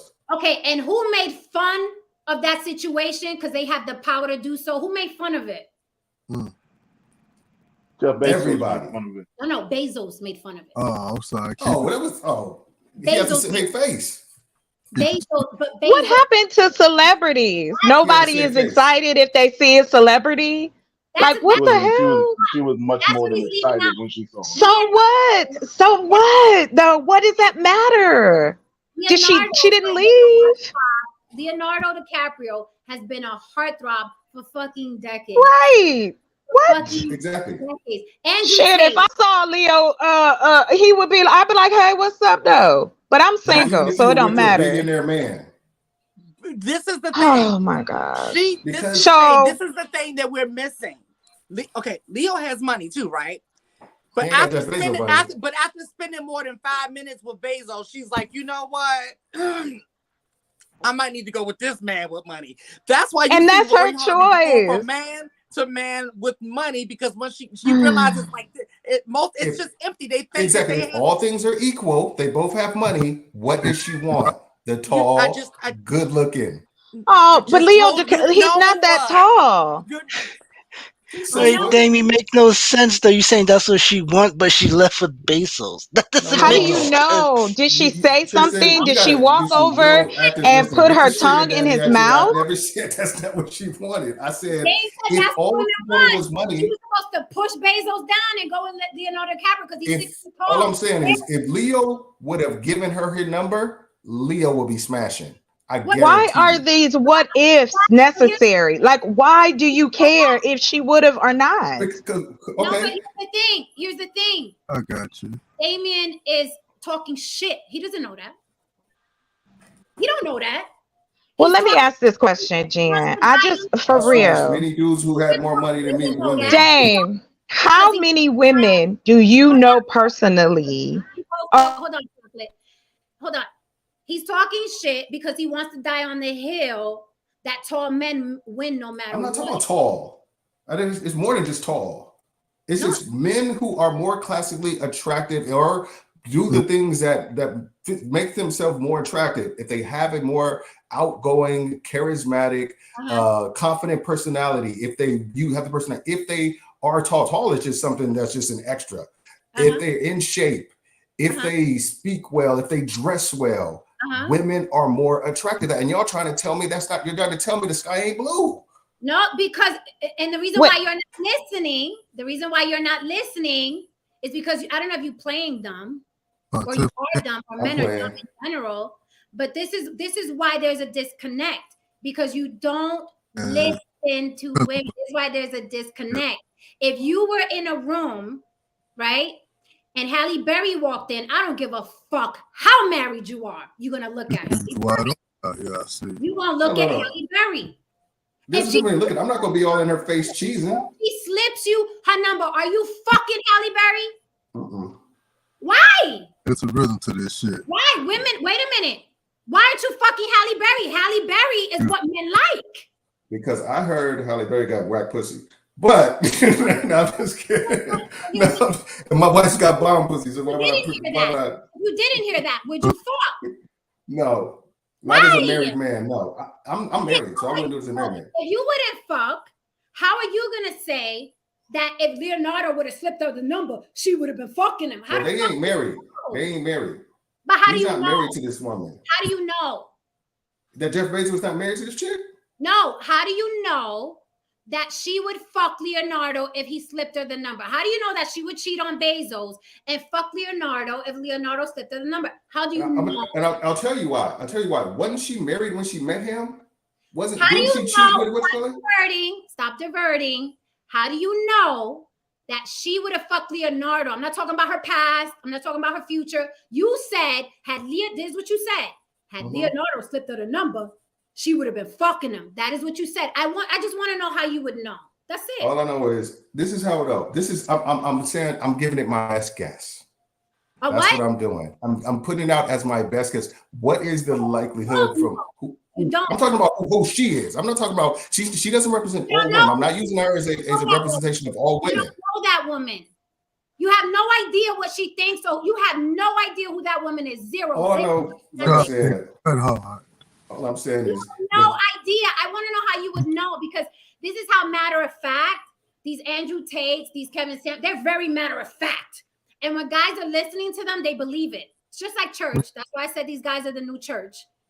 But you talk very matter of fact. So if you were in a room of 10 men, 10 impressionable men, and you stood up there tall as you are, right? Charismatic as you are, and you told 10 men, listen, if Leonardo would have slipped to that number, she would have fucked them. Yeah. Because that's what women are looking for. With those 10 men, now you've created 10 minions. Hence the creation of the Andrew Tates. I want to say something. What you just did there is kind of disingenuous, Jen. No, you said, how do I know? You said, how do I know? Yeah. On this podcast, we use examples. We use from our understanding of what we view things. We kind of skew it to the way we view it. Just like when you said, if Jeff Bezos walked in and Andrew Tate was there, she would have punched him in the face. How do you know? There is science behind what I said. There is science behind what I said. There's no science behind speculation. There is no science behind. All you did was speculate, and I'm speculating. We do a lot of that on this panel is speculating. So then that's what you have to say, Damien. You have to say I'm speculating. And that's you were speculating too. I was not speculating. I was taking an educated guess. Sound like a woman. Science, via science. Women are hypergamous. I don't care. I'll ask another man. Ron, does that sound like speculating? What? Sound like me.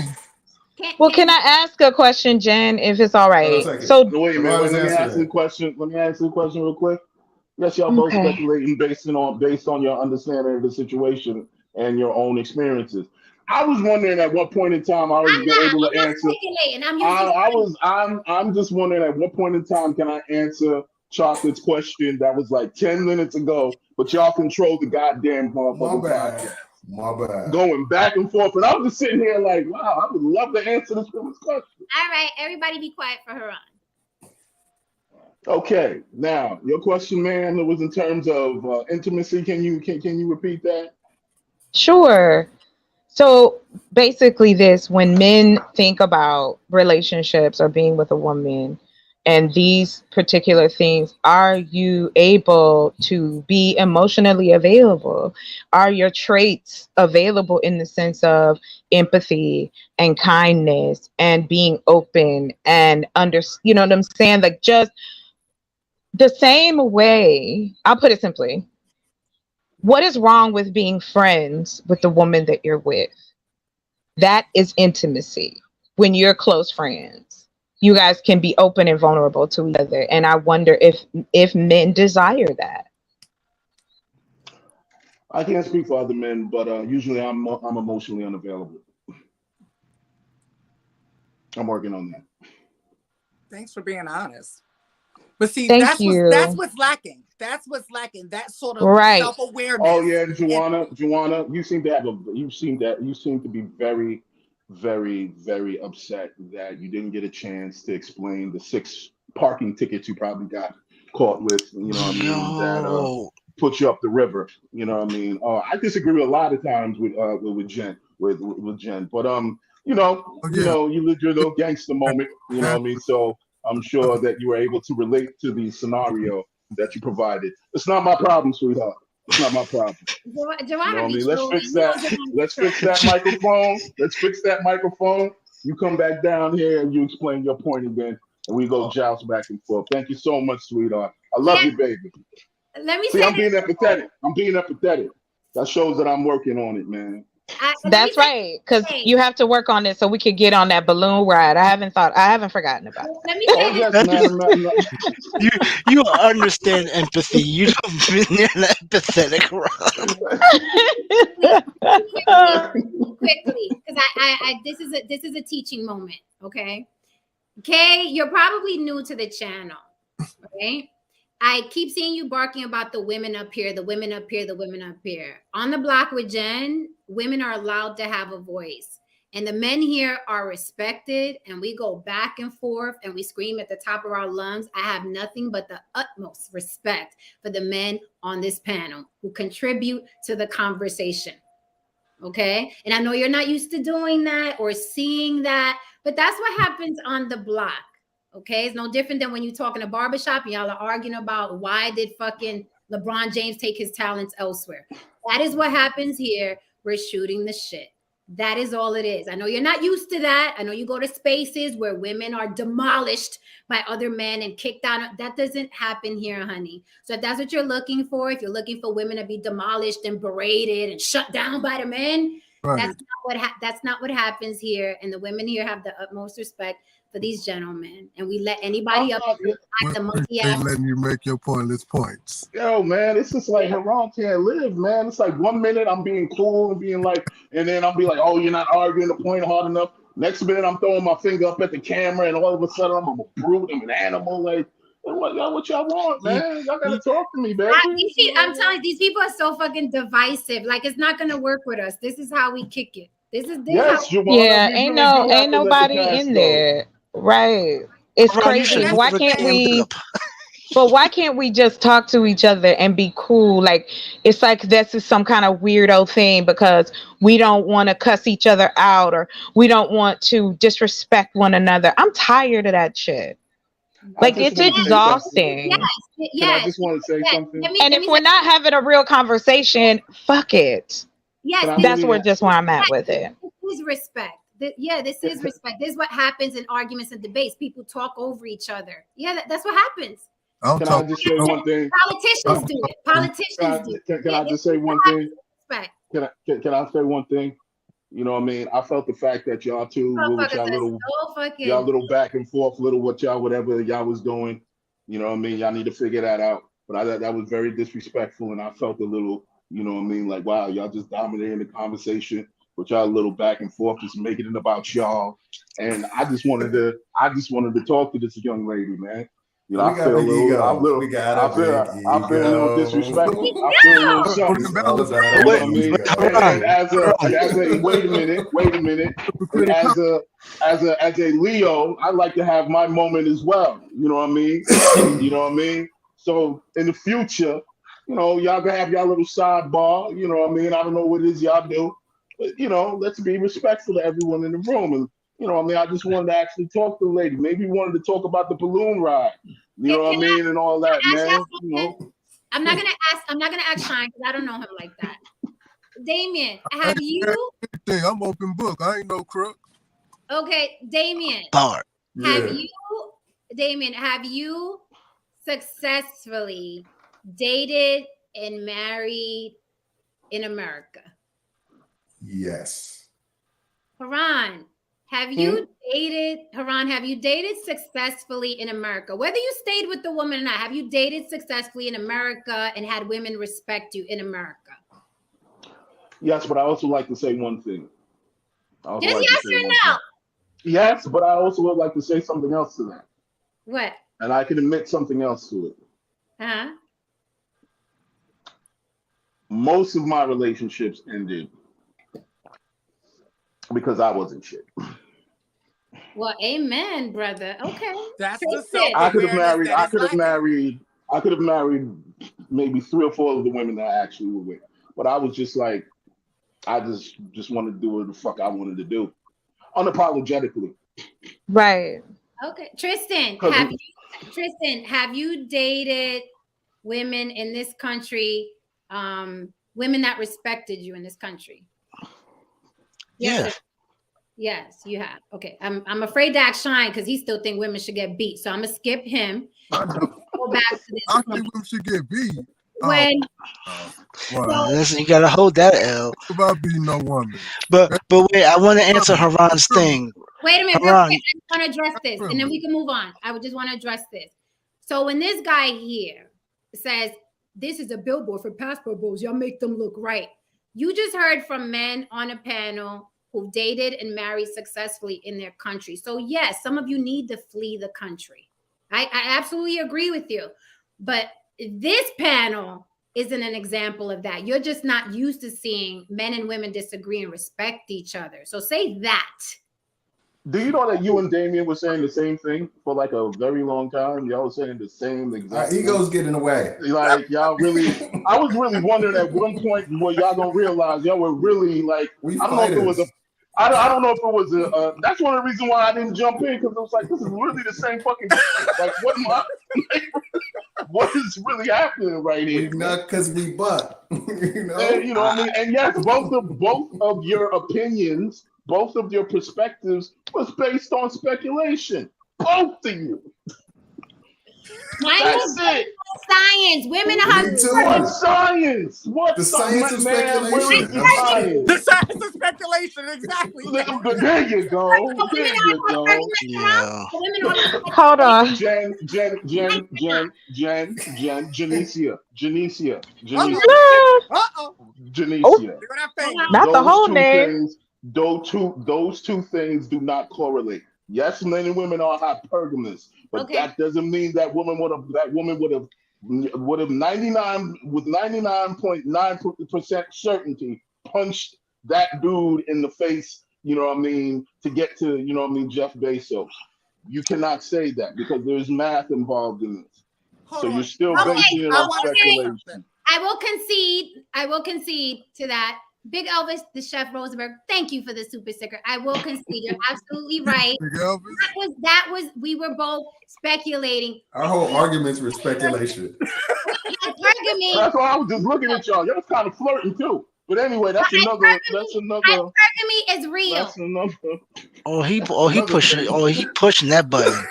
It's definitely He 2 a.m. wildin'. It's definitely 2 a.m. Haran. So can I get? No. Haran, I want to. I want to say thank you for answering my question, and I really would love to hear from the other gentlemen on the panel about that. Can we talk about? No, you're fine. Can we talk about intimacy? Like what does that look like to you? What does that closeness look like to you outside of sex when you are with a woman? Who first? You go first, gentlemen. No, you go first. Okay, there you go. No problem. Intimacy to me is the honesty. The pureness and the truth that we define and that we design between us as that synergy that compels or repel the energy or the frequency that we choose to be on. But we nucleus. And see, in me understanding that we are the original atomic structure, we the ones who's supposed to pull this shit together, But unfortunately, when we are more interested in conflict than actually the connection, because to me, that's what this existence is totally all about, your level of connection. And that's why people lack so much connection, so they always making noise in the midst of situations, instead of being able to, groove into it. And allow people to understand where you're coming from, because you understand where somebody is coming from, and you correspond properly or rhythmically with that in a way, so to speak, showing that we both and that we govern by something that's greater than ourselves that we may understand or even may not understand, but still it'll be proper and orderly, that type of thing. Well, let me just kind of dig just a little deeper, if you don't mind. What I mean by that is, like I said before, are you, if you don't mind me asking, are you married or in a relationship right now? See, it's like this with me. I can see an attractive woman, a nice ass, and I can say, man, that's nice. I ain't got to harass because... No, that's not what I mean, babe. I'm just talking about for you. Like, what do you desire? Do you like to have someone hold you? Are you into cuddling? Do you like to make out? Like, what is it outside of this? Let's get away from the energy and all of that. I'm talking about you and a woman. Down to just the right. Part of the shit. Right? Get down to the fleshy part of the shit. The lustrous, that part. Yes. Shouldn't you want to lust after the woman you with? Yes. Laughing, talking, cuddling, finding out about each other, what you like to do, what do you like? I'm talking about you as a man. That's the point I'm trying to make. That's not even stimulated if there's no connection on such a level, so to speak. But how do you get to the connection? That's what I'm saying. What is it that you want and desire for connection to be? Honest communication. Let me know what you like. Let me know what you want. Simply. And allow me to tantalize and practice. That type of thing. You know, we don't have to make everything a hide-go-seek type of ordeal. It could be something that just corresponds rhythmically like it's supposed to be. That's why I say rhythm and harmony, music, no noise. But if you want the confusion and the chaos that you feel you could thrive off of and thrive in, then I can't take that from you. I got to let you choose. Period. Because I know I'm going to remain. All right, so you want to pass the mic? What was the question?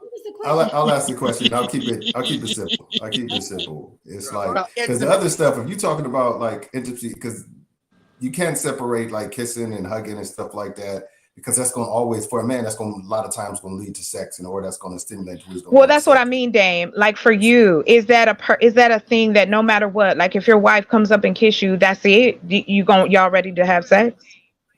No, because my wife kissed me in the living room with like the kids around. Right, like exactly. That, so, that's what I mean. That's intimacy. You coming up to your husband or your wife and y'all kiss or you hug or y'all chill together. I'm just trying to understand. I'll tell you what intimacy means to me in my relationship. Intimacy means I am as open and vulnerable with her than I've ever been with anybody in my life. I am financially vulnerable to her. I am emotionally bonded to her. I am physically vulnerable to her. This person has all the tools on the planet to destroy me. And I trust in the fact that she would never do that. So that is what non-sexual intimacy or non-physical intimacy is. So I need to have that. That's the reason that she's who she is to me and why she's my fucking wife and my mother and my children. You know? Yeah, all the other stuff just like that. So that is what intimacy, non-sexual intimacy, non-physical intimacy means to me. And I think that's what cats need to allow themselves to be vulnerable enough, like you said, to feel that way. You know, the dude in the movie Casino said it all. If you don't give her what are you doing if you don't give her everything in the world that she could destroy you? What the fuck are you doing? Because if you don't trust her enough to protect you, what the fuck are you doing? And I think that's where people fuck up in relationships. They hold back certain parts of themselves out of fear, out of expedience, whatever, and then the person can reckon and feel like they're holding back, and then they feel like they don't feel like they want to do the same. If I'm financially holding back, she's gonna be financially holding back. If I'm physically holding back, she's gonna be physically holding back. If I'm emotionally holding back, she's gonna be emotionally holding back. So I think that's what cats need to know. You need to go in it without this punk ass fear and for the right one. Like if you do the proper vetting and due diligence to make sure she's not one of those people who don't deserve it. But I'm saying just you need to. That's the difference between finding a relationship, getting in a long-term relationship, and just finding somebody to fuck around with for a year or 2 or 3 or 4. Is how vulnerable and how open, how intimate in more than just a physical way you willing to be with that person. That's what I tell young cats. All that other shit me and Jen was arguing about, I'm just saying if you just trying to attract, if you feel like you want to attract the supermodel, you got to put yourself on supermodel type shit. You got to make yourself attractive to them. But if that's not what you're trying to, you just find a mate, a partner, you need to be on some different shit. That's all I'm saying. Dame, that is the first time tonight that I completely agree with you. Come on, be the last. And I'm sure I'll fuck it up soon enough. Listen, it's okay. Like I said, I believe I look at it this way. Everybody is different. And when I say everybody, if we're talking about men and women and dating, I think to what you said, vulnerability is such a hard thing to do, especially when you've been hurt, especially you've been lied to, gamed on, cheated on, lied, beat on, whatever it may be. The trust within yourself and to trust someone else is one of the hardest things to do in the world. Because again, I'm putting my life in your hands. I'm laying down with you every night. I'm allowing you to be in my world. I'm sharing my body with you. And it's like all of us, well, I should say this, a lot of us out here, as far as single women are concerned, because like you said, a lot of the men do not want to tap into that vulnerability and they just want to, fuck. But then a woman like myself, who is fine with, what are we doing? If I meet you, you want to talk to me, you want to holler, I'm straight to the point. Are we trying to get to know each other? Or are we fucking? Because dick is 24 hours a day. It is not hard to get any. Now you ready? Now you ready? You ready now? Ready for what? That's what I'm saying. Talk now. That's all we gotta do. Somebody got an echo going on. Got the echo. I don't know, but I thought I was from the beginning. I know. Lucius, what are you talking about? Am I answering this question also? Tristan didn't answer. I'm sorry, Tristan didn't answer, and then that's it. All right. Okay. Okay, don't be mad. What happened? I'm not mad at you, Tristan. You make me laugh. So Tristan, what do you think about that? What I'm gonna add what Dame said, the vulnerability, the intimacy, the non-sexual part of a relationship. What do you want when it comes to that, as far as, being with someone? I think that's needed for a relationship to survive. Like, to me, it would be, I need a friend, right? Most relationships I've had, I've known the person before I hop into a relationship, because it's such a commitment and I'm very much about my time. So when it comes to intimacy, it's like, is she a friend? Can I come to her? And when shit breaks, can I go to her? If I get the feeling that if shit breaks and she leaves, it's not really there. Like, you have to be able to, I'll say that part of intimacy is giving that person the ability to destroy you, but trusting them not to. Right? So that's how I look at it. It's needed, and if I give it to you, I'm trusting you with my life, and that's about it. I just want to say something to a couple of the statements I'm seeing in the chat. I mean, it's real, people have a right to their own perceptions of how they're viewing the exchanges and so on and so forth. But, it's clear. I bet 10-1, and I put money on it. You niggas don't get no pussy. Oh, yeah. That's very clear. You niggas don't get no pussy. You don't even have to cam up. You don't even, I'm not even gonna do that to you, partner. Because I already know dudes who move a certain way, who behave a certain way, who handle certain situations, who know how to damage control, who know how to move a certain way. Like, look, you could say, you know, Damien can speak for himself and so on and so forth. But trust me, after he turned off this computer, he's gonna go to his life. He gonna be with his wife. He ain't gonna forget all about this fucking conversation. Right. Because he's a grown man who got shit to fucking do. Exactly. And Janicia gonna climb in my DMs, hollering and yelling about something. I'm gonna be like, yeah, that's right, that's cool, all right. And it's gonna be like this shit didn't even ever happen. You know why? Because people such as that have lives. They've been in relationships. They've been around human beings. They've been around people. Like, I don't really understand. Like, what perception do you people have of how a man is really supposed to behave in life? It's because more. clearly, this perception that you have, all the dude has to do is live up to every single shallow perception that you have. He would take your money, man. You niggas is hoes. That's literally the definition. This is literally how pimps, you know what I mean, get hoes. They literally become every single perception of what that woman needs in her life. They give her the safety and so on and so forth, because you most likely have daddy issues, you know what I mean, and so on and so forth. She has issues about stability, about, you know what I mean, direction. And she gets pimped, and she gets ragged, and she gets drained of her fucking resources, and she gets thrown away afterwards. That's what these motherfuckers are doing to you. You niggas is hoes, man.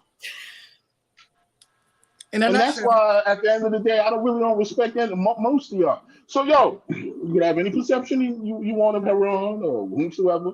I really don't give a fuck. You know what I mean? I really don't care, man. I really don't care, because 9 times out of 10, I guarantee you, if we saw each other on the street, you wouldn't say any of this shit to me, man. What's funny is that this guy has been leaving because he doesn't like what he's hearing for the past hour. He said he was leaving, and I said, motherfucker, no, you're not. You still here. And he replied. Because that's advanced nigga theory. That's what it is. This is advanced Negro calculus. This is what this is. He said he was leaving, and I said, watch how easy it is for me to pull him out. Watch this. He's like, I'm leaving. It's too much Lifetime. I said, you must watch a lot of Lifetime. I said, watch this. I said, motherfucker, you ain't leave. You still here. Motherfucker replied. See, but like, I'm watching this on mute. I'm like, oh, yeah, here we go. Old boy projecting hard. I'm projecting. Okay, homie. It's, you know, it's just like veganista. Yeah. They ain't got shit else to do. No, they don't. You know, and I'm projecting. Okay, partner. Same. It's the same thing as veganista. That probably is veganista. Right. I just, you know what? I will say this, Haran, I appreciate your honesty. You know what I'm saying? Like, if you know what I'm saying? If I met you on the street, I would talk to you. And even though, because it would, you know, I can appreciate, and I'm attracted to honesty. You know what I'm saying? You know, you can look, there's so many different types of men. And I think that other men rag on other men because they become emotionally available. And I think that has a lot to do with it as well. Like what Jen Ed was saying, y'all was saying earlier, that where Andrew Tate was concerned and Kevin Samuels and all these different men, and they're not the first and not the last. However, it's the squeaky wheel, you know, theory. They are the loudest, so they're going to get the most attention. And there's a lot of insecure men who sit and think that women are the problem and it's not them. That goes to the point of Mr. Austin.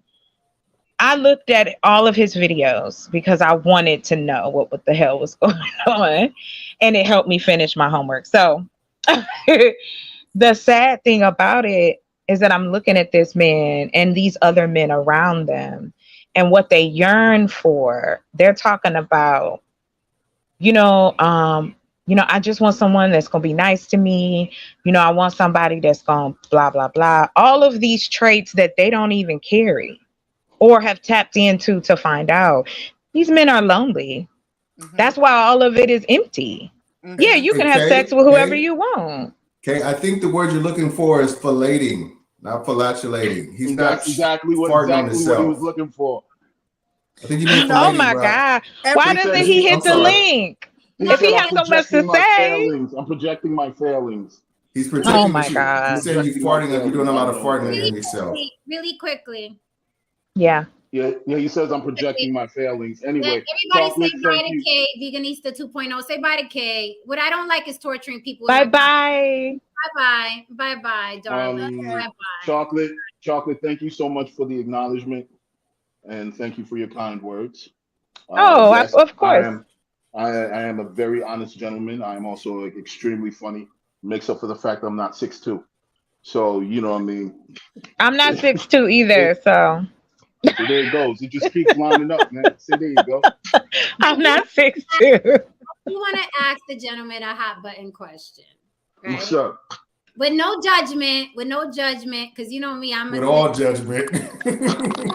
That's usually the real end.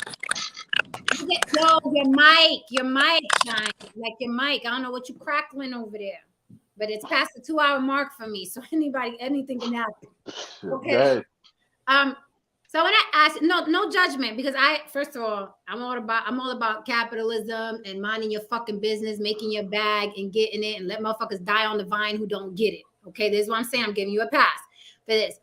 Do you think, staying on topic, you as the men that you are, successful, have value, all of that, right?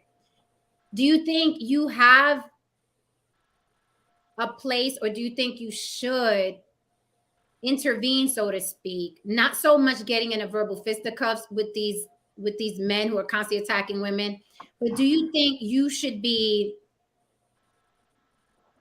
a voice that's on the opposite end? You remember that saying, the reason why evil men exist, and I'm paraphrasing, the reason why evil men exist is because good men don't do shit about it, right? Yeah, do men do nothing? You have right. Do you think you have a responsibility in society, like you realize that you're in a world, while some of you may not have daughters, some of you may. Do you think that you should be speaking up and be, so to speak, the good guys, because the other guys are multiplying, and they're multiplying at a fast pace? So even if you don't have a daughter, you have a mother, you have a sister, you have a niece, you're in this world.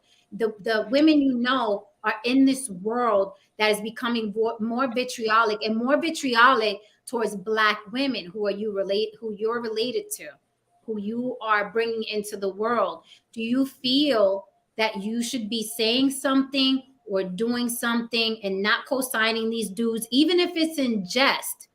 Do you think that you kind of like are sitting on your hands while these motherfuckers multiply and make the world more dangerous for the women in your families and in your lives? Because they're going after Black women. White people gonna be okay, like I told No Saint.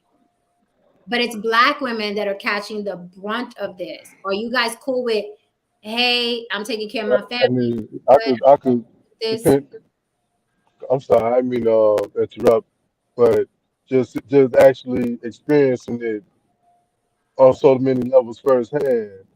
But yet, I think in a real solid way deal with things, because there's a lot of things out here that try to push you into self-destruction.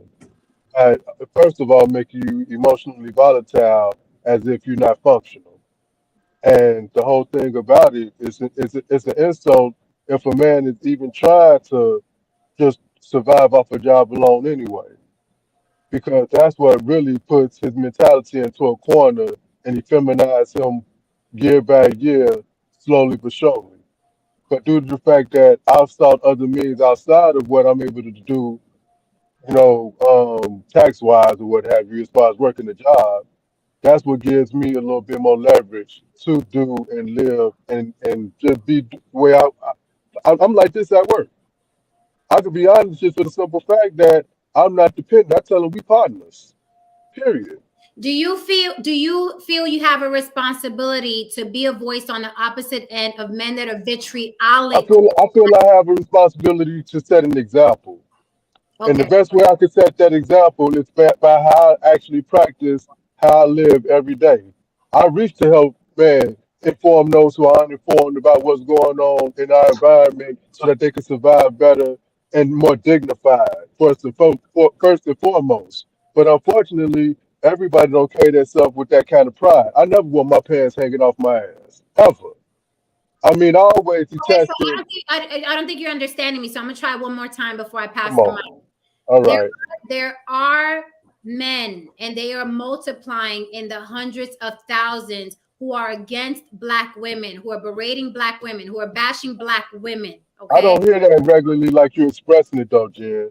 Okay. I really don't. I don't hear men around me bashing women and disrespecting women. If anything, I just see a whole lot of dysfunction between men and women in agreement, to be honest with you. And Okay, then the men. I'll pass the mic. That's fine. If you don't see it, that's fine. I'll pass the mic. Okay, Haran, cool. Tristan, Dame. Well, personally, I usually talk to young men. I try to mentor as many young men as possible in terms of not only just relationships with Black women, but just relationships with themselves. It has to start with self first. You have a strong relationship with yourself and a strong relationship and a better understanding of what's going on outside of you. You know, you can be better equipped to have better relationships with everyone, whether it be Black women and so on and so forth. I try to be that antithesis. I'm also hard on Black men, which is seen as simping and shit like that. I really don't give a fuck. I'm not gonna sit here and give anyone a pass or give anyone or not take certain things to task or not concentrate on certain things we really need to concentrate on. Because there's just way too much there's just way too much at stake. So yeah, when we have these kind of conversations, yeah, I'm going to speak in a certain manner. I'm going to speak in a certain tone. I'm also going to mention that there are brothers such as myself who are the complete opposite, who are out here doing the work, who have boots on the ground, who are about actually, doing what we need to do to push the community forward. We're not, just talking from boxes and spaces and, just safe areas. So, eventually I'll take that message to YouTube and so on and as the years go on. But I do that in the real world. I do that in the real world. I make sure I'm sharing these ideas and I'm making sure that I'm actually putting young brothers on the game. And you gotta we gotta really do not understand, being online is important, to spread certain ideas, but we gotta do these things also in the real world. We got to really, understand the importance of touching Man, lives. brother, come on, man. You can be more manly than that. Because Please the whole don't thing, interrupt. the Please whole don't thing. interrupt. Let's not do that. Let's not interrupt. Okay, cool. I can I'm be more what? interrupting I that. can be more what You than can be that? more No, man. no, no, You no, can no, be no. more manly than that, brother. Because this Be is the more whole and how point. and what and wait, no, wait a minute. Go ahead, In come what on. shape or form? In what shape or form can I be In more the form, manly than that? in the What form is more that. manly? Wait 1 second. What is more Go ahead, manly sir. Go than ahead. sitting a young don't call me son. You know what I I mean? What said, is more sir. I manly? said, sir. Okay, then thank you. What is more manly than actually sitting a young man down and telling him actually to depend on the strength of self and where he's going as a person? And that will strengthen the relationships that he has with everyone outside of him. How's There's that a nothing. manly, not a manly perspective? There's nothing that's not unmanly about that. I'm speaking of your conduct and behavior right here in this moment that we're sharing together. And what? Because Okay, then and I will explain go back and I will specifically. go. Yeah, I would love to explain it to you. I Yeah, would love. That's what I specifically. want to do. See, the whole point about conversations with myself, because you talking about the real world. I'm in the real world right now, and the thing that you talk about doing, I do every day. I just would never talk about it. I would never get on the platform and glorify myself by anything that I do because that's what I just do, and that's just natural to me. I'm talking about it's. Look, if I get credit or no credit, mention or no mention, I feel good about who I am because I can look me in the face like I'm looking you in the face right now and stand on what I know I am. And like you talking about being in person, face to face, I ain't even got on here and talked about how big I am and how this and that. But I ain't did none of that because that's not necessary and that's not what it's supposed to even be about. It's not supposed to be about nobody insulting one another in any way, shape, or form because of what they're talking about they're doing. If you do your work, brother, I salute you. That is a great job, well done.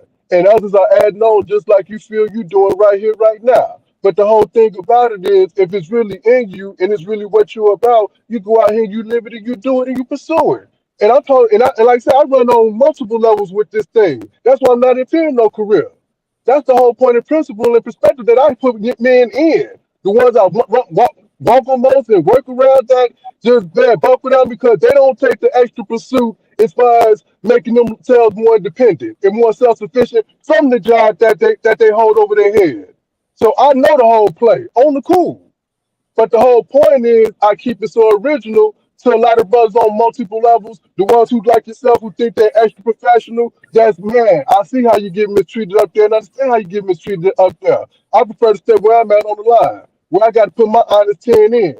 And then if I don't produce and I don't perform, that's hey, they done with me. I can handle that.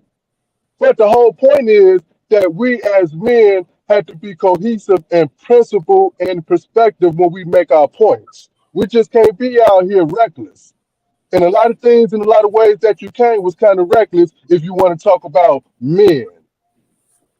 Because if I was amongst you and standing right next to you, believe me, the energy would be no different. But I didn't even Okay. put that on. I didn't even put that on the plate. I wouldn't never put that on the plate because it's not even supposed to be about that. I'd rather work with you first. I'd rather struggle with you and get through some shit and overcome some shit first before I get to try to flex on you. Like, man, if you if you was in front of me, you wouldn't be about that shit like this or whatever, brother. I don't even want to talk like that because that's not where it's at. That's unproductive. That's dysfunctional.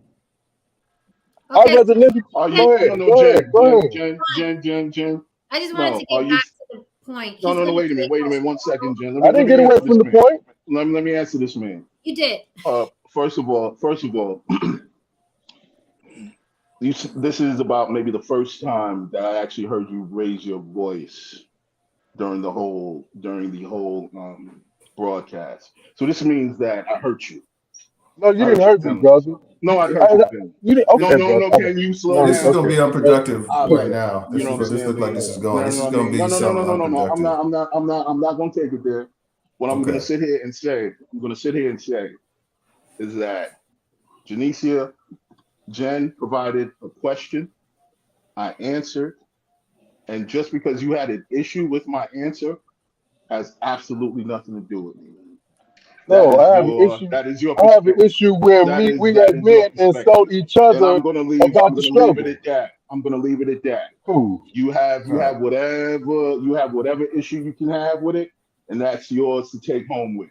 I answered the question. I'm not getting it into it with you. Thank you very much.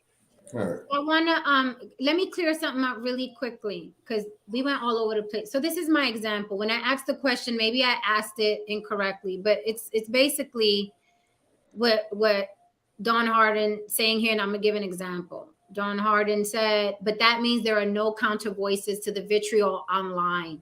That creates the space for an Andrew Tate to have major influence. That's what I was talking about. And I want to give a quick example. So the woman in Brazil who led the charge in ousting Austin Holloman, okay, the woman who led the charge, Stephanie Ribeiro.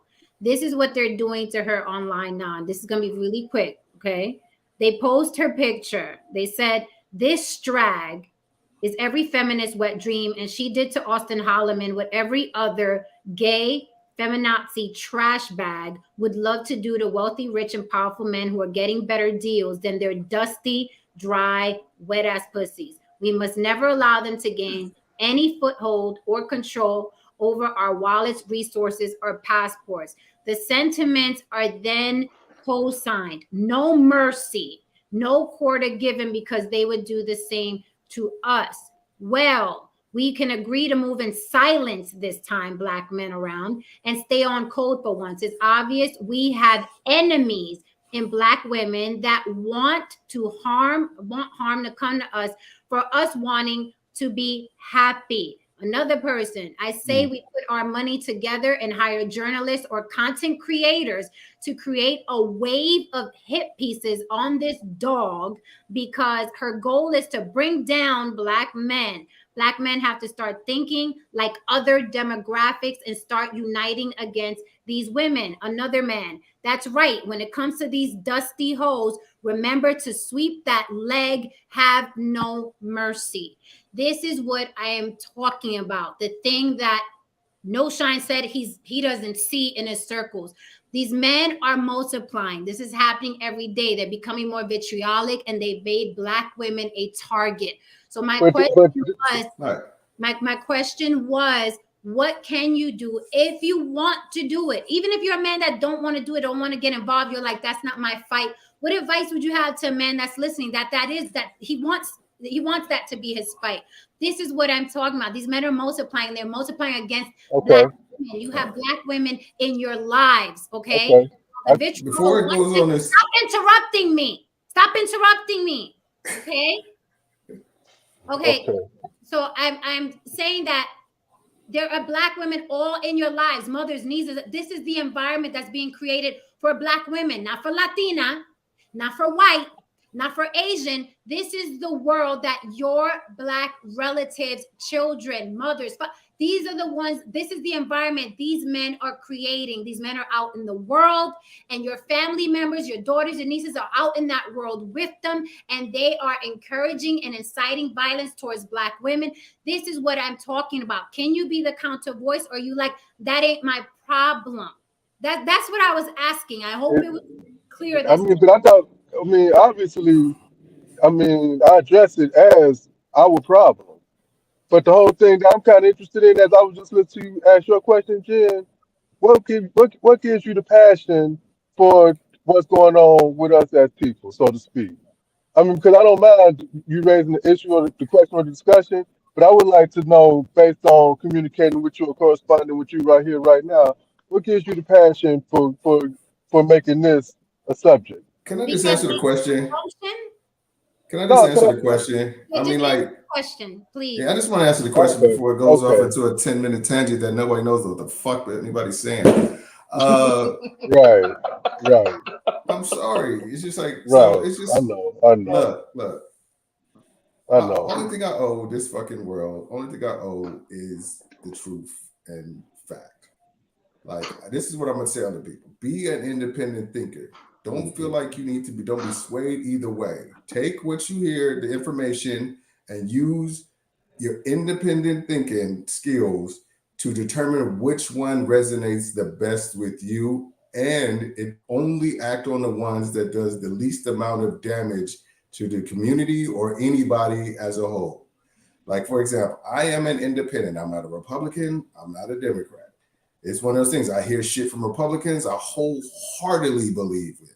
I hear shit from Democrats, I wholeheartedly believe it. I take the information and figure out which one that if I'm going to support, that's going to do the most general good. Because if I'm not going to say, don't be too far to one side. Don't be like, oh my God, everything these cats are saying is shit, and it's lies, and it's not bullshit. They're the devil and all this shit, because some of that shit rings true with me.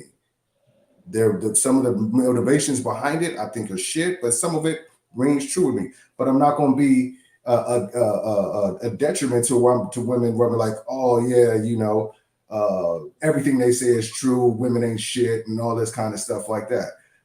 Use your best judgment. Don't be swayed. Don't be a fucking sheep, and use your best judgment from the way you were raised and your understanding of what's best for society as a fucking whole, and make your decisions accordingly. If it resonates enough with you to stand up and be like, fuck this shit.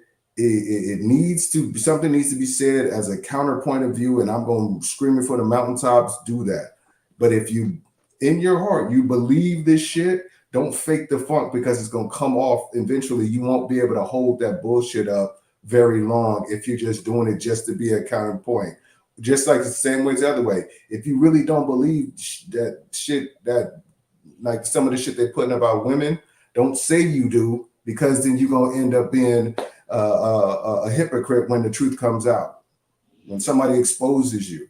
So just take what you listen to both sides, like listen objectively to both arguments, and just whatever resonates with you, rock with it. If it's not doing any damage, if you feel like if it, rock with it. But whatever when you're doing that, just may be conscious of who it may hurt and proceed accordingly. That's all. I'm not saying you need to talk against it. You're talking for it. is talk to what's real and talk what's truthful. That's it. Now everybody can go whatever space cowboy tangent that they want to fucking go on, and I'll just sit here and look at the internet. Seriously. No, we're not gonna do that anymore. Thank you for that answer.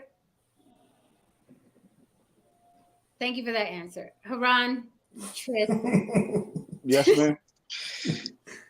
Man, just do what my father. What do you think?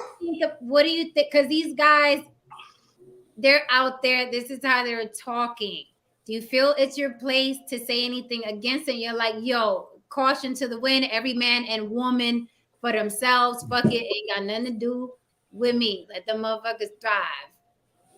Well, it does, because I have nieces and I have nephews and I have a mother and sister. So eventually it's going to spill over. So it's better to try to nip it in the butt, because I have no problem caving anybody's chest in, and it has to get to a place of civility. And I'm not seeing it now, but it's hard because, right, me and Haran are always the people who are late to the panel because we are busy, right? That from my day starts at 4 a.m. Haran's probably starts at 3 a.m. And only time when we come home, we hop on a panel. Like we can't be, we're ripping and running all day. So when you're doing real work and real stuff, you don't have real time. Like if anybody's on YouTube for more than 7 hours, they have no job. You have no job. I said, or you have amazing PTO. That's one of the things. And I think people are forgetting about reality. They like the internet is insular, so everybody's just focused in and don't pay attention to the outside world, and then they're wondering why they are behind. Andrew Tate told me if I just flex my arms and just shake a little bit and say, I'm supposed to be an alpha male and make millions. It doesn't work like that. There's work you have to put in. And to solve this issue, it has to be actual quality time, which the real men do not have. That's it. Okay, that's a good point. So what's working against you, even if you are quote unquote one of the good guys, what's working against you is that you don't have the time that these bitter incels have. So they have the time to congregate on YouTube and talk about this all day and do 5, 6, 7 hour streams about how much they hate women and how you need to get to. Is that what you're saying? These guys don't have regular jobs and they just have more time on their hands to do this. So it's a hard battle. Yes, that's exactly what it is. I said, what is the saying? If a man has time, he has no money. If a man has money, he has no time. That is probably accurate. It's you can't have it both ways. This world is not built for have your cake and eat it too. It's not. So women need to just strap up, get their CCW, and let the FBI take care of these animals? Yeah, they're all going to jail regardless. There are laws that protect women. So these men can sit there and think they can say all this, all of that. You're going to get banned, like these manosphere people are getting banned. They're getting banned at an exceptional rate. I said, you take this to the outside world, you're going to jail. That is a fact. Andrew Tate is proof. And not only that, I think it's a very stressful life to live. I mean, Kevin died of hypertension, right? I think it's stressful to constantly spew this vitriol. It's rough. So, okay. Haran? It's pretty much the same thing I said earlier. I'll stand by what I said. So there's nothing that can be done. Just leave them to the feds. What happened? So there's nothing that could be done. Just leave them to the feds. I mean, men such as myself can do what I can. Which is, like I said, I speak to the youth. It's particularly a number of my technology students. I make sure not to only groom them for the world of technology, I also make sure to groom them as men. so that they carry themselves in these spaces and through life in a particular manner. Like I said, eventually I'll climb on here and have a channel, and I'll get more in depth with a number of my perspectives. But yeah, when I'm also on these panels, I'm also going to share my viewpoints that a number of particular people, and me, men or whoever, if they don't like it, I really don't care, man. If something, if I have an issue with something, if I have an issue with something, I don't allow anyone to silence me, and that in itself is a strong sense of self. I mean, if it's as long as it's, I'm against any type of like violence. If it's leading to any type of physical violence or putting women in any type of danger, like I said, like I got upset about the whole men putting their hands on women. To me, I think is the lowest form of is the lowest piece of shit. Only second to putting their hands on children. So if that's what's happening on a level, then something needs to change. Like I said, but the action needs to be changed. Like banned, they're getting banned, losing their jobs, they're losing access to stuff. It's really negatively affecting them, their lives, and I'm all for that. But I feel like the vast majority of the dudes, if 1 million people are on it saying women ain't shit, black women ain't shit, black women ain't shit, those are the men who they don't have power, they don't have influence. Those are the people who are in their basements, like you said, that are fat, disgusting, yelling at their screen. You say, So I'm not really worried about anybody who can't really, who is they yell at the screen for an hour, 4 or 5 hours, like Tristan said, and then they get up to their job at McDonald's and saying, "Do you want fries with that?" And are kowtowing for the vast majority of life. If this is what gives them any type of feeling like they have some type of authority or voice or make them feel good about themselves for the 4 hours, and then they know the rest of their life they feel like a piece of shit because they ain't doing shit with their lives, it is what it is. It's just like, so as long as it don't come to the point where like women are really getting hurt and affected, because there's always going to be those outliers where yes, somebody came and said that and they shot up a shit like that or whatever,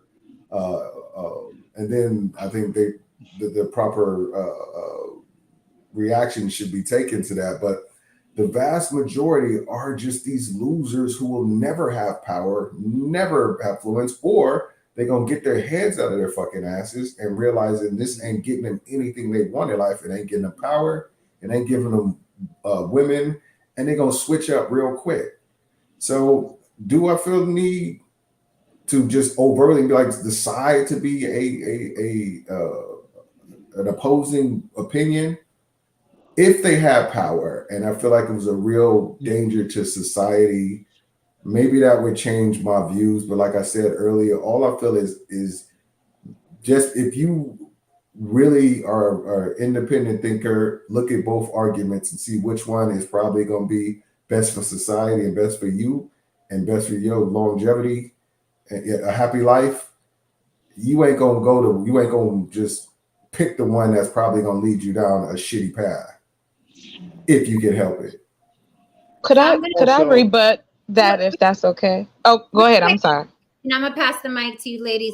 I just wanted to co-sign what Damien said, because we see that when one of them falls, they just look for another one, and then that one falls, and then they just look for another one. So they really are just a group that's kind of like moving like cattle. Like, who else can we co-sign and be with? So I do agree with you. If they had any power, they wouldn't be waiting for the next leader, so to speak, to pop up.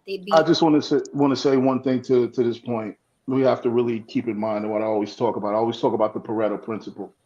The math has always been like this. There's just more losers than winners.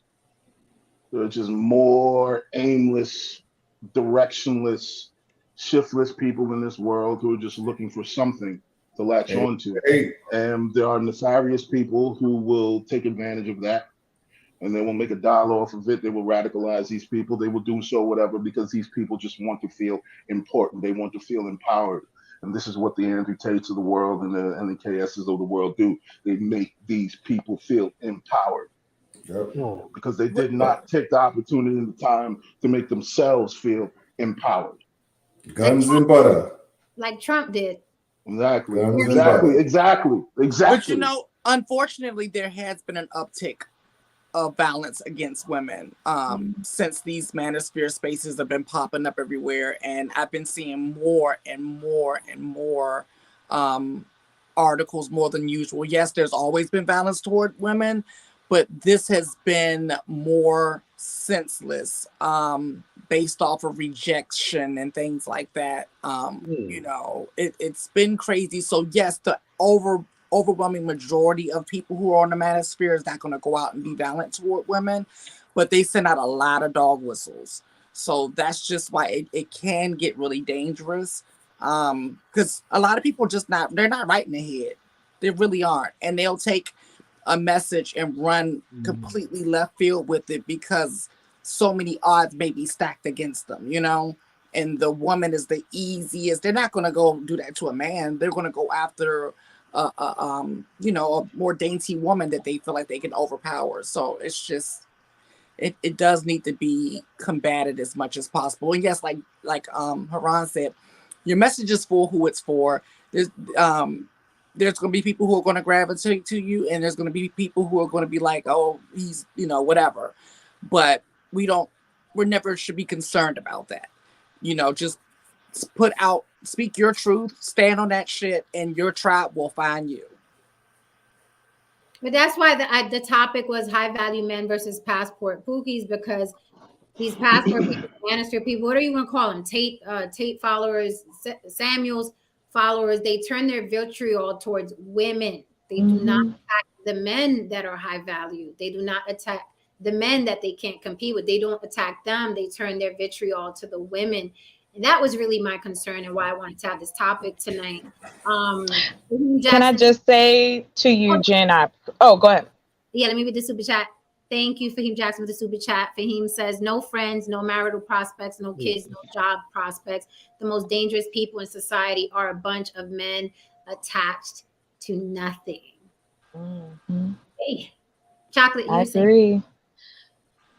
I wanted to say thank you for having the topic, because it's not talked about enough as far as there is danger. And I kind of wanted to respond to what Dame had said. I understand that, and I want that to be clear. No one is expecting for men who are out here living their life to just drop everything and become YouTube stars to combat the bullshit that's on YouTube. However, just like they can get together and have panels and Instagram moments and all of these different things, women do it all the time.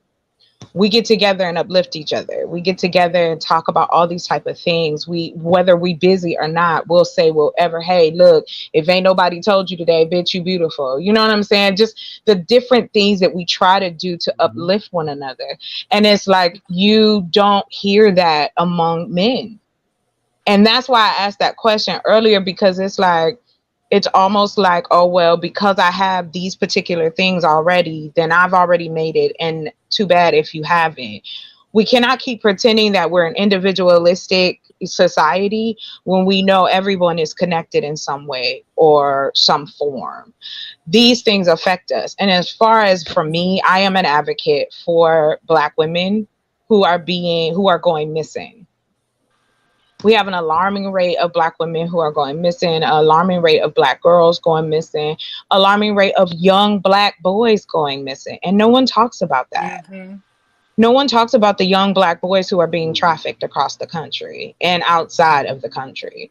These are the things that I think for, women, we'd like to see men talk about these things instead of it being us talking about these things, because then it means that you give a shit. Because it's like, I think men need to see it the same way they need an Andrew Tate. They need someone else to tell them, y'all fucked up and y'all need to work on it. And this is how we can do it together. And I think that's where we miss that point. I'll give you an example of numbers so you don't think I'm just pulling shit out the air. Minnesota Black women make up 7% of Minnesotans, right? But they are 40% of the domestic violence.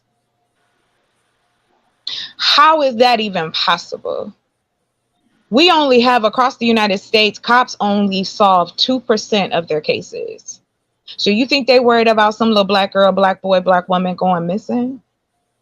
And unfortunately now, yes, we have to be prepared as Black women and protect ourselves, because we don't know where your mind is at.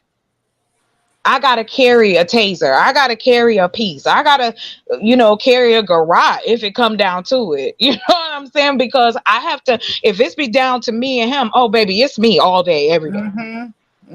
And so it's like men want to kind of pretend like that worry isn't in the back of my mind every time a guy wants to talk to me. That I don't know if you're going to fucking flip out if I'm not attracted to you anymore or we break up. I would suggest to all men, busy or not, just check. Go look at the different documentaries about the missing women that are our sisters, cousins, friends, co-workers. These are Black women, and it's like, don't nobody give a shit. It's like it's all our fault now. Like, oh, well, this is what you wanted. What the fuck? What you mean this is what we wanted? All we've been trying to do is survive. So we went to college. So the fuck what? You can go to college. This is what you wanted. I'm sorry. No, I'm just saying, like, I'm going to be real with you. For the past 2-3 years, I have floated all across the manosphere because I have a younger brother. And so my mom has passed. So I'm, I try to, he's on YouTube all the time. So I try to see what he's watching. And the first time, no, it's been longer than that. I want to say 5 years. The first person that I was introduced to was Tommy Sotomayor. And he asked me, he said, have you ever heard of this man? And I just sat there and I listened to him and the vitriol, the nastiness and the disgustingness that was coming out of his mouth because of his own self-hatred for himself and Black people and Black women and his issues. Like Haran had said, a woman may have daddy issues. A lot of these men have mommy issues because that's the first relationship you have no matter what. As a child, you have the first relationship you have with a woman is your mom. So it's like, I understand if you have trauma. I understand if you've gone through things, been abused, the whole nine. I can get down with that. The problem is that these men don't want to get down with that. And then they take it out on the women. Every day I have to hear about a case where a woman's life has been taken because a man has no coping skills. This is bigger than just some niggas sitting on the internet, y'all. This is dangerous. I'm concerned when my sister goes out. I'm concerned if I go out. Because if a man approaches me, then I have to be on guard. Even if he's the sweetest guy ever, I still have to be on guard. And that gets exhausting. I know that's part of why I'm still single. Because I'm just not, I'm not in the mood and I ain't trying to catch a case. But I think it's necessary. Yeah, go ahead. I'm sorry. I'm just saying, but like I just said earlier in the discussion, all men are sons and all women are mothers. And no, well, I can't agree with you with that. Now is no, but you just said it a second ago. No, what I said is that we have all of these connections together as a community. Black women are in trouble. Not the last 4 to 6 generation of men, Black men that is in particular, been raised by single mothers, so to speak. What does that matter? Mainly and mostly. What does that matter? Yeah, what does it matter? Because I have great friends who were raised by single mothers and they're great men. My mother was a single mother. I'm not trying to sit here and say it's an excuse, but you are, sir. Yeah, I hear it a lot. No. But wait, wait a minute. Why? That's interesting, Sean. Why do you look at it that way? Why don't you look at? I'm saying that could be a reason. No, I'm saying that could be a reason for why. But I'm saying that why don't you look at it as Black men are leaving the babies they make? The reason why you're right. You know what? That's a point. That's a point equally. That matters just as much as what. But men never say it. You didn't even think about it. No. It ain't that I didn't think about it or I discounted it. It's just a simple fact that I know some fathers who are still part of their children's life, but yet the mother tried to get the father out of their life Can I stop you right there, sir? I apologize. Let me stop you right there. These things, no, and no disrespect, but to be completely, no, I'm saying I'm not disrespecting you. That's what I'm saying. No disrespect to you. I'm just saying to your talking points, we've already heard that. This is something that has continued to go on. They've been saying this shit since the 60s. And if you don't believe me, you can Google the video. They have been talking about how black women have been in the way of black men being great. And I'm still trying to figure out how did we stop y'all from being great. But what you might want to label black man ain't saying that at all. I'm not saying that at all. Because if I really could be honest and open with you, I would. But it's neither about that or hear that, because I'm more concerned about my people than anything else, for the simple fact that what I've done and applied to my life has worked for me. And I didn't have to win. I didn't have to win by 10 or 2 compete. Can I ask you a question, sir? Did you do it alone? No, I had support. The opportunities that no, hold on. Right. Okay, great. What I'm saying, but what I'm talking about is the danger to the women who are out here, whether or not, to Jen's point. Yes, I know we want. Hold on, sir. But I'm sitting out here. Go ahead. I'm listening, please. No, go ahead. Finish your point, sir. Okay, so the point is, I respect choice and free will. And I see the choice that's being made out here regularly, because maybe it's a perversion of the woman's instinct to want to be secure and protected. So she thinks all the guys that act dysfunctional and act crazy and act all reckless like that, she may think that's effective. I understand that.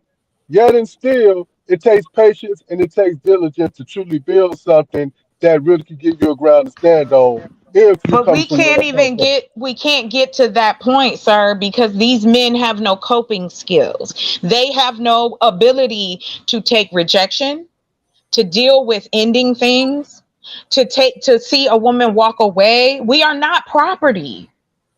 We are human beings, and I think that is the biggest point. I don't know how to be responsible for. All I can see is tell you.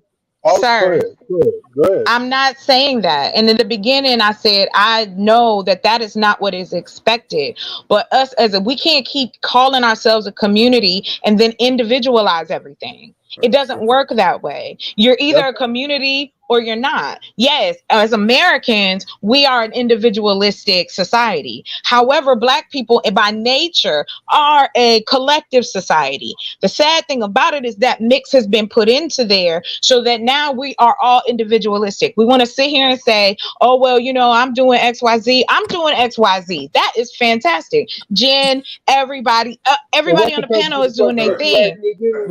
Can I jump in here real quick? I just don't want to sit there and just sit the people just say all these just down talk Black men like that. I don't care. I'm not Dame. Stop. Please. Can we please stop? I'm not talking down about Black men. I'm talking about the Black men who are taking it wasn't a question. I'm talking about that there are a substantial amount of Black men who are taking the lives of Black women of all ages. All I'm saying, hold up. It has nothing to do with downing Black men, and I wish we wouldn't have to. Why? Y'all just finished. So it's not happening, right? So it's not happening. Hold on. I'm just curious. Wow. How is speaking about a statistic downing Black men? All I'm saying is just but there was no statistic given realistically. You said the only statistic you gave was about domestic violence. Are you ready? I can give you statistics, sir, if that's what you need. Right. All I'm saying in 2022 alone, over 1,000 Black women lost their lives. We have over four. There are four. Four women per day. Hold on. 4 women per day. We haven't even gotten into 2023, and we already at 1,000 Black women. So it's like this: we matter or we don't. It has nothing to do with downing Black men. There's a problem. Let's deal with that, and then move to the next. But that's not what we want to do. You said a couple of times on this thing about how there's this danger that you don't like to even have your sister going out. No, I don't. No, I don't. you that's what you said. You said those things. And it's like, so I'm just like, but to me, that seems like it's one of those things where what you're saying is you're letting the thin of it fuck with the thick of it. It's not the thin, sir. There's millions of women every day who have dealings with black men who walk away unscathed. Not to me, one woman. But why do we have to bring that up when I'm talking about black women being taken out? Like, everybody knows that on this panel. If you're a retard, oh, excuse my language. If you're an idiot, then no, you're not going to know that. But no one has to say it. It's already known. We know that. But unfortunately, there's a problem. So what you're inadvertently doing is just saying that you have to be cautious when interacting with black men. That's what you're saying. Have to be cautious with. I have to be cautious with any black men. Any you know what man. You're doing? You know what you're doing? You know any what you're man. doing? You are doing what white people do to black people. They say you come on, sir. When you're dealing with black people because of the statistics. Wow. They're dangerous. All right, gang. I'm done. Nope. That's what's happening. You're telling people to look at us the way society looks at black men. I'm dangerous, irresponsible. You can't even get out your mouth that these women are being taken. Like, that doesn't even matter to you. I don't care about the good guys. They're gonna do what they're gonna do. No, I didn't, because what you want to do is take what I'm saying and make it a negative. What I mean is, if there's a man out here doing his thing, why should I be worrying about him? I need to worry about the people. Oh God, ride with it, sir. Put it on the tattoo. Because I mean, it doesn't matter what I say. I'm talking about black women being taken out, and you want to cape for men that you don't even fucking know. But then you turn around and say, well, I'm doing everything I need to do for myself. But okay, well then black men take women out too. You can say that too. Absolutely. Those things can be in the same box. You don't have to defend anybody to me. And if I feel like I have to protect myself out here from any man, then thank you. So we're talking about black women who are being unalived by black men. That has nothing to do with downing black men. I have a black man. No, I have a black man sitting right here. My daddy was a black man. My grandfather, a black man. These were hardworking men. My grandfather raised 10 kids, was married to his wife. I am not delusional to the fact that there are good black men out here. Are you silly? If you want to know that, then ask. But don't assume because I said I feel like I need to protect myself and my family that all of a sudden I'm down in black men. You don't care about good black men. Can I say something? That's all y'all heard. Because you wanted to hear that. You wanted to hear that. For some reason, you've taken from what I said that I don't care about something happened to black women. I heard what you said. No, because you got to jump in and talk about how many good black men are out here. No one needs to say that. Let me just jump in real quick. Just real quick. Haran and Tristan, were you triggered by what she said? Because I think what she was saying was valid, and it's obvious she's not talking about good black men, and she never said all black men. So I'm confused. Damien, you were triggered, and then you're throwing in what white people do. It's almost like black men. I've never been triggered about in my life. It's almost like I go through this a lot. It's almost like black men should be absolved of everything because white people exist. Questioning somebody's assertion is not a trigger. That's what people do. But you came in caping for something that isn't happening. Listen to what I'm saying, Damien. Listen to what I'm saying, because you understand very well. You came in caping for something that wasn't happening. She didn't say black men are X, Y, and Z. She didn't say all black men, but you swooped in to defend something that wasn't happening. Something triggered you, and that's fine. And that's why I'm asking Haran and Tristan, were you triggered by anything she said? Because I specifically thought she was talking about the men who are violent, the men who are vitriolic, who do unalive women. Use a different word than triggered. So did it bother you? I just read their comments. Don't say triggered. Just don't use the word trigger. Say bothered. Were you bothered by anything she said? Trigger is a certain connotation that means it has like a weakness connotation to it. And most men will absolutely just say, no, I wasn't triggered. So just say when you bothered. Okay, it bothered you. For whatever reason, it bothered you. That's why I asked Haran and Tristan, were they bothered? Because I didn't see her making blanket statements. I've kicked women off this panel for making blanket statements against Black men. I just want to say something real quick. I'm hearing a plight, a plea. That's what I am hearing. Because this violence is growing. And let me tell you, as a Latina from the outside looking in, y'all are the only race that is doing this. So I'm outside looking in. In this country or worldwide? All Black men? I live in America. Black men are the only ones. Black men are the only ones doing. I'm muting your mic. You're not taking. So Black men are the only one who. I'm muting your mic. I'm talking about America because this is where we live. I don't have to worry about a man in Australia. I don't have to worry about a man in the Middle East. I live in America. So I'm gonna drop you in a minute. All right, goodbye. I'm not playing this game with you. I'm not playing this game with you. So I'm dealing with the men in America only. I don't care about worldwide and what happens in Australia. I'm just talking about here. And from a person outside looking in, I'm telling you that I only see Black men this vitriolic towards women that did nothing to them. Those comments I just read were towards a woman that did nothing to them, but ask a man simply, respect our women. That is all this woman did. And they are calling for her lynching. Those are Black men saying that. It doesn't happen in other race or any ethnicity. So why can't she get up here and just say what she has to say without someone swooping in and feeling bothered that she's attacking all Black men when she isn't? Let me ask a question. Tristan, Haran. I have to, you know what I mean? Let me speak on a few things. First of all, I'm acknowledging what she said.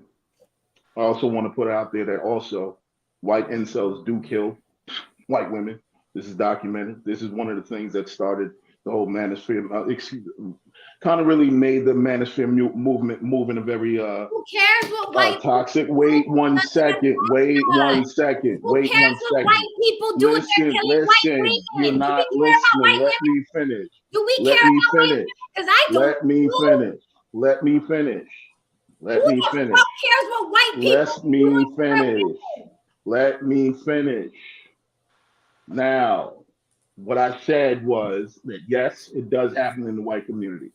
Is it happening at such an alarming rate? No, it is not happening at an alarming rate. Am I seeing a lot of vitriol against Black women? You know what I mean, from a lot of these dudes online?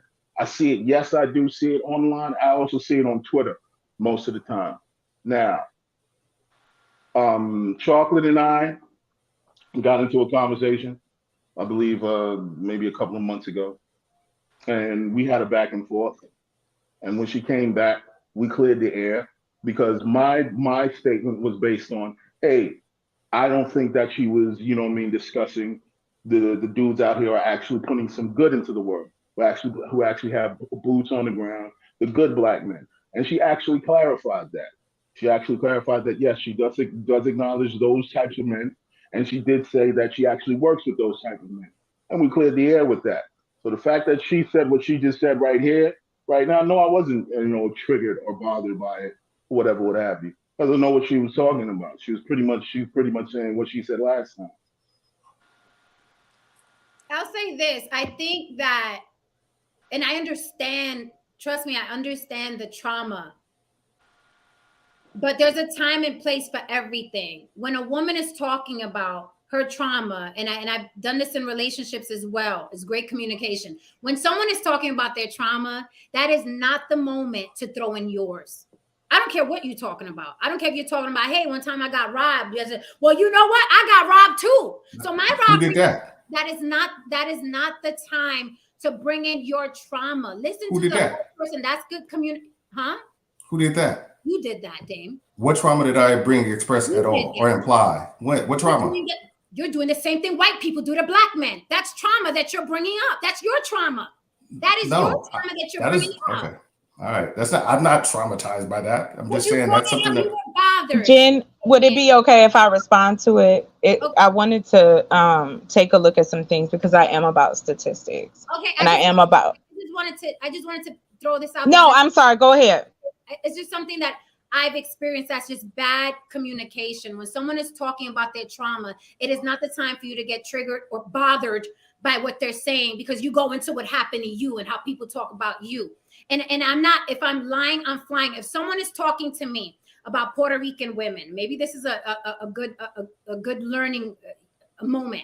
If someone's telling me every Puerto Rican woman I fucking got with blah, blah, blah, blah, now is not the time for me to jump in and say, I'm not like that. I feel attacked. I'm a Puerto Rican woman too. How dare you talk about, I'm going to listen to what they said, right? I'm sorry you experienced that. Let's explore this. And I want you to know before I continue, I'm not that type of woman. I'm not going to swoop in and give them my trauma of being a Puerto Rican woman. That's not good communication. Listen to the other person, because the person already has people against them. Look at the fucking comments I read. The good guys, right? It's funny that the good guys would swoop in, all right, to confirm they're the good guys, but a fucking mum's the word against these guys. That's why my topic tonight is high value men versus passport pookies. You black men, the good guys, who I appreciate with all my heart and soul, you'll fucking swoop in to argue that you're the good guys, but you won't say jack shit to these motherfuckers threatening women on a fucking daily. When it comes to that, well, that's life, and this has always been that way. And, hold on, didn't I just come at that wrong's the fucking word. You become so civil. You become so civil and so docile. Meanwhile, these men are threatening, not me, la Latina, so I don't have a dog in the fight. They're not threatening white women. They are threatening your sisters, your nieces, your mothers, your aunts. But mom's the word. Well, that's life. And, there's always been losers in the world. And, what can we do about it? But let a woman say black men are killing black women. Wait a minute now. Y'all ready to fight and argue? And again, do you not see what I'm talking about, the conflict? How men are so easily triggered or bothered to go against black women? Hold on. Good guys and bad guys. Look at Jen, I've actually sat on this panel. Good guys and bad guys. Good guys and bad guys. The bad guys are vitriolic. The good guys got to swoop in and debate with her that bad guys exist. Listen to that. The bad guys are bad. Listen, the woman has to deal with the bad guys are bad. And then she got to deal with the good guys coming in to insist they're good guys. It's no fucking break. It's no fucking break. Where do these women find a break? Dudes like me do exactly what I did when old boy Shine was talking about he wishes the time when men could beat their wife. I came at him like I came at him. I said my piece on that. No, men should not be beating their wife. I have a problem with that. You don't be saying shit like that. I wanted him to really put himself out there so he could look stupid talking about men should put their wives. I tried to expose him. That's what I did. That's what men like me do. But I'm just saying, I'm going to call, like I said in my statement, I'm going to call fair on both sides. I'm going to expose dudes who talk fuck shit about hurting women, just like I did earlier. But I'm going to also talk about women who seemingly lump dudes, black men, into a role in a negative, who put it out there on these YouTube streets that there is some inherent danger with black men. I'm sorry. I'm going to talk about. I'm going to call. Well, hold on, Jen, if that's okay. To Dame, let me just call out your boy Shine. You're comparing a man talking about beating women to a woman that's talking about something factual. Black men kill black women. I'm gonna call. Well, I wanted to, because I know Dame had asked Jen if it's okay. Charismatic? No, you don't, Damien. You sat up here and cake for Kevin Samuels. No, you don't, Damien. No, you don't. Damn. I just wanted to. So if I ever agree with anything they say, I'm caping for them. Is that what it is? No, could I? Like, hold on. Can I please? Which is buffoonery, Damien. Hold on, if that's okay. In your opinion. Can I answer the question? And Dame, I'm good. It's not like I haven't heard this before, and that's okay. But to your point, if you want to look it up, you can go to The Guardian. They did an article in June of last year. No, I know you're not, but I want to tell you this. So like I said before, in between 2019 and now they're up to 2021. Just 2020 alone, 1,821 women lost their lives to violence from black men? Yes, sir. These were black men who killed these black women. And it is getting alarmingly high. That's all I'm talking about. I find it interesting that you would want 1,200 and something too many. None of them should have lost their lives to black men. Exactly. So there is and this is going on every year. It hasn't stopped. You got 4 to 5 women of all ages losing their lives every day. Every day. And this is coming from nationwide research. This is coming from the police departments who ignore the cases of domestic violence where black women are concerned. The rates are a lot higher. It doesn't mean that I'm shitting on all black men, but there is enough that is causing a problem for the good guy club. Because just like you said, if you are in defense of black men being talked down on, then that's the same thing that Jen had asked earlier. Then what are you going to do about it? Because you can get in my ass about it, but can you get online and talk to other men about leaving women alone and finding out who the fuck they are and stop using violence? The reason why Shine is headed that. No, sir. Hold on. You jumped down my throat and accused me of treating black men like white people. Now, I'm supposed to just take that and smile. But you know what? Because out of respect for everyone on the panel, I'm not going to go into that because it's not necessary. Because again, it's a mute point. It's a defense mechanism because you don't want to be called out. I want to ask a question. Let me just ask this question. Do you in any realm think that the things that you were saying on these YouTube streets could have the adverse effect of not necessarily showing the violence that's happening toward black women, but could inadvertently make people think black men are dangerous? Because you said when you're to go with black men, you need to be worried. They need to So you don't think they could have blowback to where black men are, we may put it out there to have a perception of black men being dangerous? I find that interesting that you asked me that question. I'll just ask a question. Is it a yes or no? Do you think that it's possible that it could be the inadvertently sting? No, I don't. Okay, all right. And I'll tell you why. Because again, I'm not talking to you just finished agreeing that when you find your tribe, you're going to find your tribe. People who will listen.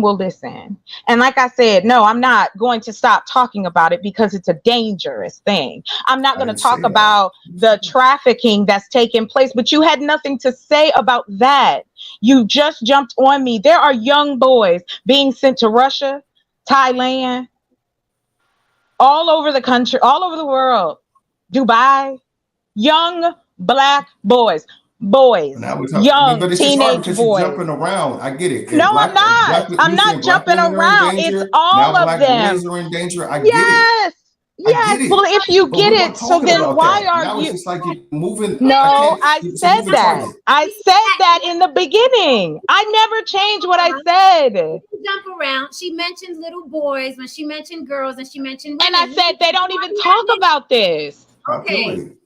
But it's just like, but now it's just like the focus seems to be, all I'm saying is like, if you don't believe that saying these things to other audience listening, that it could have a blowback. Let me tell you, if other, and I know you, what's the blowback? You think you don't got to care about what you call it, but if there are why would I say it if I don't care? Listening or black people listening, I don't give a shit about white people listening, sir.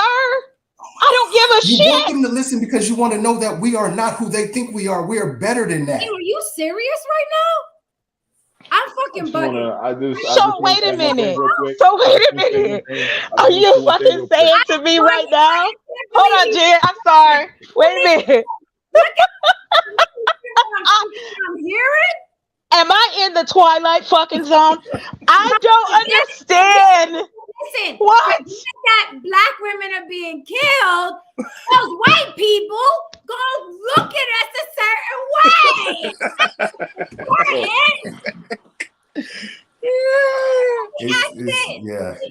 So you're telling me, hold on, let me ask you this, Dame. So you telling talking to me me? Y'all do what y'all do. Y'all like no, I didn't know Jen was talking. It's a delay on my part. I'll mute up. Una pregunta. Because Damien's talking about blowback, and I understand the blowback, but I just think you pick and choose. Good right? blowback or bad blowback. You listen to Kevin Samuels. You don't think that Kevin Samuels' talking points could have some blowback and make men violent towards black women? You don't think that Andrew Tate's talking points could have blowback and make men violent and want to 100%. I didn't. That's not. Don't tell you to say. Ask me. Do I think that? And yes, I do think there could be that. So anytime you talk in a negative or you persuade any group in a negative, it could make different groups view them in that negative. Right, but here's even if it's perceived negative. negative. But here's the thing: sometimes the truth is negative. And Absolutely. if you talk about before, like the same reason people don't like Candace Owens, because black people want to be absolved from criminality because slavery happened, because racism exists, because oppression exists. So what black people do is, yeah, we rape people, but so do white people. We rape people. But what about Jim Crow? We kill our women, but white people kill our women. And don't talk about it out loud because white people gonna look at us a certain way.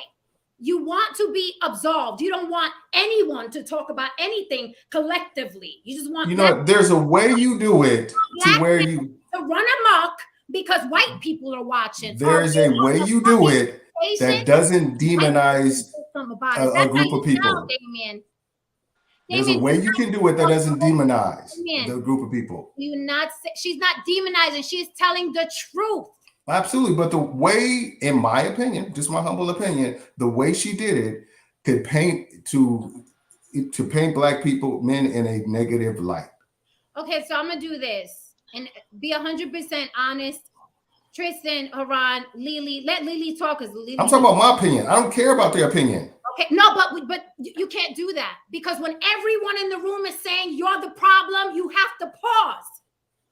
You gotta pause. If everybody on the panel tells me, Jen, you talk loud, I can't say I don't care about anybody's opinion. I don't talk loud.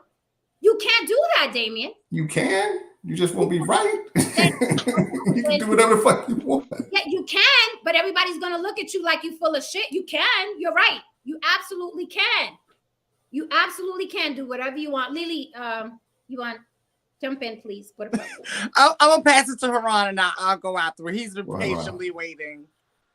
Yes, Jen. How many times I jumped on this panel and actually dragged black dudes? Yes, exactly. You know what I mean? Exactly. I'm very hard on black men. You know what I mean? I have love for black men. I want to see us do better collectively, so the numbers can change.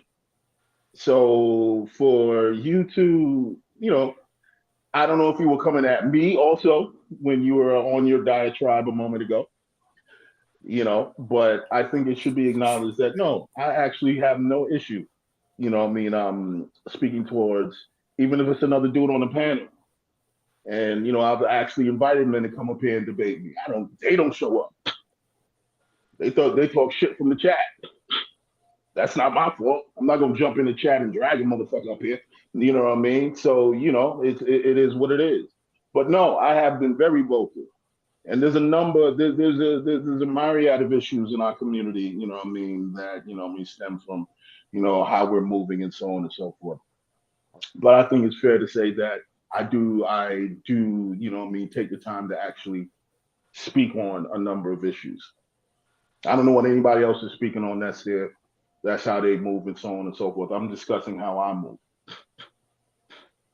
So my thing is this, you don't have to be, look, everybody, I learned from my daddy, everybody's not built for everything. Everybody's not built to be the hero.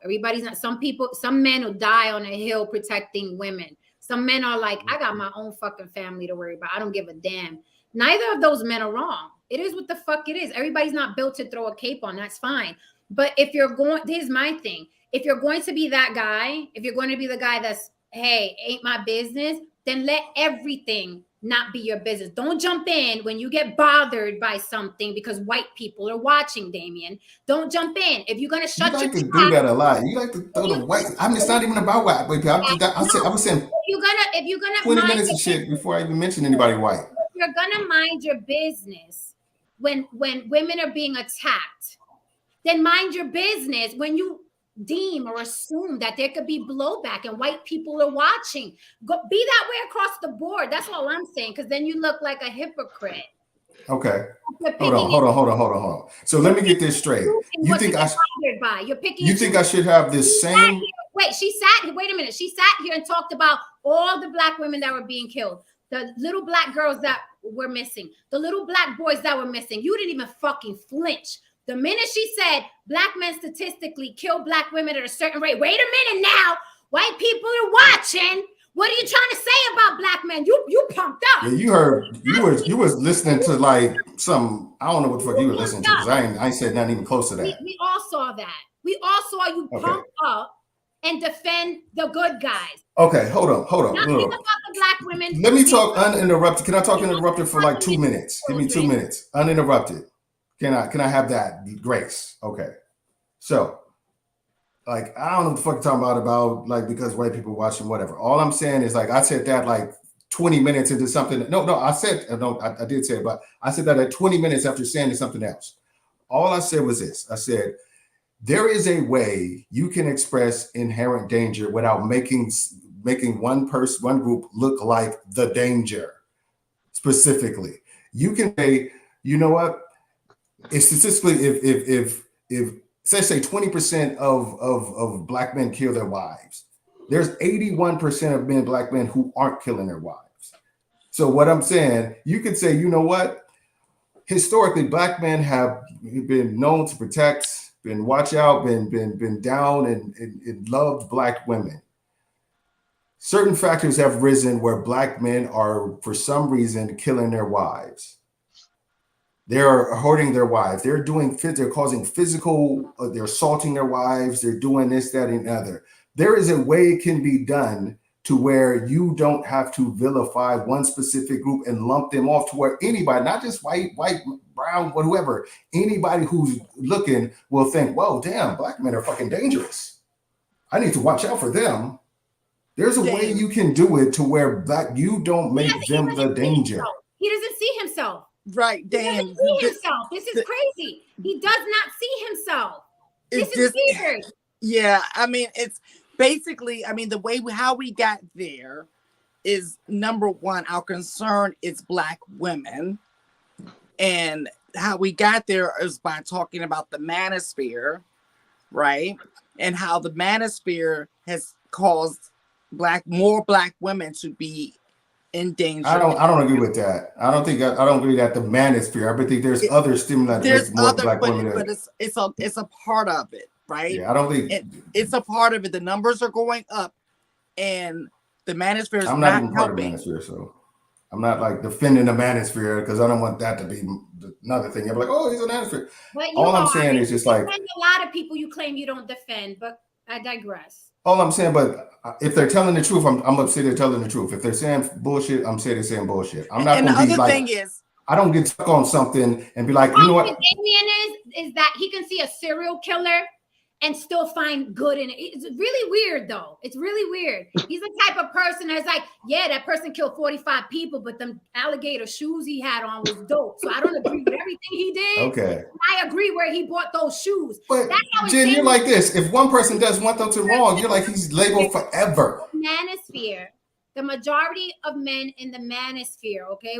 And who's 10% of black men kill black women, but there's another 90% that are really, really good. It sounds asinine. It sounds weird. I hear what you're saying. I hear your point.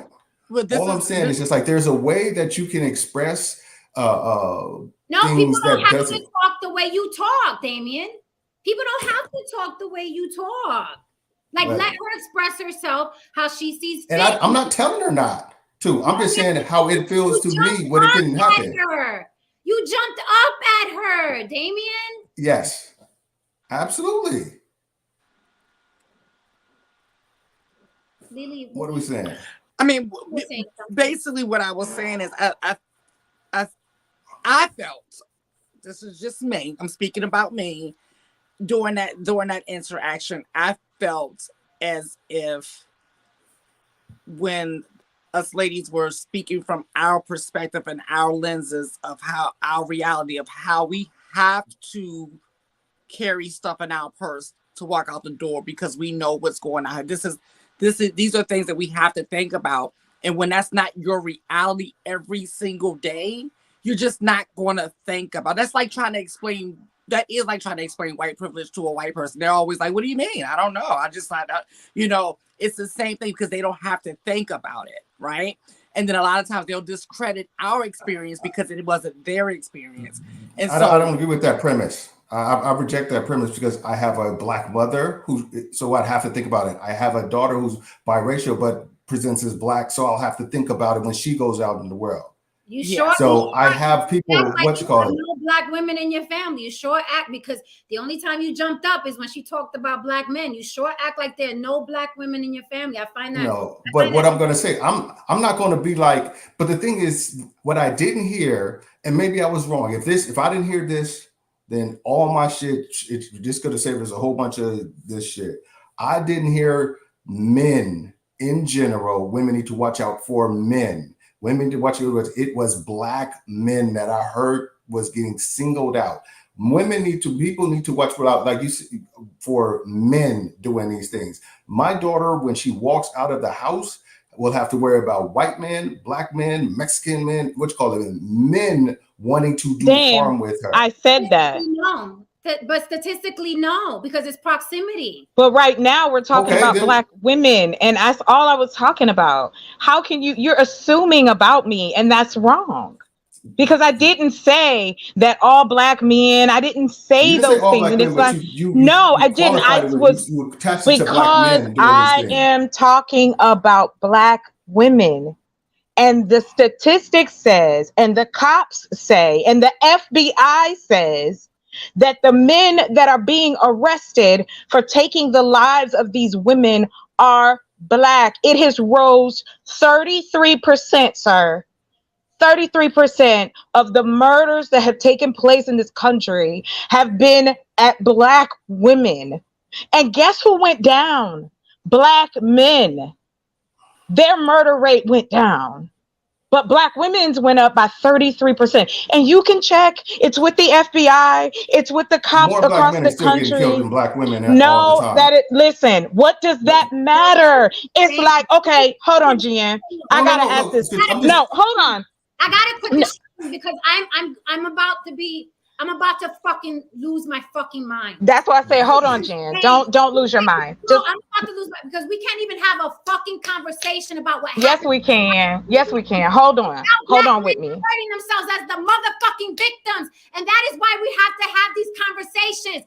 You are using the talking points of the fucking losers in the fucking manosphere. That is what the fuck you're doing. The losers in the manosphere don't talk shit about Black men. Okay? They don't mention Black men. We know. What the fuck are you talking about? Kevin I'm talking about dragged y'all. No, I'm saying dragged y'all. What are you talking about? All I'm saying is Kevin Samuels dragged y'all. Why don't you bring that up? Yeah, you're right. You're Kevin right. Samuels dragged the fuck out of y'all. The losers. Let me tell you something. That was for monetary gain. But here we have a woman talking about Black women are being unalived by Black men, and that made your dick hard. But when Kevin Samuels dragged y'all, you beat off to what he said.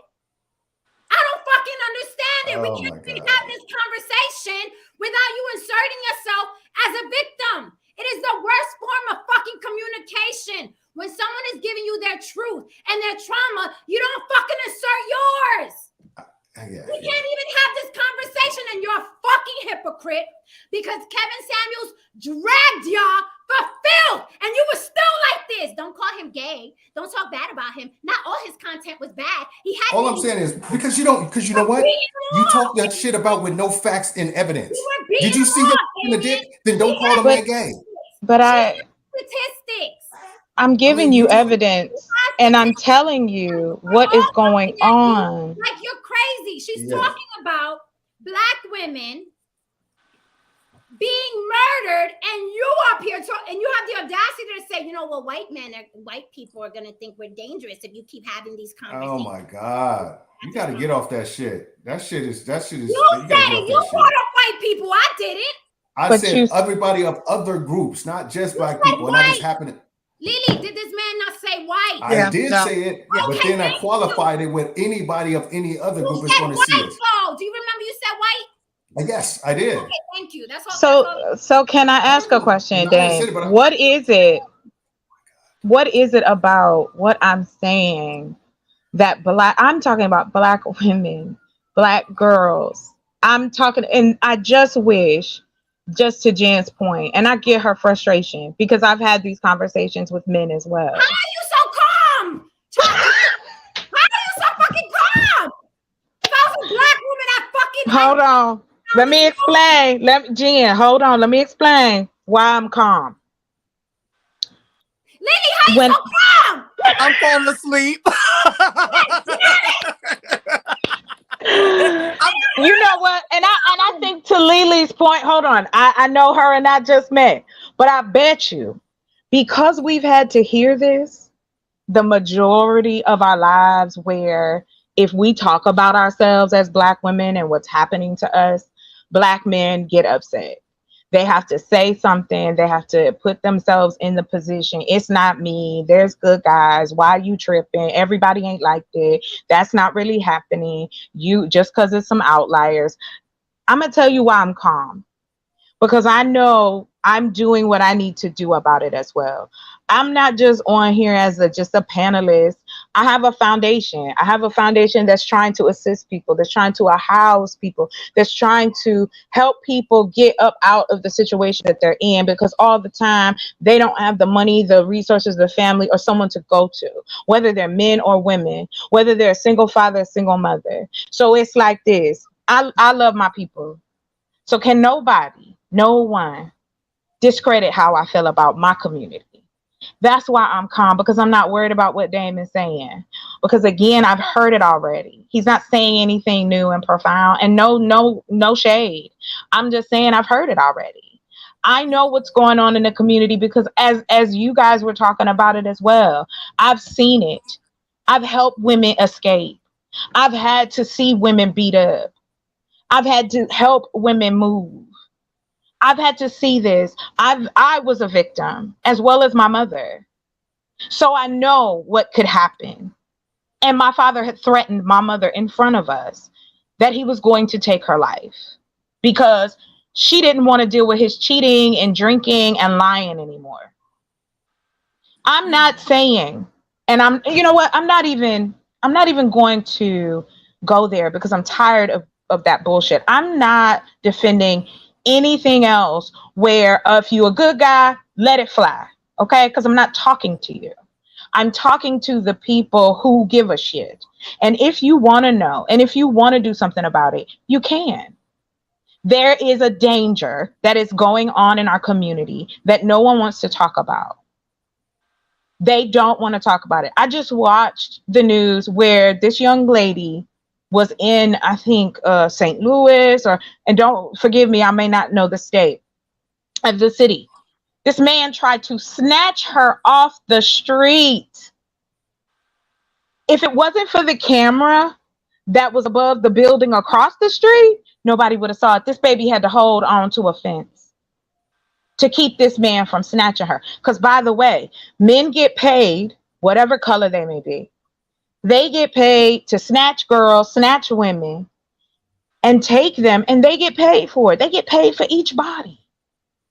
I have been an advocate for men and women, Black people, people who are victims of sexual assault. Excuse me, I don't know if I can say that, but people who have been victims of all these different things. I've seen children who were abused. So where I come from is a different place, and I don't feel I need to explain it, but I'll explain it tonight, but I won't explain it again. I know how I feel about my community, and I'm in a position that I can do more than just sit around and talk about it. And so I'm taking advantage of it. Doesn't take away from anyone else. It's just what I feel I need to do.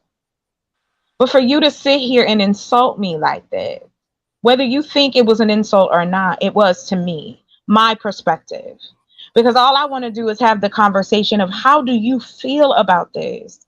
But yet and still, I have to defend myself and prove myself so that you feel comfortable because I said Black men are killing Black women.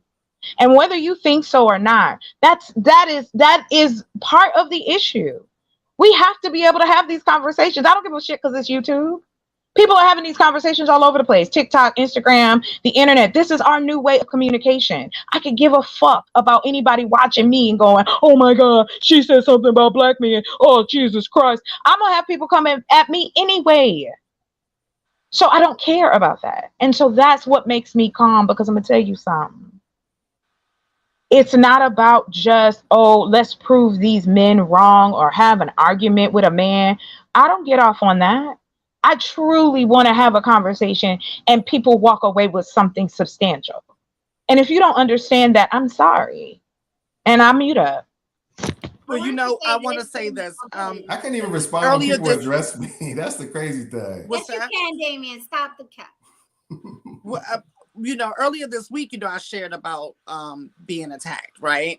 And I didn't go into the full story because it's still relatively, you know, new. But, you know, it was, long story short, one of those type of situations where a person felt entitled. Let's just put it that way, without me having to go full into it. And thank God I do carry shit in my purse, and thank God I do know how to defend myself with my hands. But you know, like I said, that's just our reality, and it shouldn't have to be, you know. And that's why I personally get triggered by these stories, as well as when I don't feel like the experience is validated or rationalized or anything like that. And I think that's what we're trying to communicate. Even if that's not the intention, it's triggering to people who have gone through these things or have had loved ones to go through these things. And just to go on your phone or on the internet to see all of this all the time, it's getting ridiculous. It's really getting ridiculous. Okay, let me break down something real quick. Wait, before you respond, Damien, I wanted to say something to the men on the panel. This is what I saw. It's kind of like, let's say if you were talking to a cop, race not relevant. You were talking to a cop and you was talking about George Floyd, right? And you're telling the cop, listen, cops X, Y, and Z. Cops X, Y, and Z. Cops, this would happen. George Floyd, got blah, blah. And the cop is like, wait a minute. When you talk about what cops do, I need you to state a statistic of cops that don't kill Black people. That's what I need you to do. Okay, because other people watching what you're saying are going to think all cops are bad, and all cops aren't bad. And I'm taking issue because you're putting it out there and we're going to get blowback. The good cops are going to get blowback. And you're sitting there talking about watching a man die for 7 minutes. And that cop chose that moment to insert that they're good cops. And how dare you not insert the statistic of cops that don't kill Black men for 7 minutes. That's what I heard tonight. Okay. That's what I heard. So how would you feel if at that moment, because we all cried when we saw George Floyd, all of us were fucked up for a long time, okay? So how would you feel with that emotion? Because you experienced it. We saw him die in real time. And you're talking to a cop and the cop is waiting for you to finish, or kind of like not listening, kind of sort of listening. And as soon as you say, you know, because cops kill, what? There's going to be blowback if you say cops kill Black people. Now, wait a minute. You're going to be like, motherfucker, kill, yo. You're not going to I'm not going to let you turn this into an all life matters moment. This is not that. It has nothing to do with race. Like that's why I said race of the cop, not relevant. No, I'm just saying, just what people would say, or blue lives matter, or something where it's just like, yeah, that's going on, but let me focus on this. You just did that. You did a form of that. You did a Black man's matter. Hold on. You did that. So that's what I'm saying. I'm not going to let you know. Let me finish. Black men's matter. Jesus Christ. Let me finish. Let me start. Black men's matter. Let me start. We're talking about Black men. Can I start? Black men matter. Can I That's start? exactly what you Can I did. start? Can I start? Wait, Tristan wanted to say something. He's been quiet for a while. Everybody's addressing me, but now everybody, I can't respond. I gotta move to it. Fine, but Tristan, Tristan. Wait, what happened? Wait, He I am enjoying the show. Oh wait, let me. he just chilling. You know, he just doing his Tristan thing. No. Yeah, oh, I heard his voice. That's why I was like, Right. well, So let me tell you something about a little bit about me. Like, I grew up with a stepdad. He had an alcoholic. He was alcoholic for a long period of time. Beat my mom up a lot. Got himself together. Found the strength to like get over it. And so that's why I have a low tolerance, almost a zero tolerance for violence toward women. Zero tolerance. I think anybody does anything to a woman, they should be hung on a jail. And if it was the old way, they'd give them to the family and let them deal with it. So I don't have any fiber of my being that has any type of acceptance for violence toward women. I have the vast majority of women that I encounter in my life, as far as on a personal level, are Black. So I especially am conscious toward what happens to Black women. Whether or not my wife is Black has nothing to do with my daughter's Black. My three sisters are fucking Black. My mama's Black. I want, if anything were to happen, and yes, I want them to be hyper vigilant when it comes to their safety, their security, and to making sure that they get home to their kids with no issue. So with that being said, I just have experienced throughout my life where people have prejudged me as a Black man for various things. All right. And this is going to tie into the, like, you know, I know you said don't with your trauma or whatever, but this is going somewhere. So, and what I'm saying is, like, what we do, what happens a lot on various spaces is, and I don't even see it when men are down talking or talking about Black women, I don't see the spaces where Black men are being uplifted or they're being portrayed in a positive light. So I'm sensitive, maybe overly, to if I feel like somebody is presenting Black men in a negative light. So that's why I started with, like, you know what? The idea of any platform saying anything that could be viewed not just by white, by America, just put it that way, because it's America that views Black men as a danger. The 13-year-old Black kid gets shot. America says a 13-year-old Black man got shot. I've heard that on the news, where Black men are viewed as inherently dangerous. Let me finish. So that's why it is so, like, if you want to call it triggering or bother me, whatever, I'm not going to mince words over that or get over that. It's just, that's why if I feel like on any space, there's zero spaces. There's a ton of spaces where Black men are talking bad about Black women, 100%. But I haven't found one where Black men are uplifted and held in esteem. So it just bothers me when any type of, like I said, if I perceive that Black men are being in any way put out there as any type of danger, threat, that this is something that society should be wary when it comes to their interactions with Black men. If I feel like if in your comments you were saying all men and you didn't single out Black men, I apologize because I didn't hear that part, because the only part that I guess triggered me, if you want to call it that, was the part about Black men, because how I feel about Black men being portrayed in a negative light. That's the one thing that fucks with me a lot. I feel like, so that's where this whole thing started. It was like, oh, here we go again. Another space where the Black man is looking like he's a danger, a threat. You need to be wary of him, and what you call it. And it's being said by Black women who saying Black men are a danger, threat, need to be wary and watch out when you're dealing with them. I'm like, I don't like to be, because I've been painted in that position, and I know other Black men have been painted in that situation. So that's the part that resonated with me, that I heard. And that's the part that, you know, I use the word because maybe, you know, it bothered me, triggered, whatever. I think that's semantics. That's the part that fucked with me. You know, yes. Did I possibly turn it into, well, hold up. Did I probably divert it from the subject matter, which was the death of Black women? Yes. And, you know, I apologize for letting what fucked with me derail your point. I can concede that I did let that shit derail the whole point of your argument.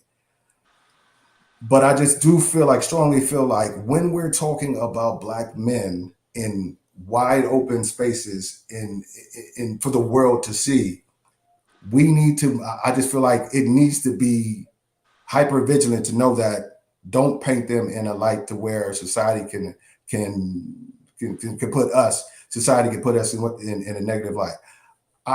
Last thing I want is with somebody who may have heard something about Black men being dangerous to overreact and I lose my life because the stigma is out there and it's being propagated on these spaces that Black men are bad.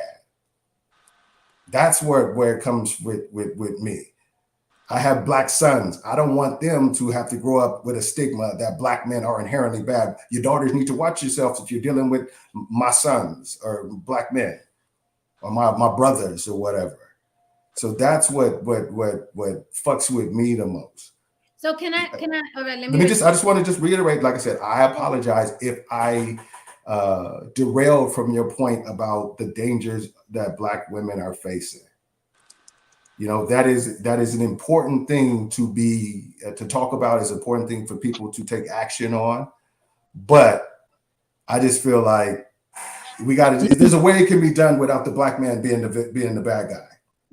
I'm not laughing at this. I'm just laughing. Somebody said this shit got to be scripted. Okay, so Jen, is it okay? I wanted to address the gentleman in the chat. His name is Charles A. And I wanted to... really quickly though, I just wanted to say that, Damien, whether you like it or not, the Black man is the bad guy in a lot of the stories. That's number one. The Black man is the bad guy in a lot of these stories. And that's something you're going to have to walk off. I also question, first of all, I commend you for apologizing and realizing that you did divert the conversation and make it about you and your trauma, right? But I got to say, do you fight this hard against white media that paints Black men? Because 100%. White media has been painting Black men as villains since the beginning of time. How do you fight 100%. against it? Anytime, you know what? I'm gonna tell you how I fight against it. I am in corporate world where I have to deal with Black stereotypes. I hear the jokes, I hear the innuendos, and I have to check motherfucking white guys almost on the regular basis about shit they say jokingly about Black men. And jokingly, even the good, I have to choke the good shit. Like Black men, you can dance, or I know, we gonna have a basketball team and we got to get Damien because I know he can play basketball. You know, I have to check that shit on the regular basis. So anytime it's in my face, I check that shit. Just like I felt like this was in my face. Okay, so I had to respond to that shit. All right, so the second, you didn't have to respond the way you did, but okay. The second thing I want to say is, you frequent channels where men drag Black women constantly for fun. I go to 2 panels. Super chats. But you were a fan or a watcher of Kevin Samuels. He dragged Black women consistently, whether it's 1 or 2 channels. And they're doing this out in public where everybody could see. White people, okay, Black people. No saint says that he sees it consistently. You know, do you care that these Black men are berating and bashing Black women on public platforms where white people could see? Do you feel a way about that? Because you said your mother is Black, your daughter is half Black. Do you feel that way? Or because what Black women do is they grin and bear it. They got to walk it off. They got to take that shit to the chin and keep walking. Wait, let me finish my question. Okay. They got to walk it off, right? But you think that it's right to fight against it because it's wrong that these things are being said on public platforms. But you've sat on platforms where Black women are being talked about like garbage. Did you jump up as high because your mother is Black and your daughter's half Black? Did you jump up as high and say, hey, wait a minute, stop making it about all Black women, because there's a statistic where Black women are really good? Did you do that, or your thing is just Black men? Okay. If I was ever on a panel where that was the discussion and I had an opportunity to talk, I'm not going to be yelling at the screen if I'm watching a month-old Kevin Samuel show, because that does nothing. Mm-hmm. You know, so if I'm on a panel where when people are talking negative about Black women, I will defend them if what I'm saying is they feel like what they're saying is not true. Just like the same thing with Black men. If what they're saying about Black men is true, I'm not going to sit there and defend it on. But Chocolate was telling the truth, though. But hold up. All I'm saying, there's the way, and I said, there's a way you can do it that doesn't villainize people. If somebody says, you know what, I don't know, what's a common stereotype or misconception about Black women? I don't know, one or whatever they think. Argumentative or whatever, aggressive. Masculine. Whatever. What you call it? Masculine is my favorite. If my experience has been different, I'm going to say no. I've experienced Black women who are not masculine, but if the vast majority have shown that that's been the way. But, well, in my experience, yeah, that tends to be the way I've encountered them to be. Even though that man saying that is perpetuating a stereotype, and white people are watching, just because it's been. Let's just take the white people out. Let's take the world is watching. I want to fucking leave the white people in there, because that was your first concern. I want the crackers in there. Okay, let's leave the crackers right where the fuck you put them. Okay. Even though, okay, they're perpetuating a stereotype, because remember, not all Black women are masculine. We have two on the panel that are not. I'm fucking hella masculine. I'll be the first one to fucking say it. Okay. So we have evidence that not all Black women are masculine. Right? You know that. I know that. Not all. Mm-hmm. So just because it's your experience, these guys are perpetuating that stereotype. Well, that's bad for Black women in general. Just like what Chocolate said, it's bad for Black men in general. You're not going to say anything, Dave? Like I said, I'm not one of those people who says shit because it sounds good, or it says shit that I don't rock with. Like if they said something I don't rock with, I will say something. If they said, you know what, Black women have don't know how to dress, or Black women, like I remember Charles Barkley once said Black women's hygiene is bad. I didn't rock with that. So when it came and it's come up in discussions and stuff like that, I was the counterpoint to that. Like, this nigga's crazy. He don't know what the fuck he talking about, blah, blah, blah. And I've given all the points why or whatever. And if it's something I rock with, then I'm just going to be like, well, you know, my experience is, blah, blah, blah. Whatever the experience is going to be, I'm a rock off experience. I'm not going to sit up there and be like, talk about shit that I have no. You co-signing your experience is making Black women look bad on a public platform. That's what you didn't want her to do to Black men. But hold up. Her experience, she was talking about her experience and statistics, but you didn't want that to go out. You didn't give a fuck. You was like, I don't care about the statistics. I don't want Black men to look bad. So on the flip side, whether it's your experience or not, co-signing that is making Black women look bad in general. But you said that's wrong. So why do you let it slide for Black women just because it's in your experience? Do you see the hypocrisy? I'm just trying. I said no. The hypocrisy. Just like I said, my main point of all of this is there is a way to do it that doesn't denigrate the people you're talking about. There's a way that can be, or doesn't vilify. Dame, how can I talk about murder and talk about and not vilify that? Like, how do you do that?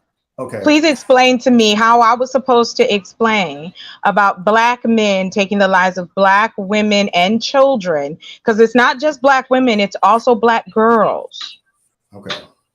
And there are 4 to 5 lives being taken per day. So how do I say that? And I'm not being condescending. And I'm truly asking you, how else am I supposed to say that? And then if you answer that question for me, which I would appreciate, I would just like to add a little piece to that. So I'm gonna mute up. Please explain how I'm supposed to say that. Thank you. What's the piece that you want to add to it? Can I just say something real quick? Let me Yeah, say something real please. quick. I'm sitting back here and I'm seeing both sides of the argument, and I see the points on both sides.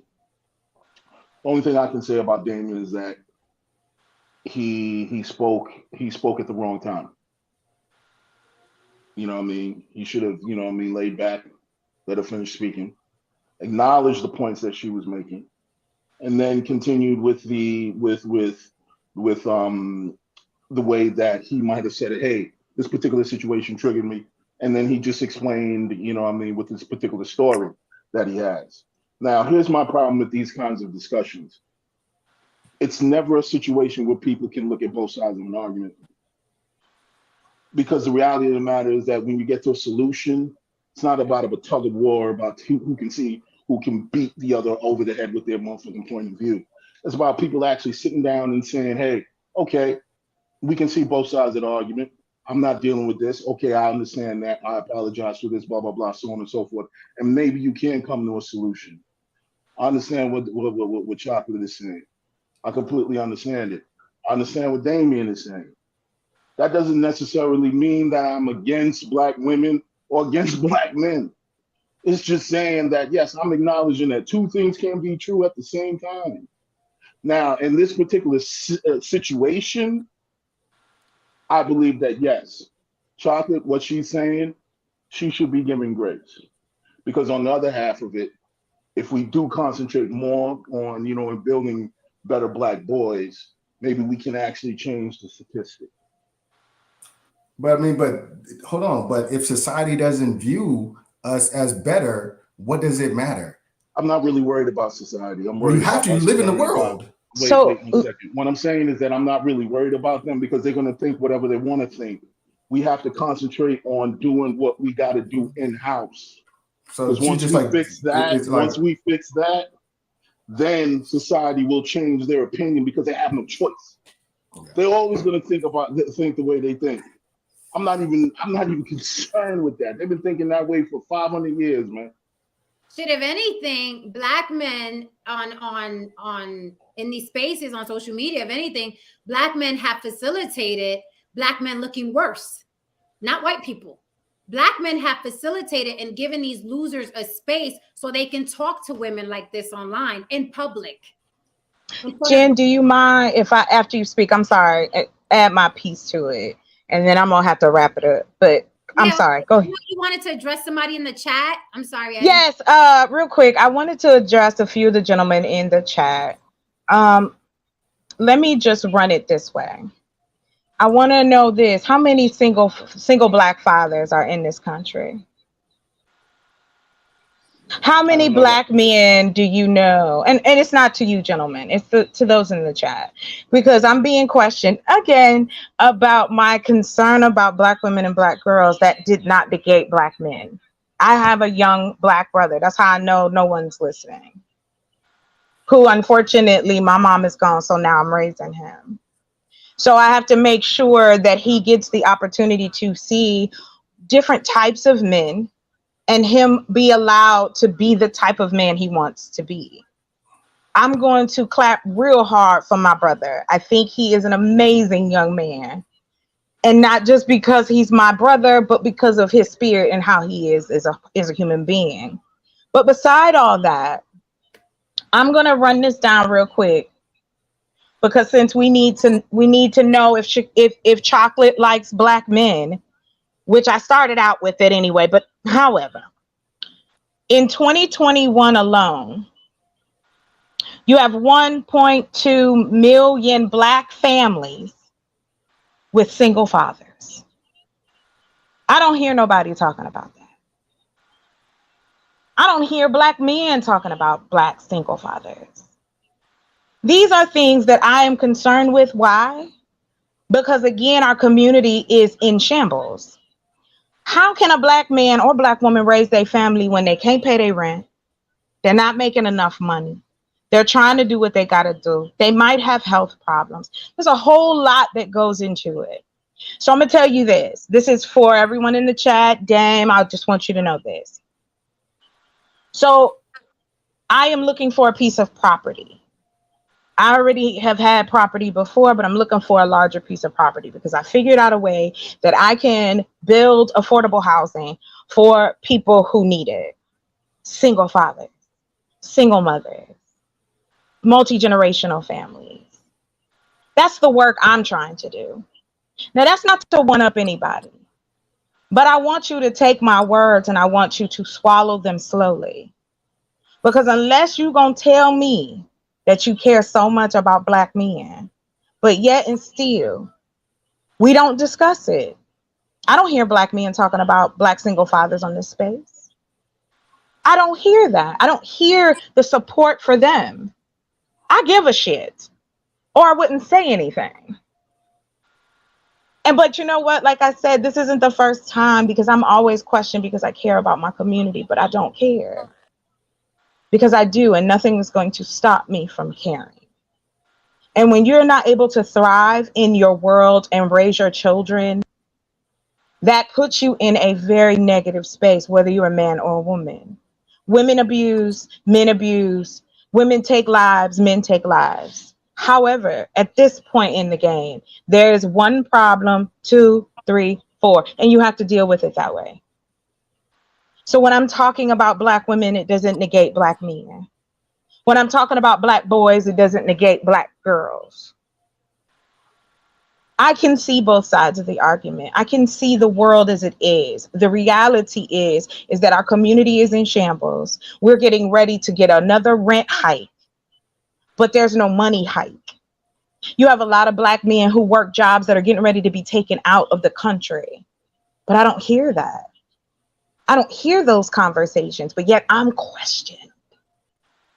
I'm questioned because as a Black woman, I give a shit. So if you need any other information, you can follow me on YouTube. I just want to. But that's it. I just want to say one thing.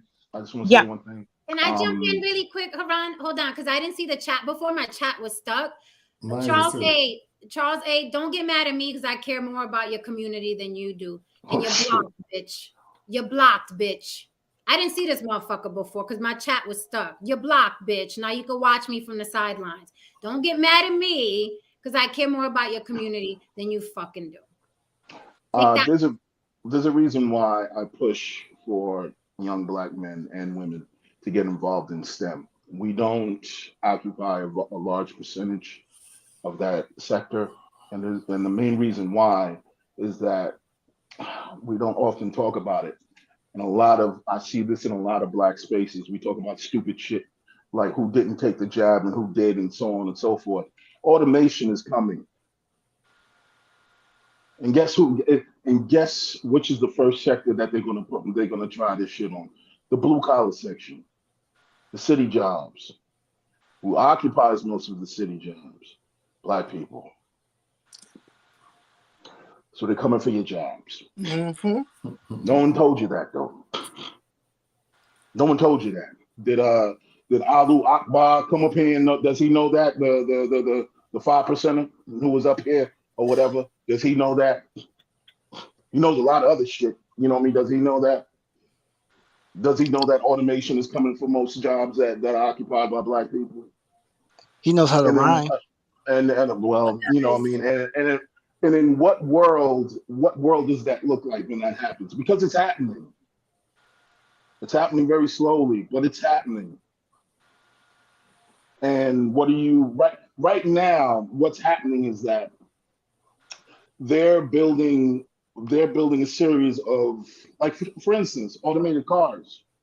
One of the issues that they're having with automated cars, because they have to bring it back to, they constantly have to, revisit the software, is because the algorithms of these self-driving cars, they essentially aren't built to recognize Black people. So they'll hit your Black ass because some have. And why did they hit your Black ass? Because there's no Black people on the goddamn software team. Yep. So I wanted to say this I'm gonna throw a little cap at Damien because we've been throwing big cap. I'm gonna throw a little cap, just a little. Why cap. stop now? No, it's a little cap. First of all, you know I fucking love you, but I'm gonna throw a little cap. when you said that there are no channels that are praising black men, I call fucking cap, because all them grifting hoes, all of them, all right, are up black men's asses, sucking y'all dicks all day long. Why? Because they want them super chats. Regardless of why they're doing it, there's many a channel with women praising black men. Whether they want the super chats or not, they are praising black men. So I call cap on that. What there You isn't. can't call cap. You can call uninformed, because I've never been in those channels, because I'm not lying. Of course not. So similarly, on the flip side, I want you to find me a channel where a black man, just one channel, so it's an easy challenge, just one channel where a black man is praising black women and not bashing them, to a full chat of black men co-signing and a panel of black men co-signing, just the one. Because remember, you said there are no women praising Go black to Daryl men. Long. Daryl Long. Darrellong. Did he really say Daryl Long? He kept ringing hard. Oh my God. Yo, did you say Daryl? The last time, I don't know, I just ran across his thing and he was saying, Daryl, the homie, Dave. Who is he? Don't. Is he? Who is he? I don't know who he is. I just saw, I was going across stuff, and then he. First of all, he was. Man, I don't even. Wait, Jen, did I say? Wait, what we say? 90 days, right? Listen, Tristan gave me this rule, and it is foolproof. He gives everyone a 90-day grace period. When you meet people here on YouTube, give them a 90-day grace period, and you will find out who they really are. It is, I'm telling you, it is foolproof, because they never pass those 90 days. Nope. Showing who they are. Daryl Long has doxed women, posted their addresses, posted their naked pictures, talked about. No. Yo, asked everyone he knows for money. He's a beggar online. Okay. I did not. All right, scratch that. I saw one little thing he was on, and he was saying his shit. He was talking real believable. No. Oh, my bad. Shit. Well, don't watch him then. He's a dusty. All right, my bad. He was just one guy that I heard talking super good about black women. No. And usually if they are, they're a total grifter, they're a total fraud. Like, and you can see right through them. Like it's a patronization that's I need to inauthentic. do my homework before I speak on it. My bad. No. Just look up Three-Headed Monster on Jen's channel. No, look up, just type in Town Hall on Jen's thing, and you will get the full rundown of why we are here the way we are here. My bad. Shit. Listen, he's even set women up. He's recorded women. I'm telling you, the worst of worst. My bad. Okay, so do the 90-day rule is. Yeah. That I even got Brienne sweet as she is on that 90-day. I'm like, I watch everybody 90-day. But what I was saying was that on both sides, you're not gonna find a channel of black men praising black women. And I feel a certain type of way because I praise y'all all the time and give y'all all the credit. And a lot of people give me credit for the men I have on my panel all the fucking time. I get DMs about y'all. I'm very proud. You do. You had our back with the whole veganist, what you call it. I got you. And that's an example of two things actually being true. Yeah, you know what I mean? You were just wilding tonight, but there was a time when you were actually very kind and you were very, you know what I mean? The shit balances out. I'm just at a space where it's just like, at what point did people lose the scope to understand that, yeah, you know, two things can be true. Somebody can agree with one thing that you said and somebody can disagree with another thing you said, and we can still be friends. Yo, I don't prove it. I don't know what does. If this panel don't prove it, right? I don't know what. Oh yeah, and that's how it's supposed to be. Because like what I get sick of is just like seeing a bunch of panels with everyone saying the same damn thing. No one that drives me nuts. Yeah, I agree. Completely. It's like they only bring on people who agree with their talking points, and it's just like what is you know. Let me tell you what happened to me. So I was on a panel one time and I said, okay, so I'm into earth building, right? So I was like, okay, what I'm doing currently is I'm taking like all my stuff and I'm building my own home. So I'm going to show that on YouTube, right? That's why I even started the channel, to show that you can live a different type of way. I was told, because I said I wanted to build a community, grow food for people, kind of help people get back on their feet because of the devastation of the last few years, I was trying to be a man. I'm being masculine. I'm trying to build a Black utopia. Wow. Wakanda. Right. Yeah. Wakanda. You can't. I mean, people are so miserable in these spaces. You can't win for losing. I mean, no. So that's why how can I care? I've gone through Yeah. those emotions of YouTube, Right. where you come in and you're like, yes. Don't get me wrong. I have gone off, Jen. I might have to send you some clips. Listen, I will cuss somebody out, honey. Okay, don't worry about that, baby. But I will say this: Black women always cussing motherfuckers out. No, that's right, baby, and they usually love it. So anyway, my thing is this: what I've learned is that, you know, just like in life, period, you damned if you do, you damned if you don't. Some people will believe, some people won't. Speculation, assuming, that's what human beings do, and that's fine. My issue is that when we get on these panels and we talk about building or changing or solutions, and then you give a solution, now I'm trying to be a man. And I'm like, well, then just call me Sean then I'll just be a man. Like, just go ahead, dear. Because the truth still remains that there are other demographics in our community other than Black men and Black women.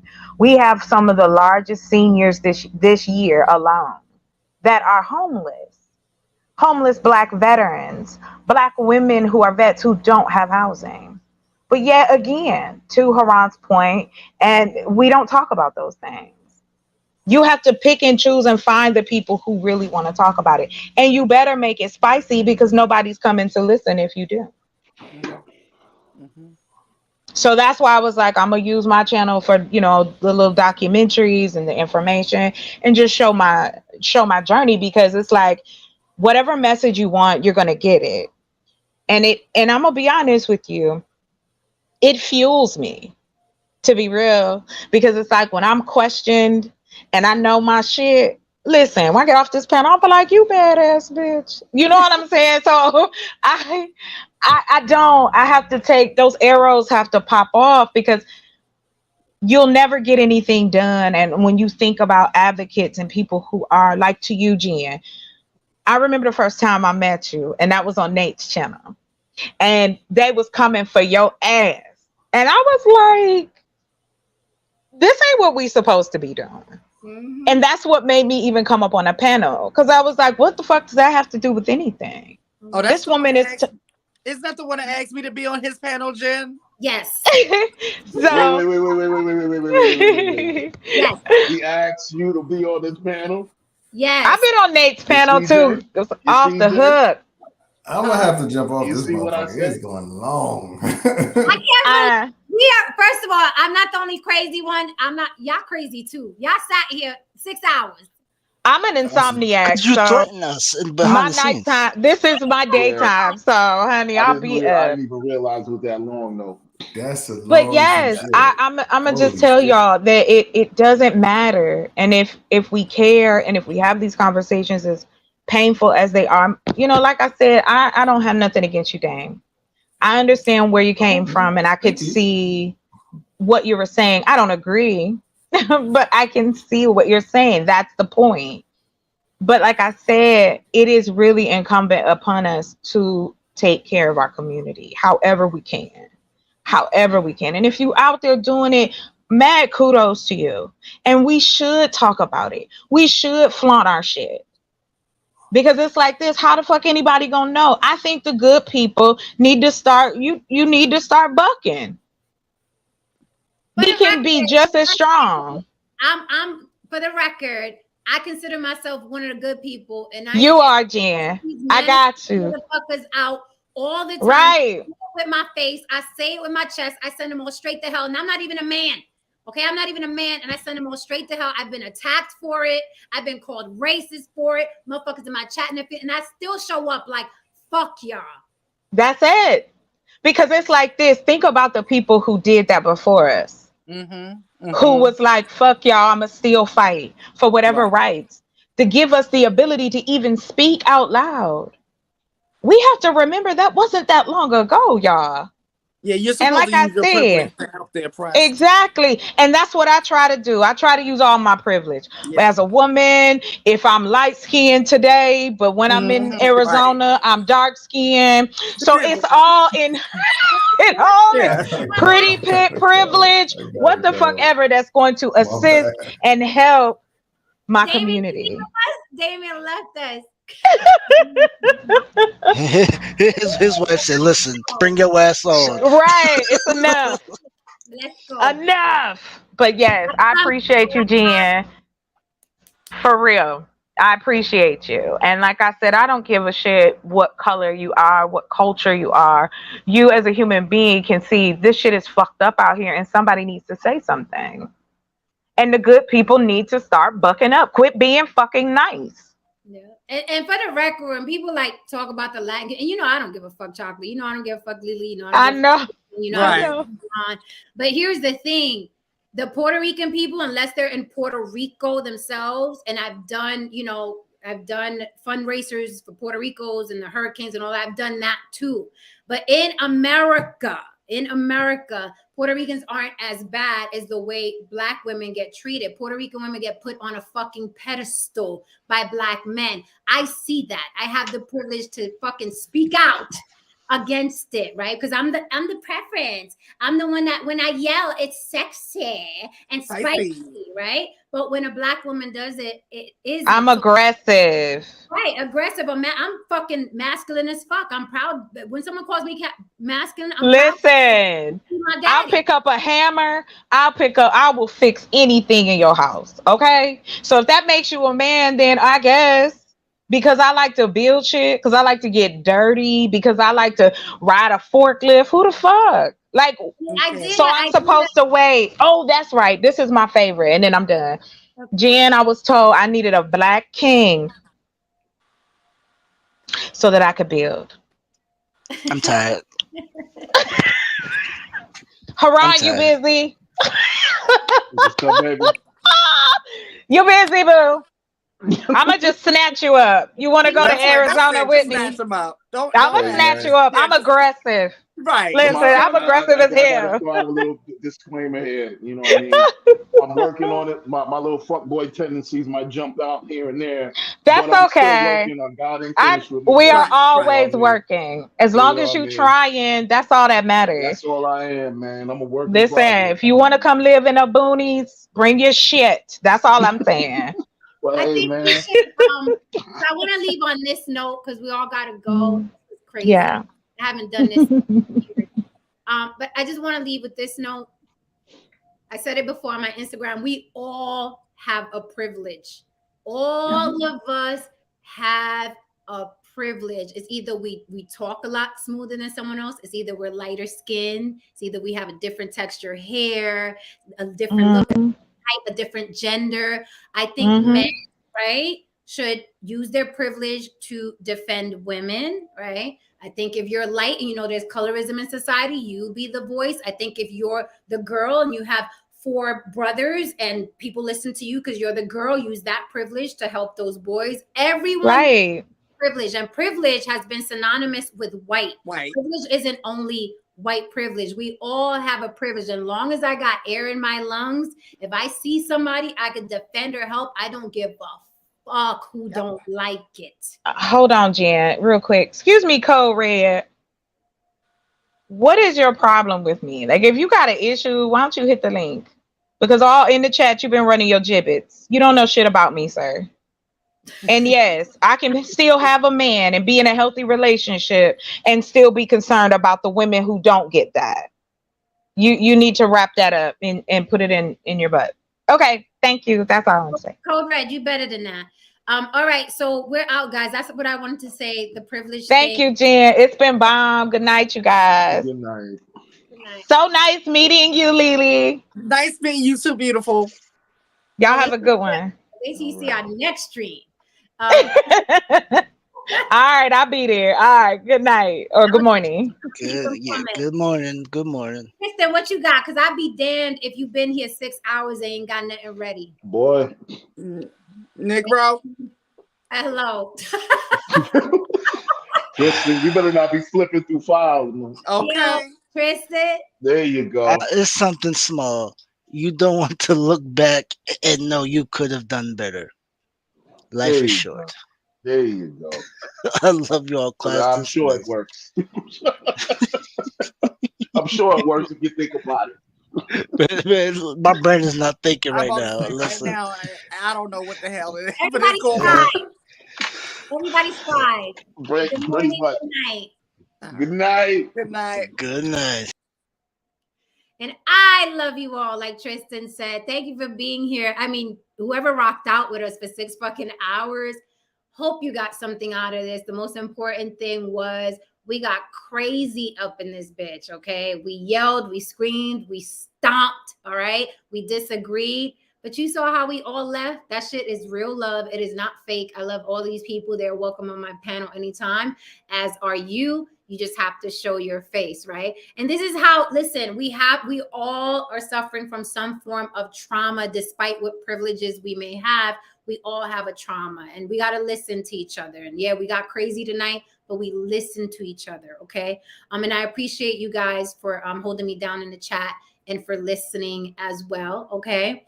It got spicy. It'll get like that sometimes. Like I said, we are very passionate people, okay? Us colored folks, we're very passionate people.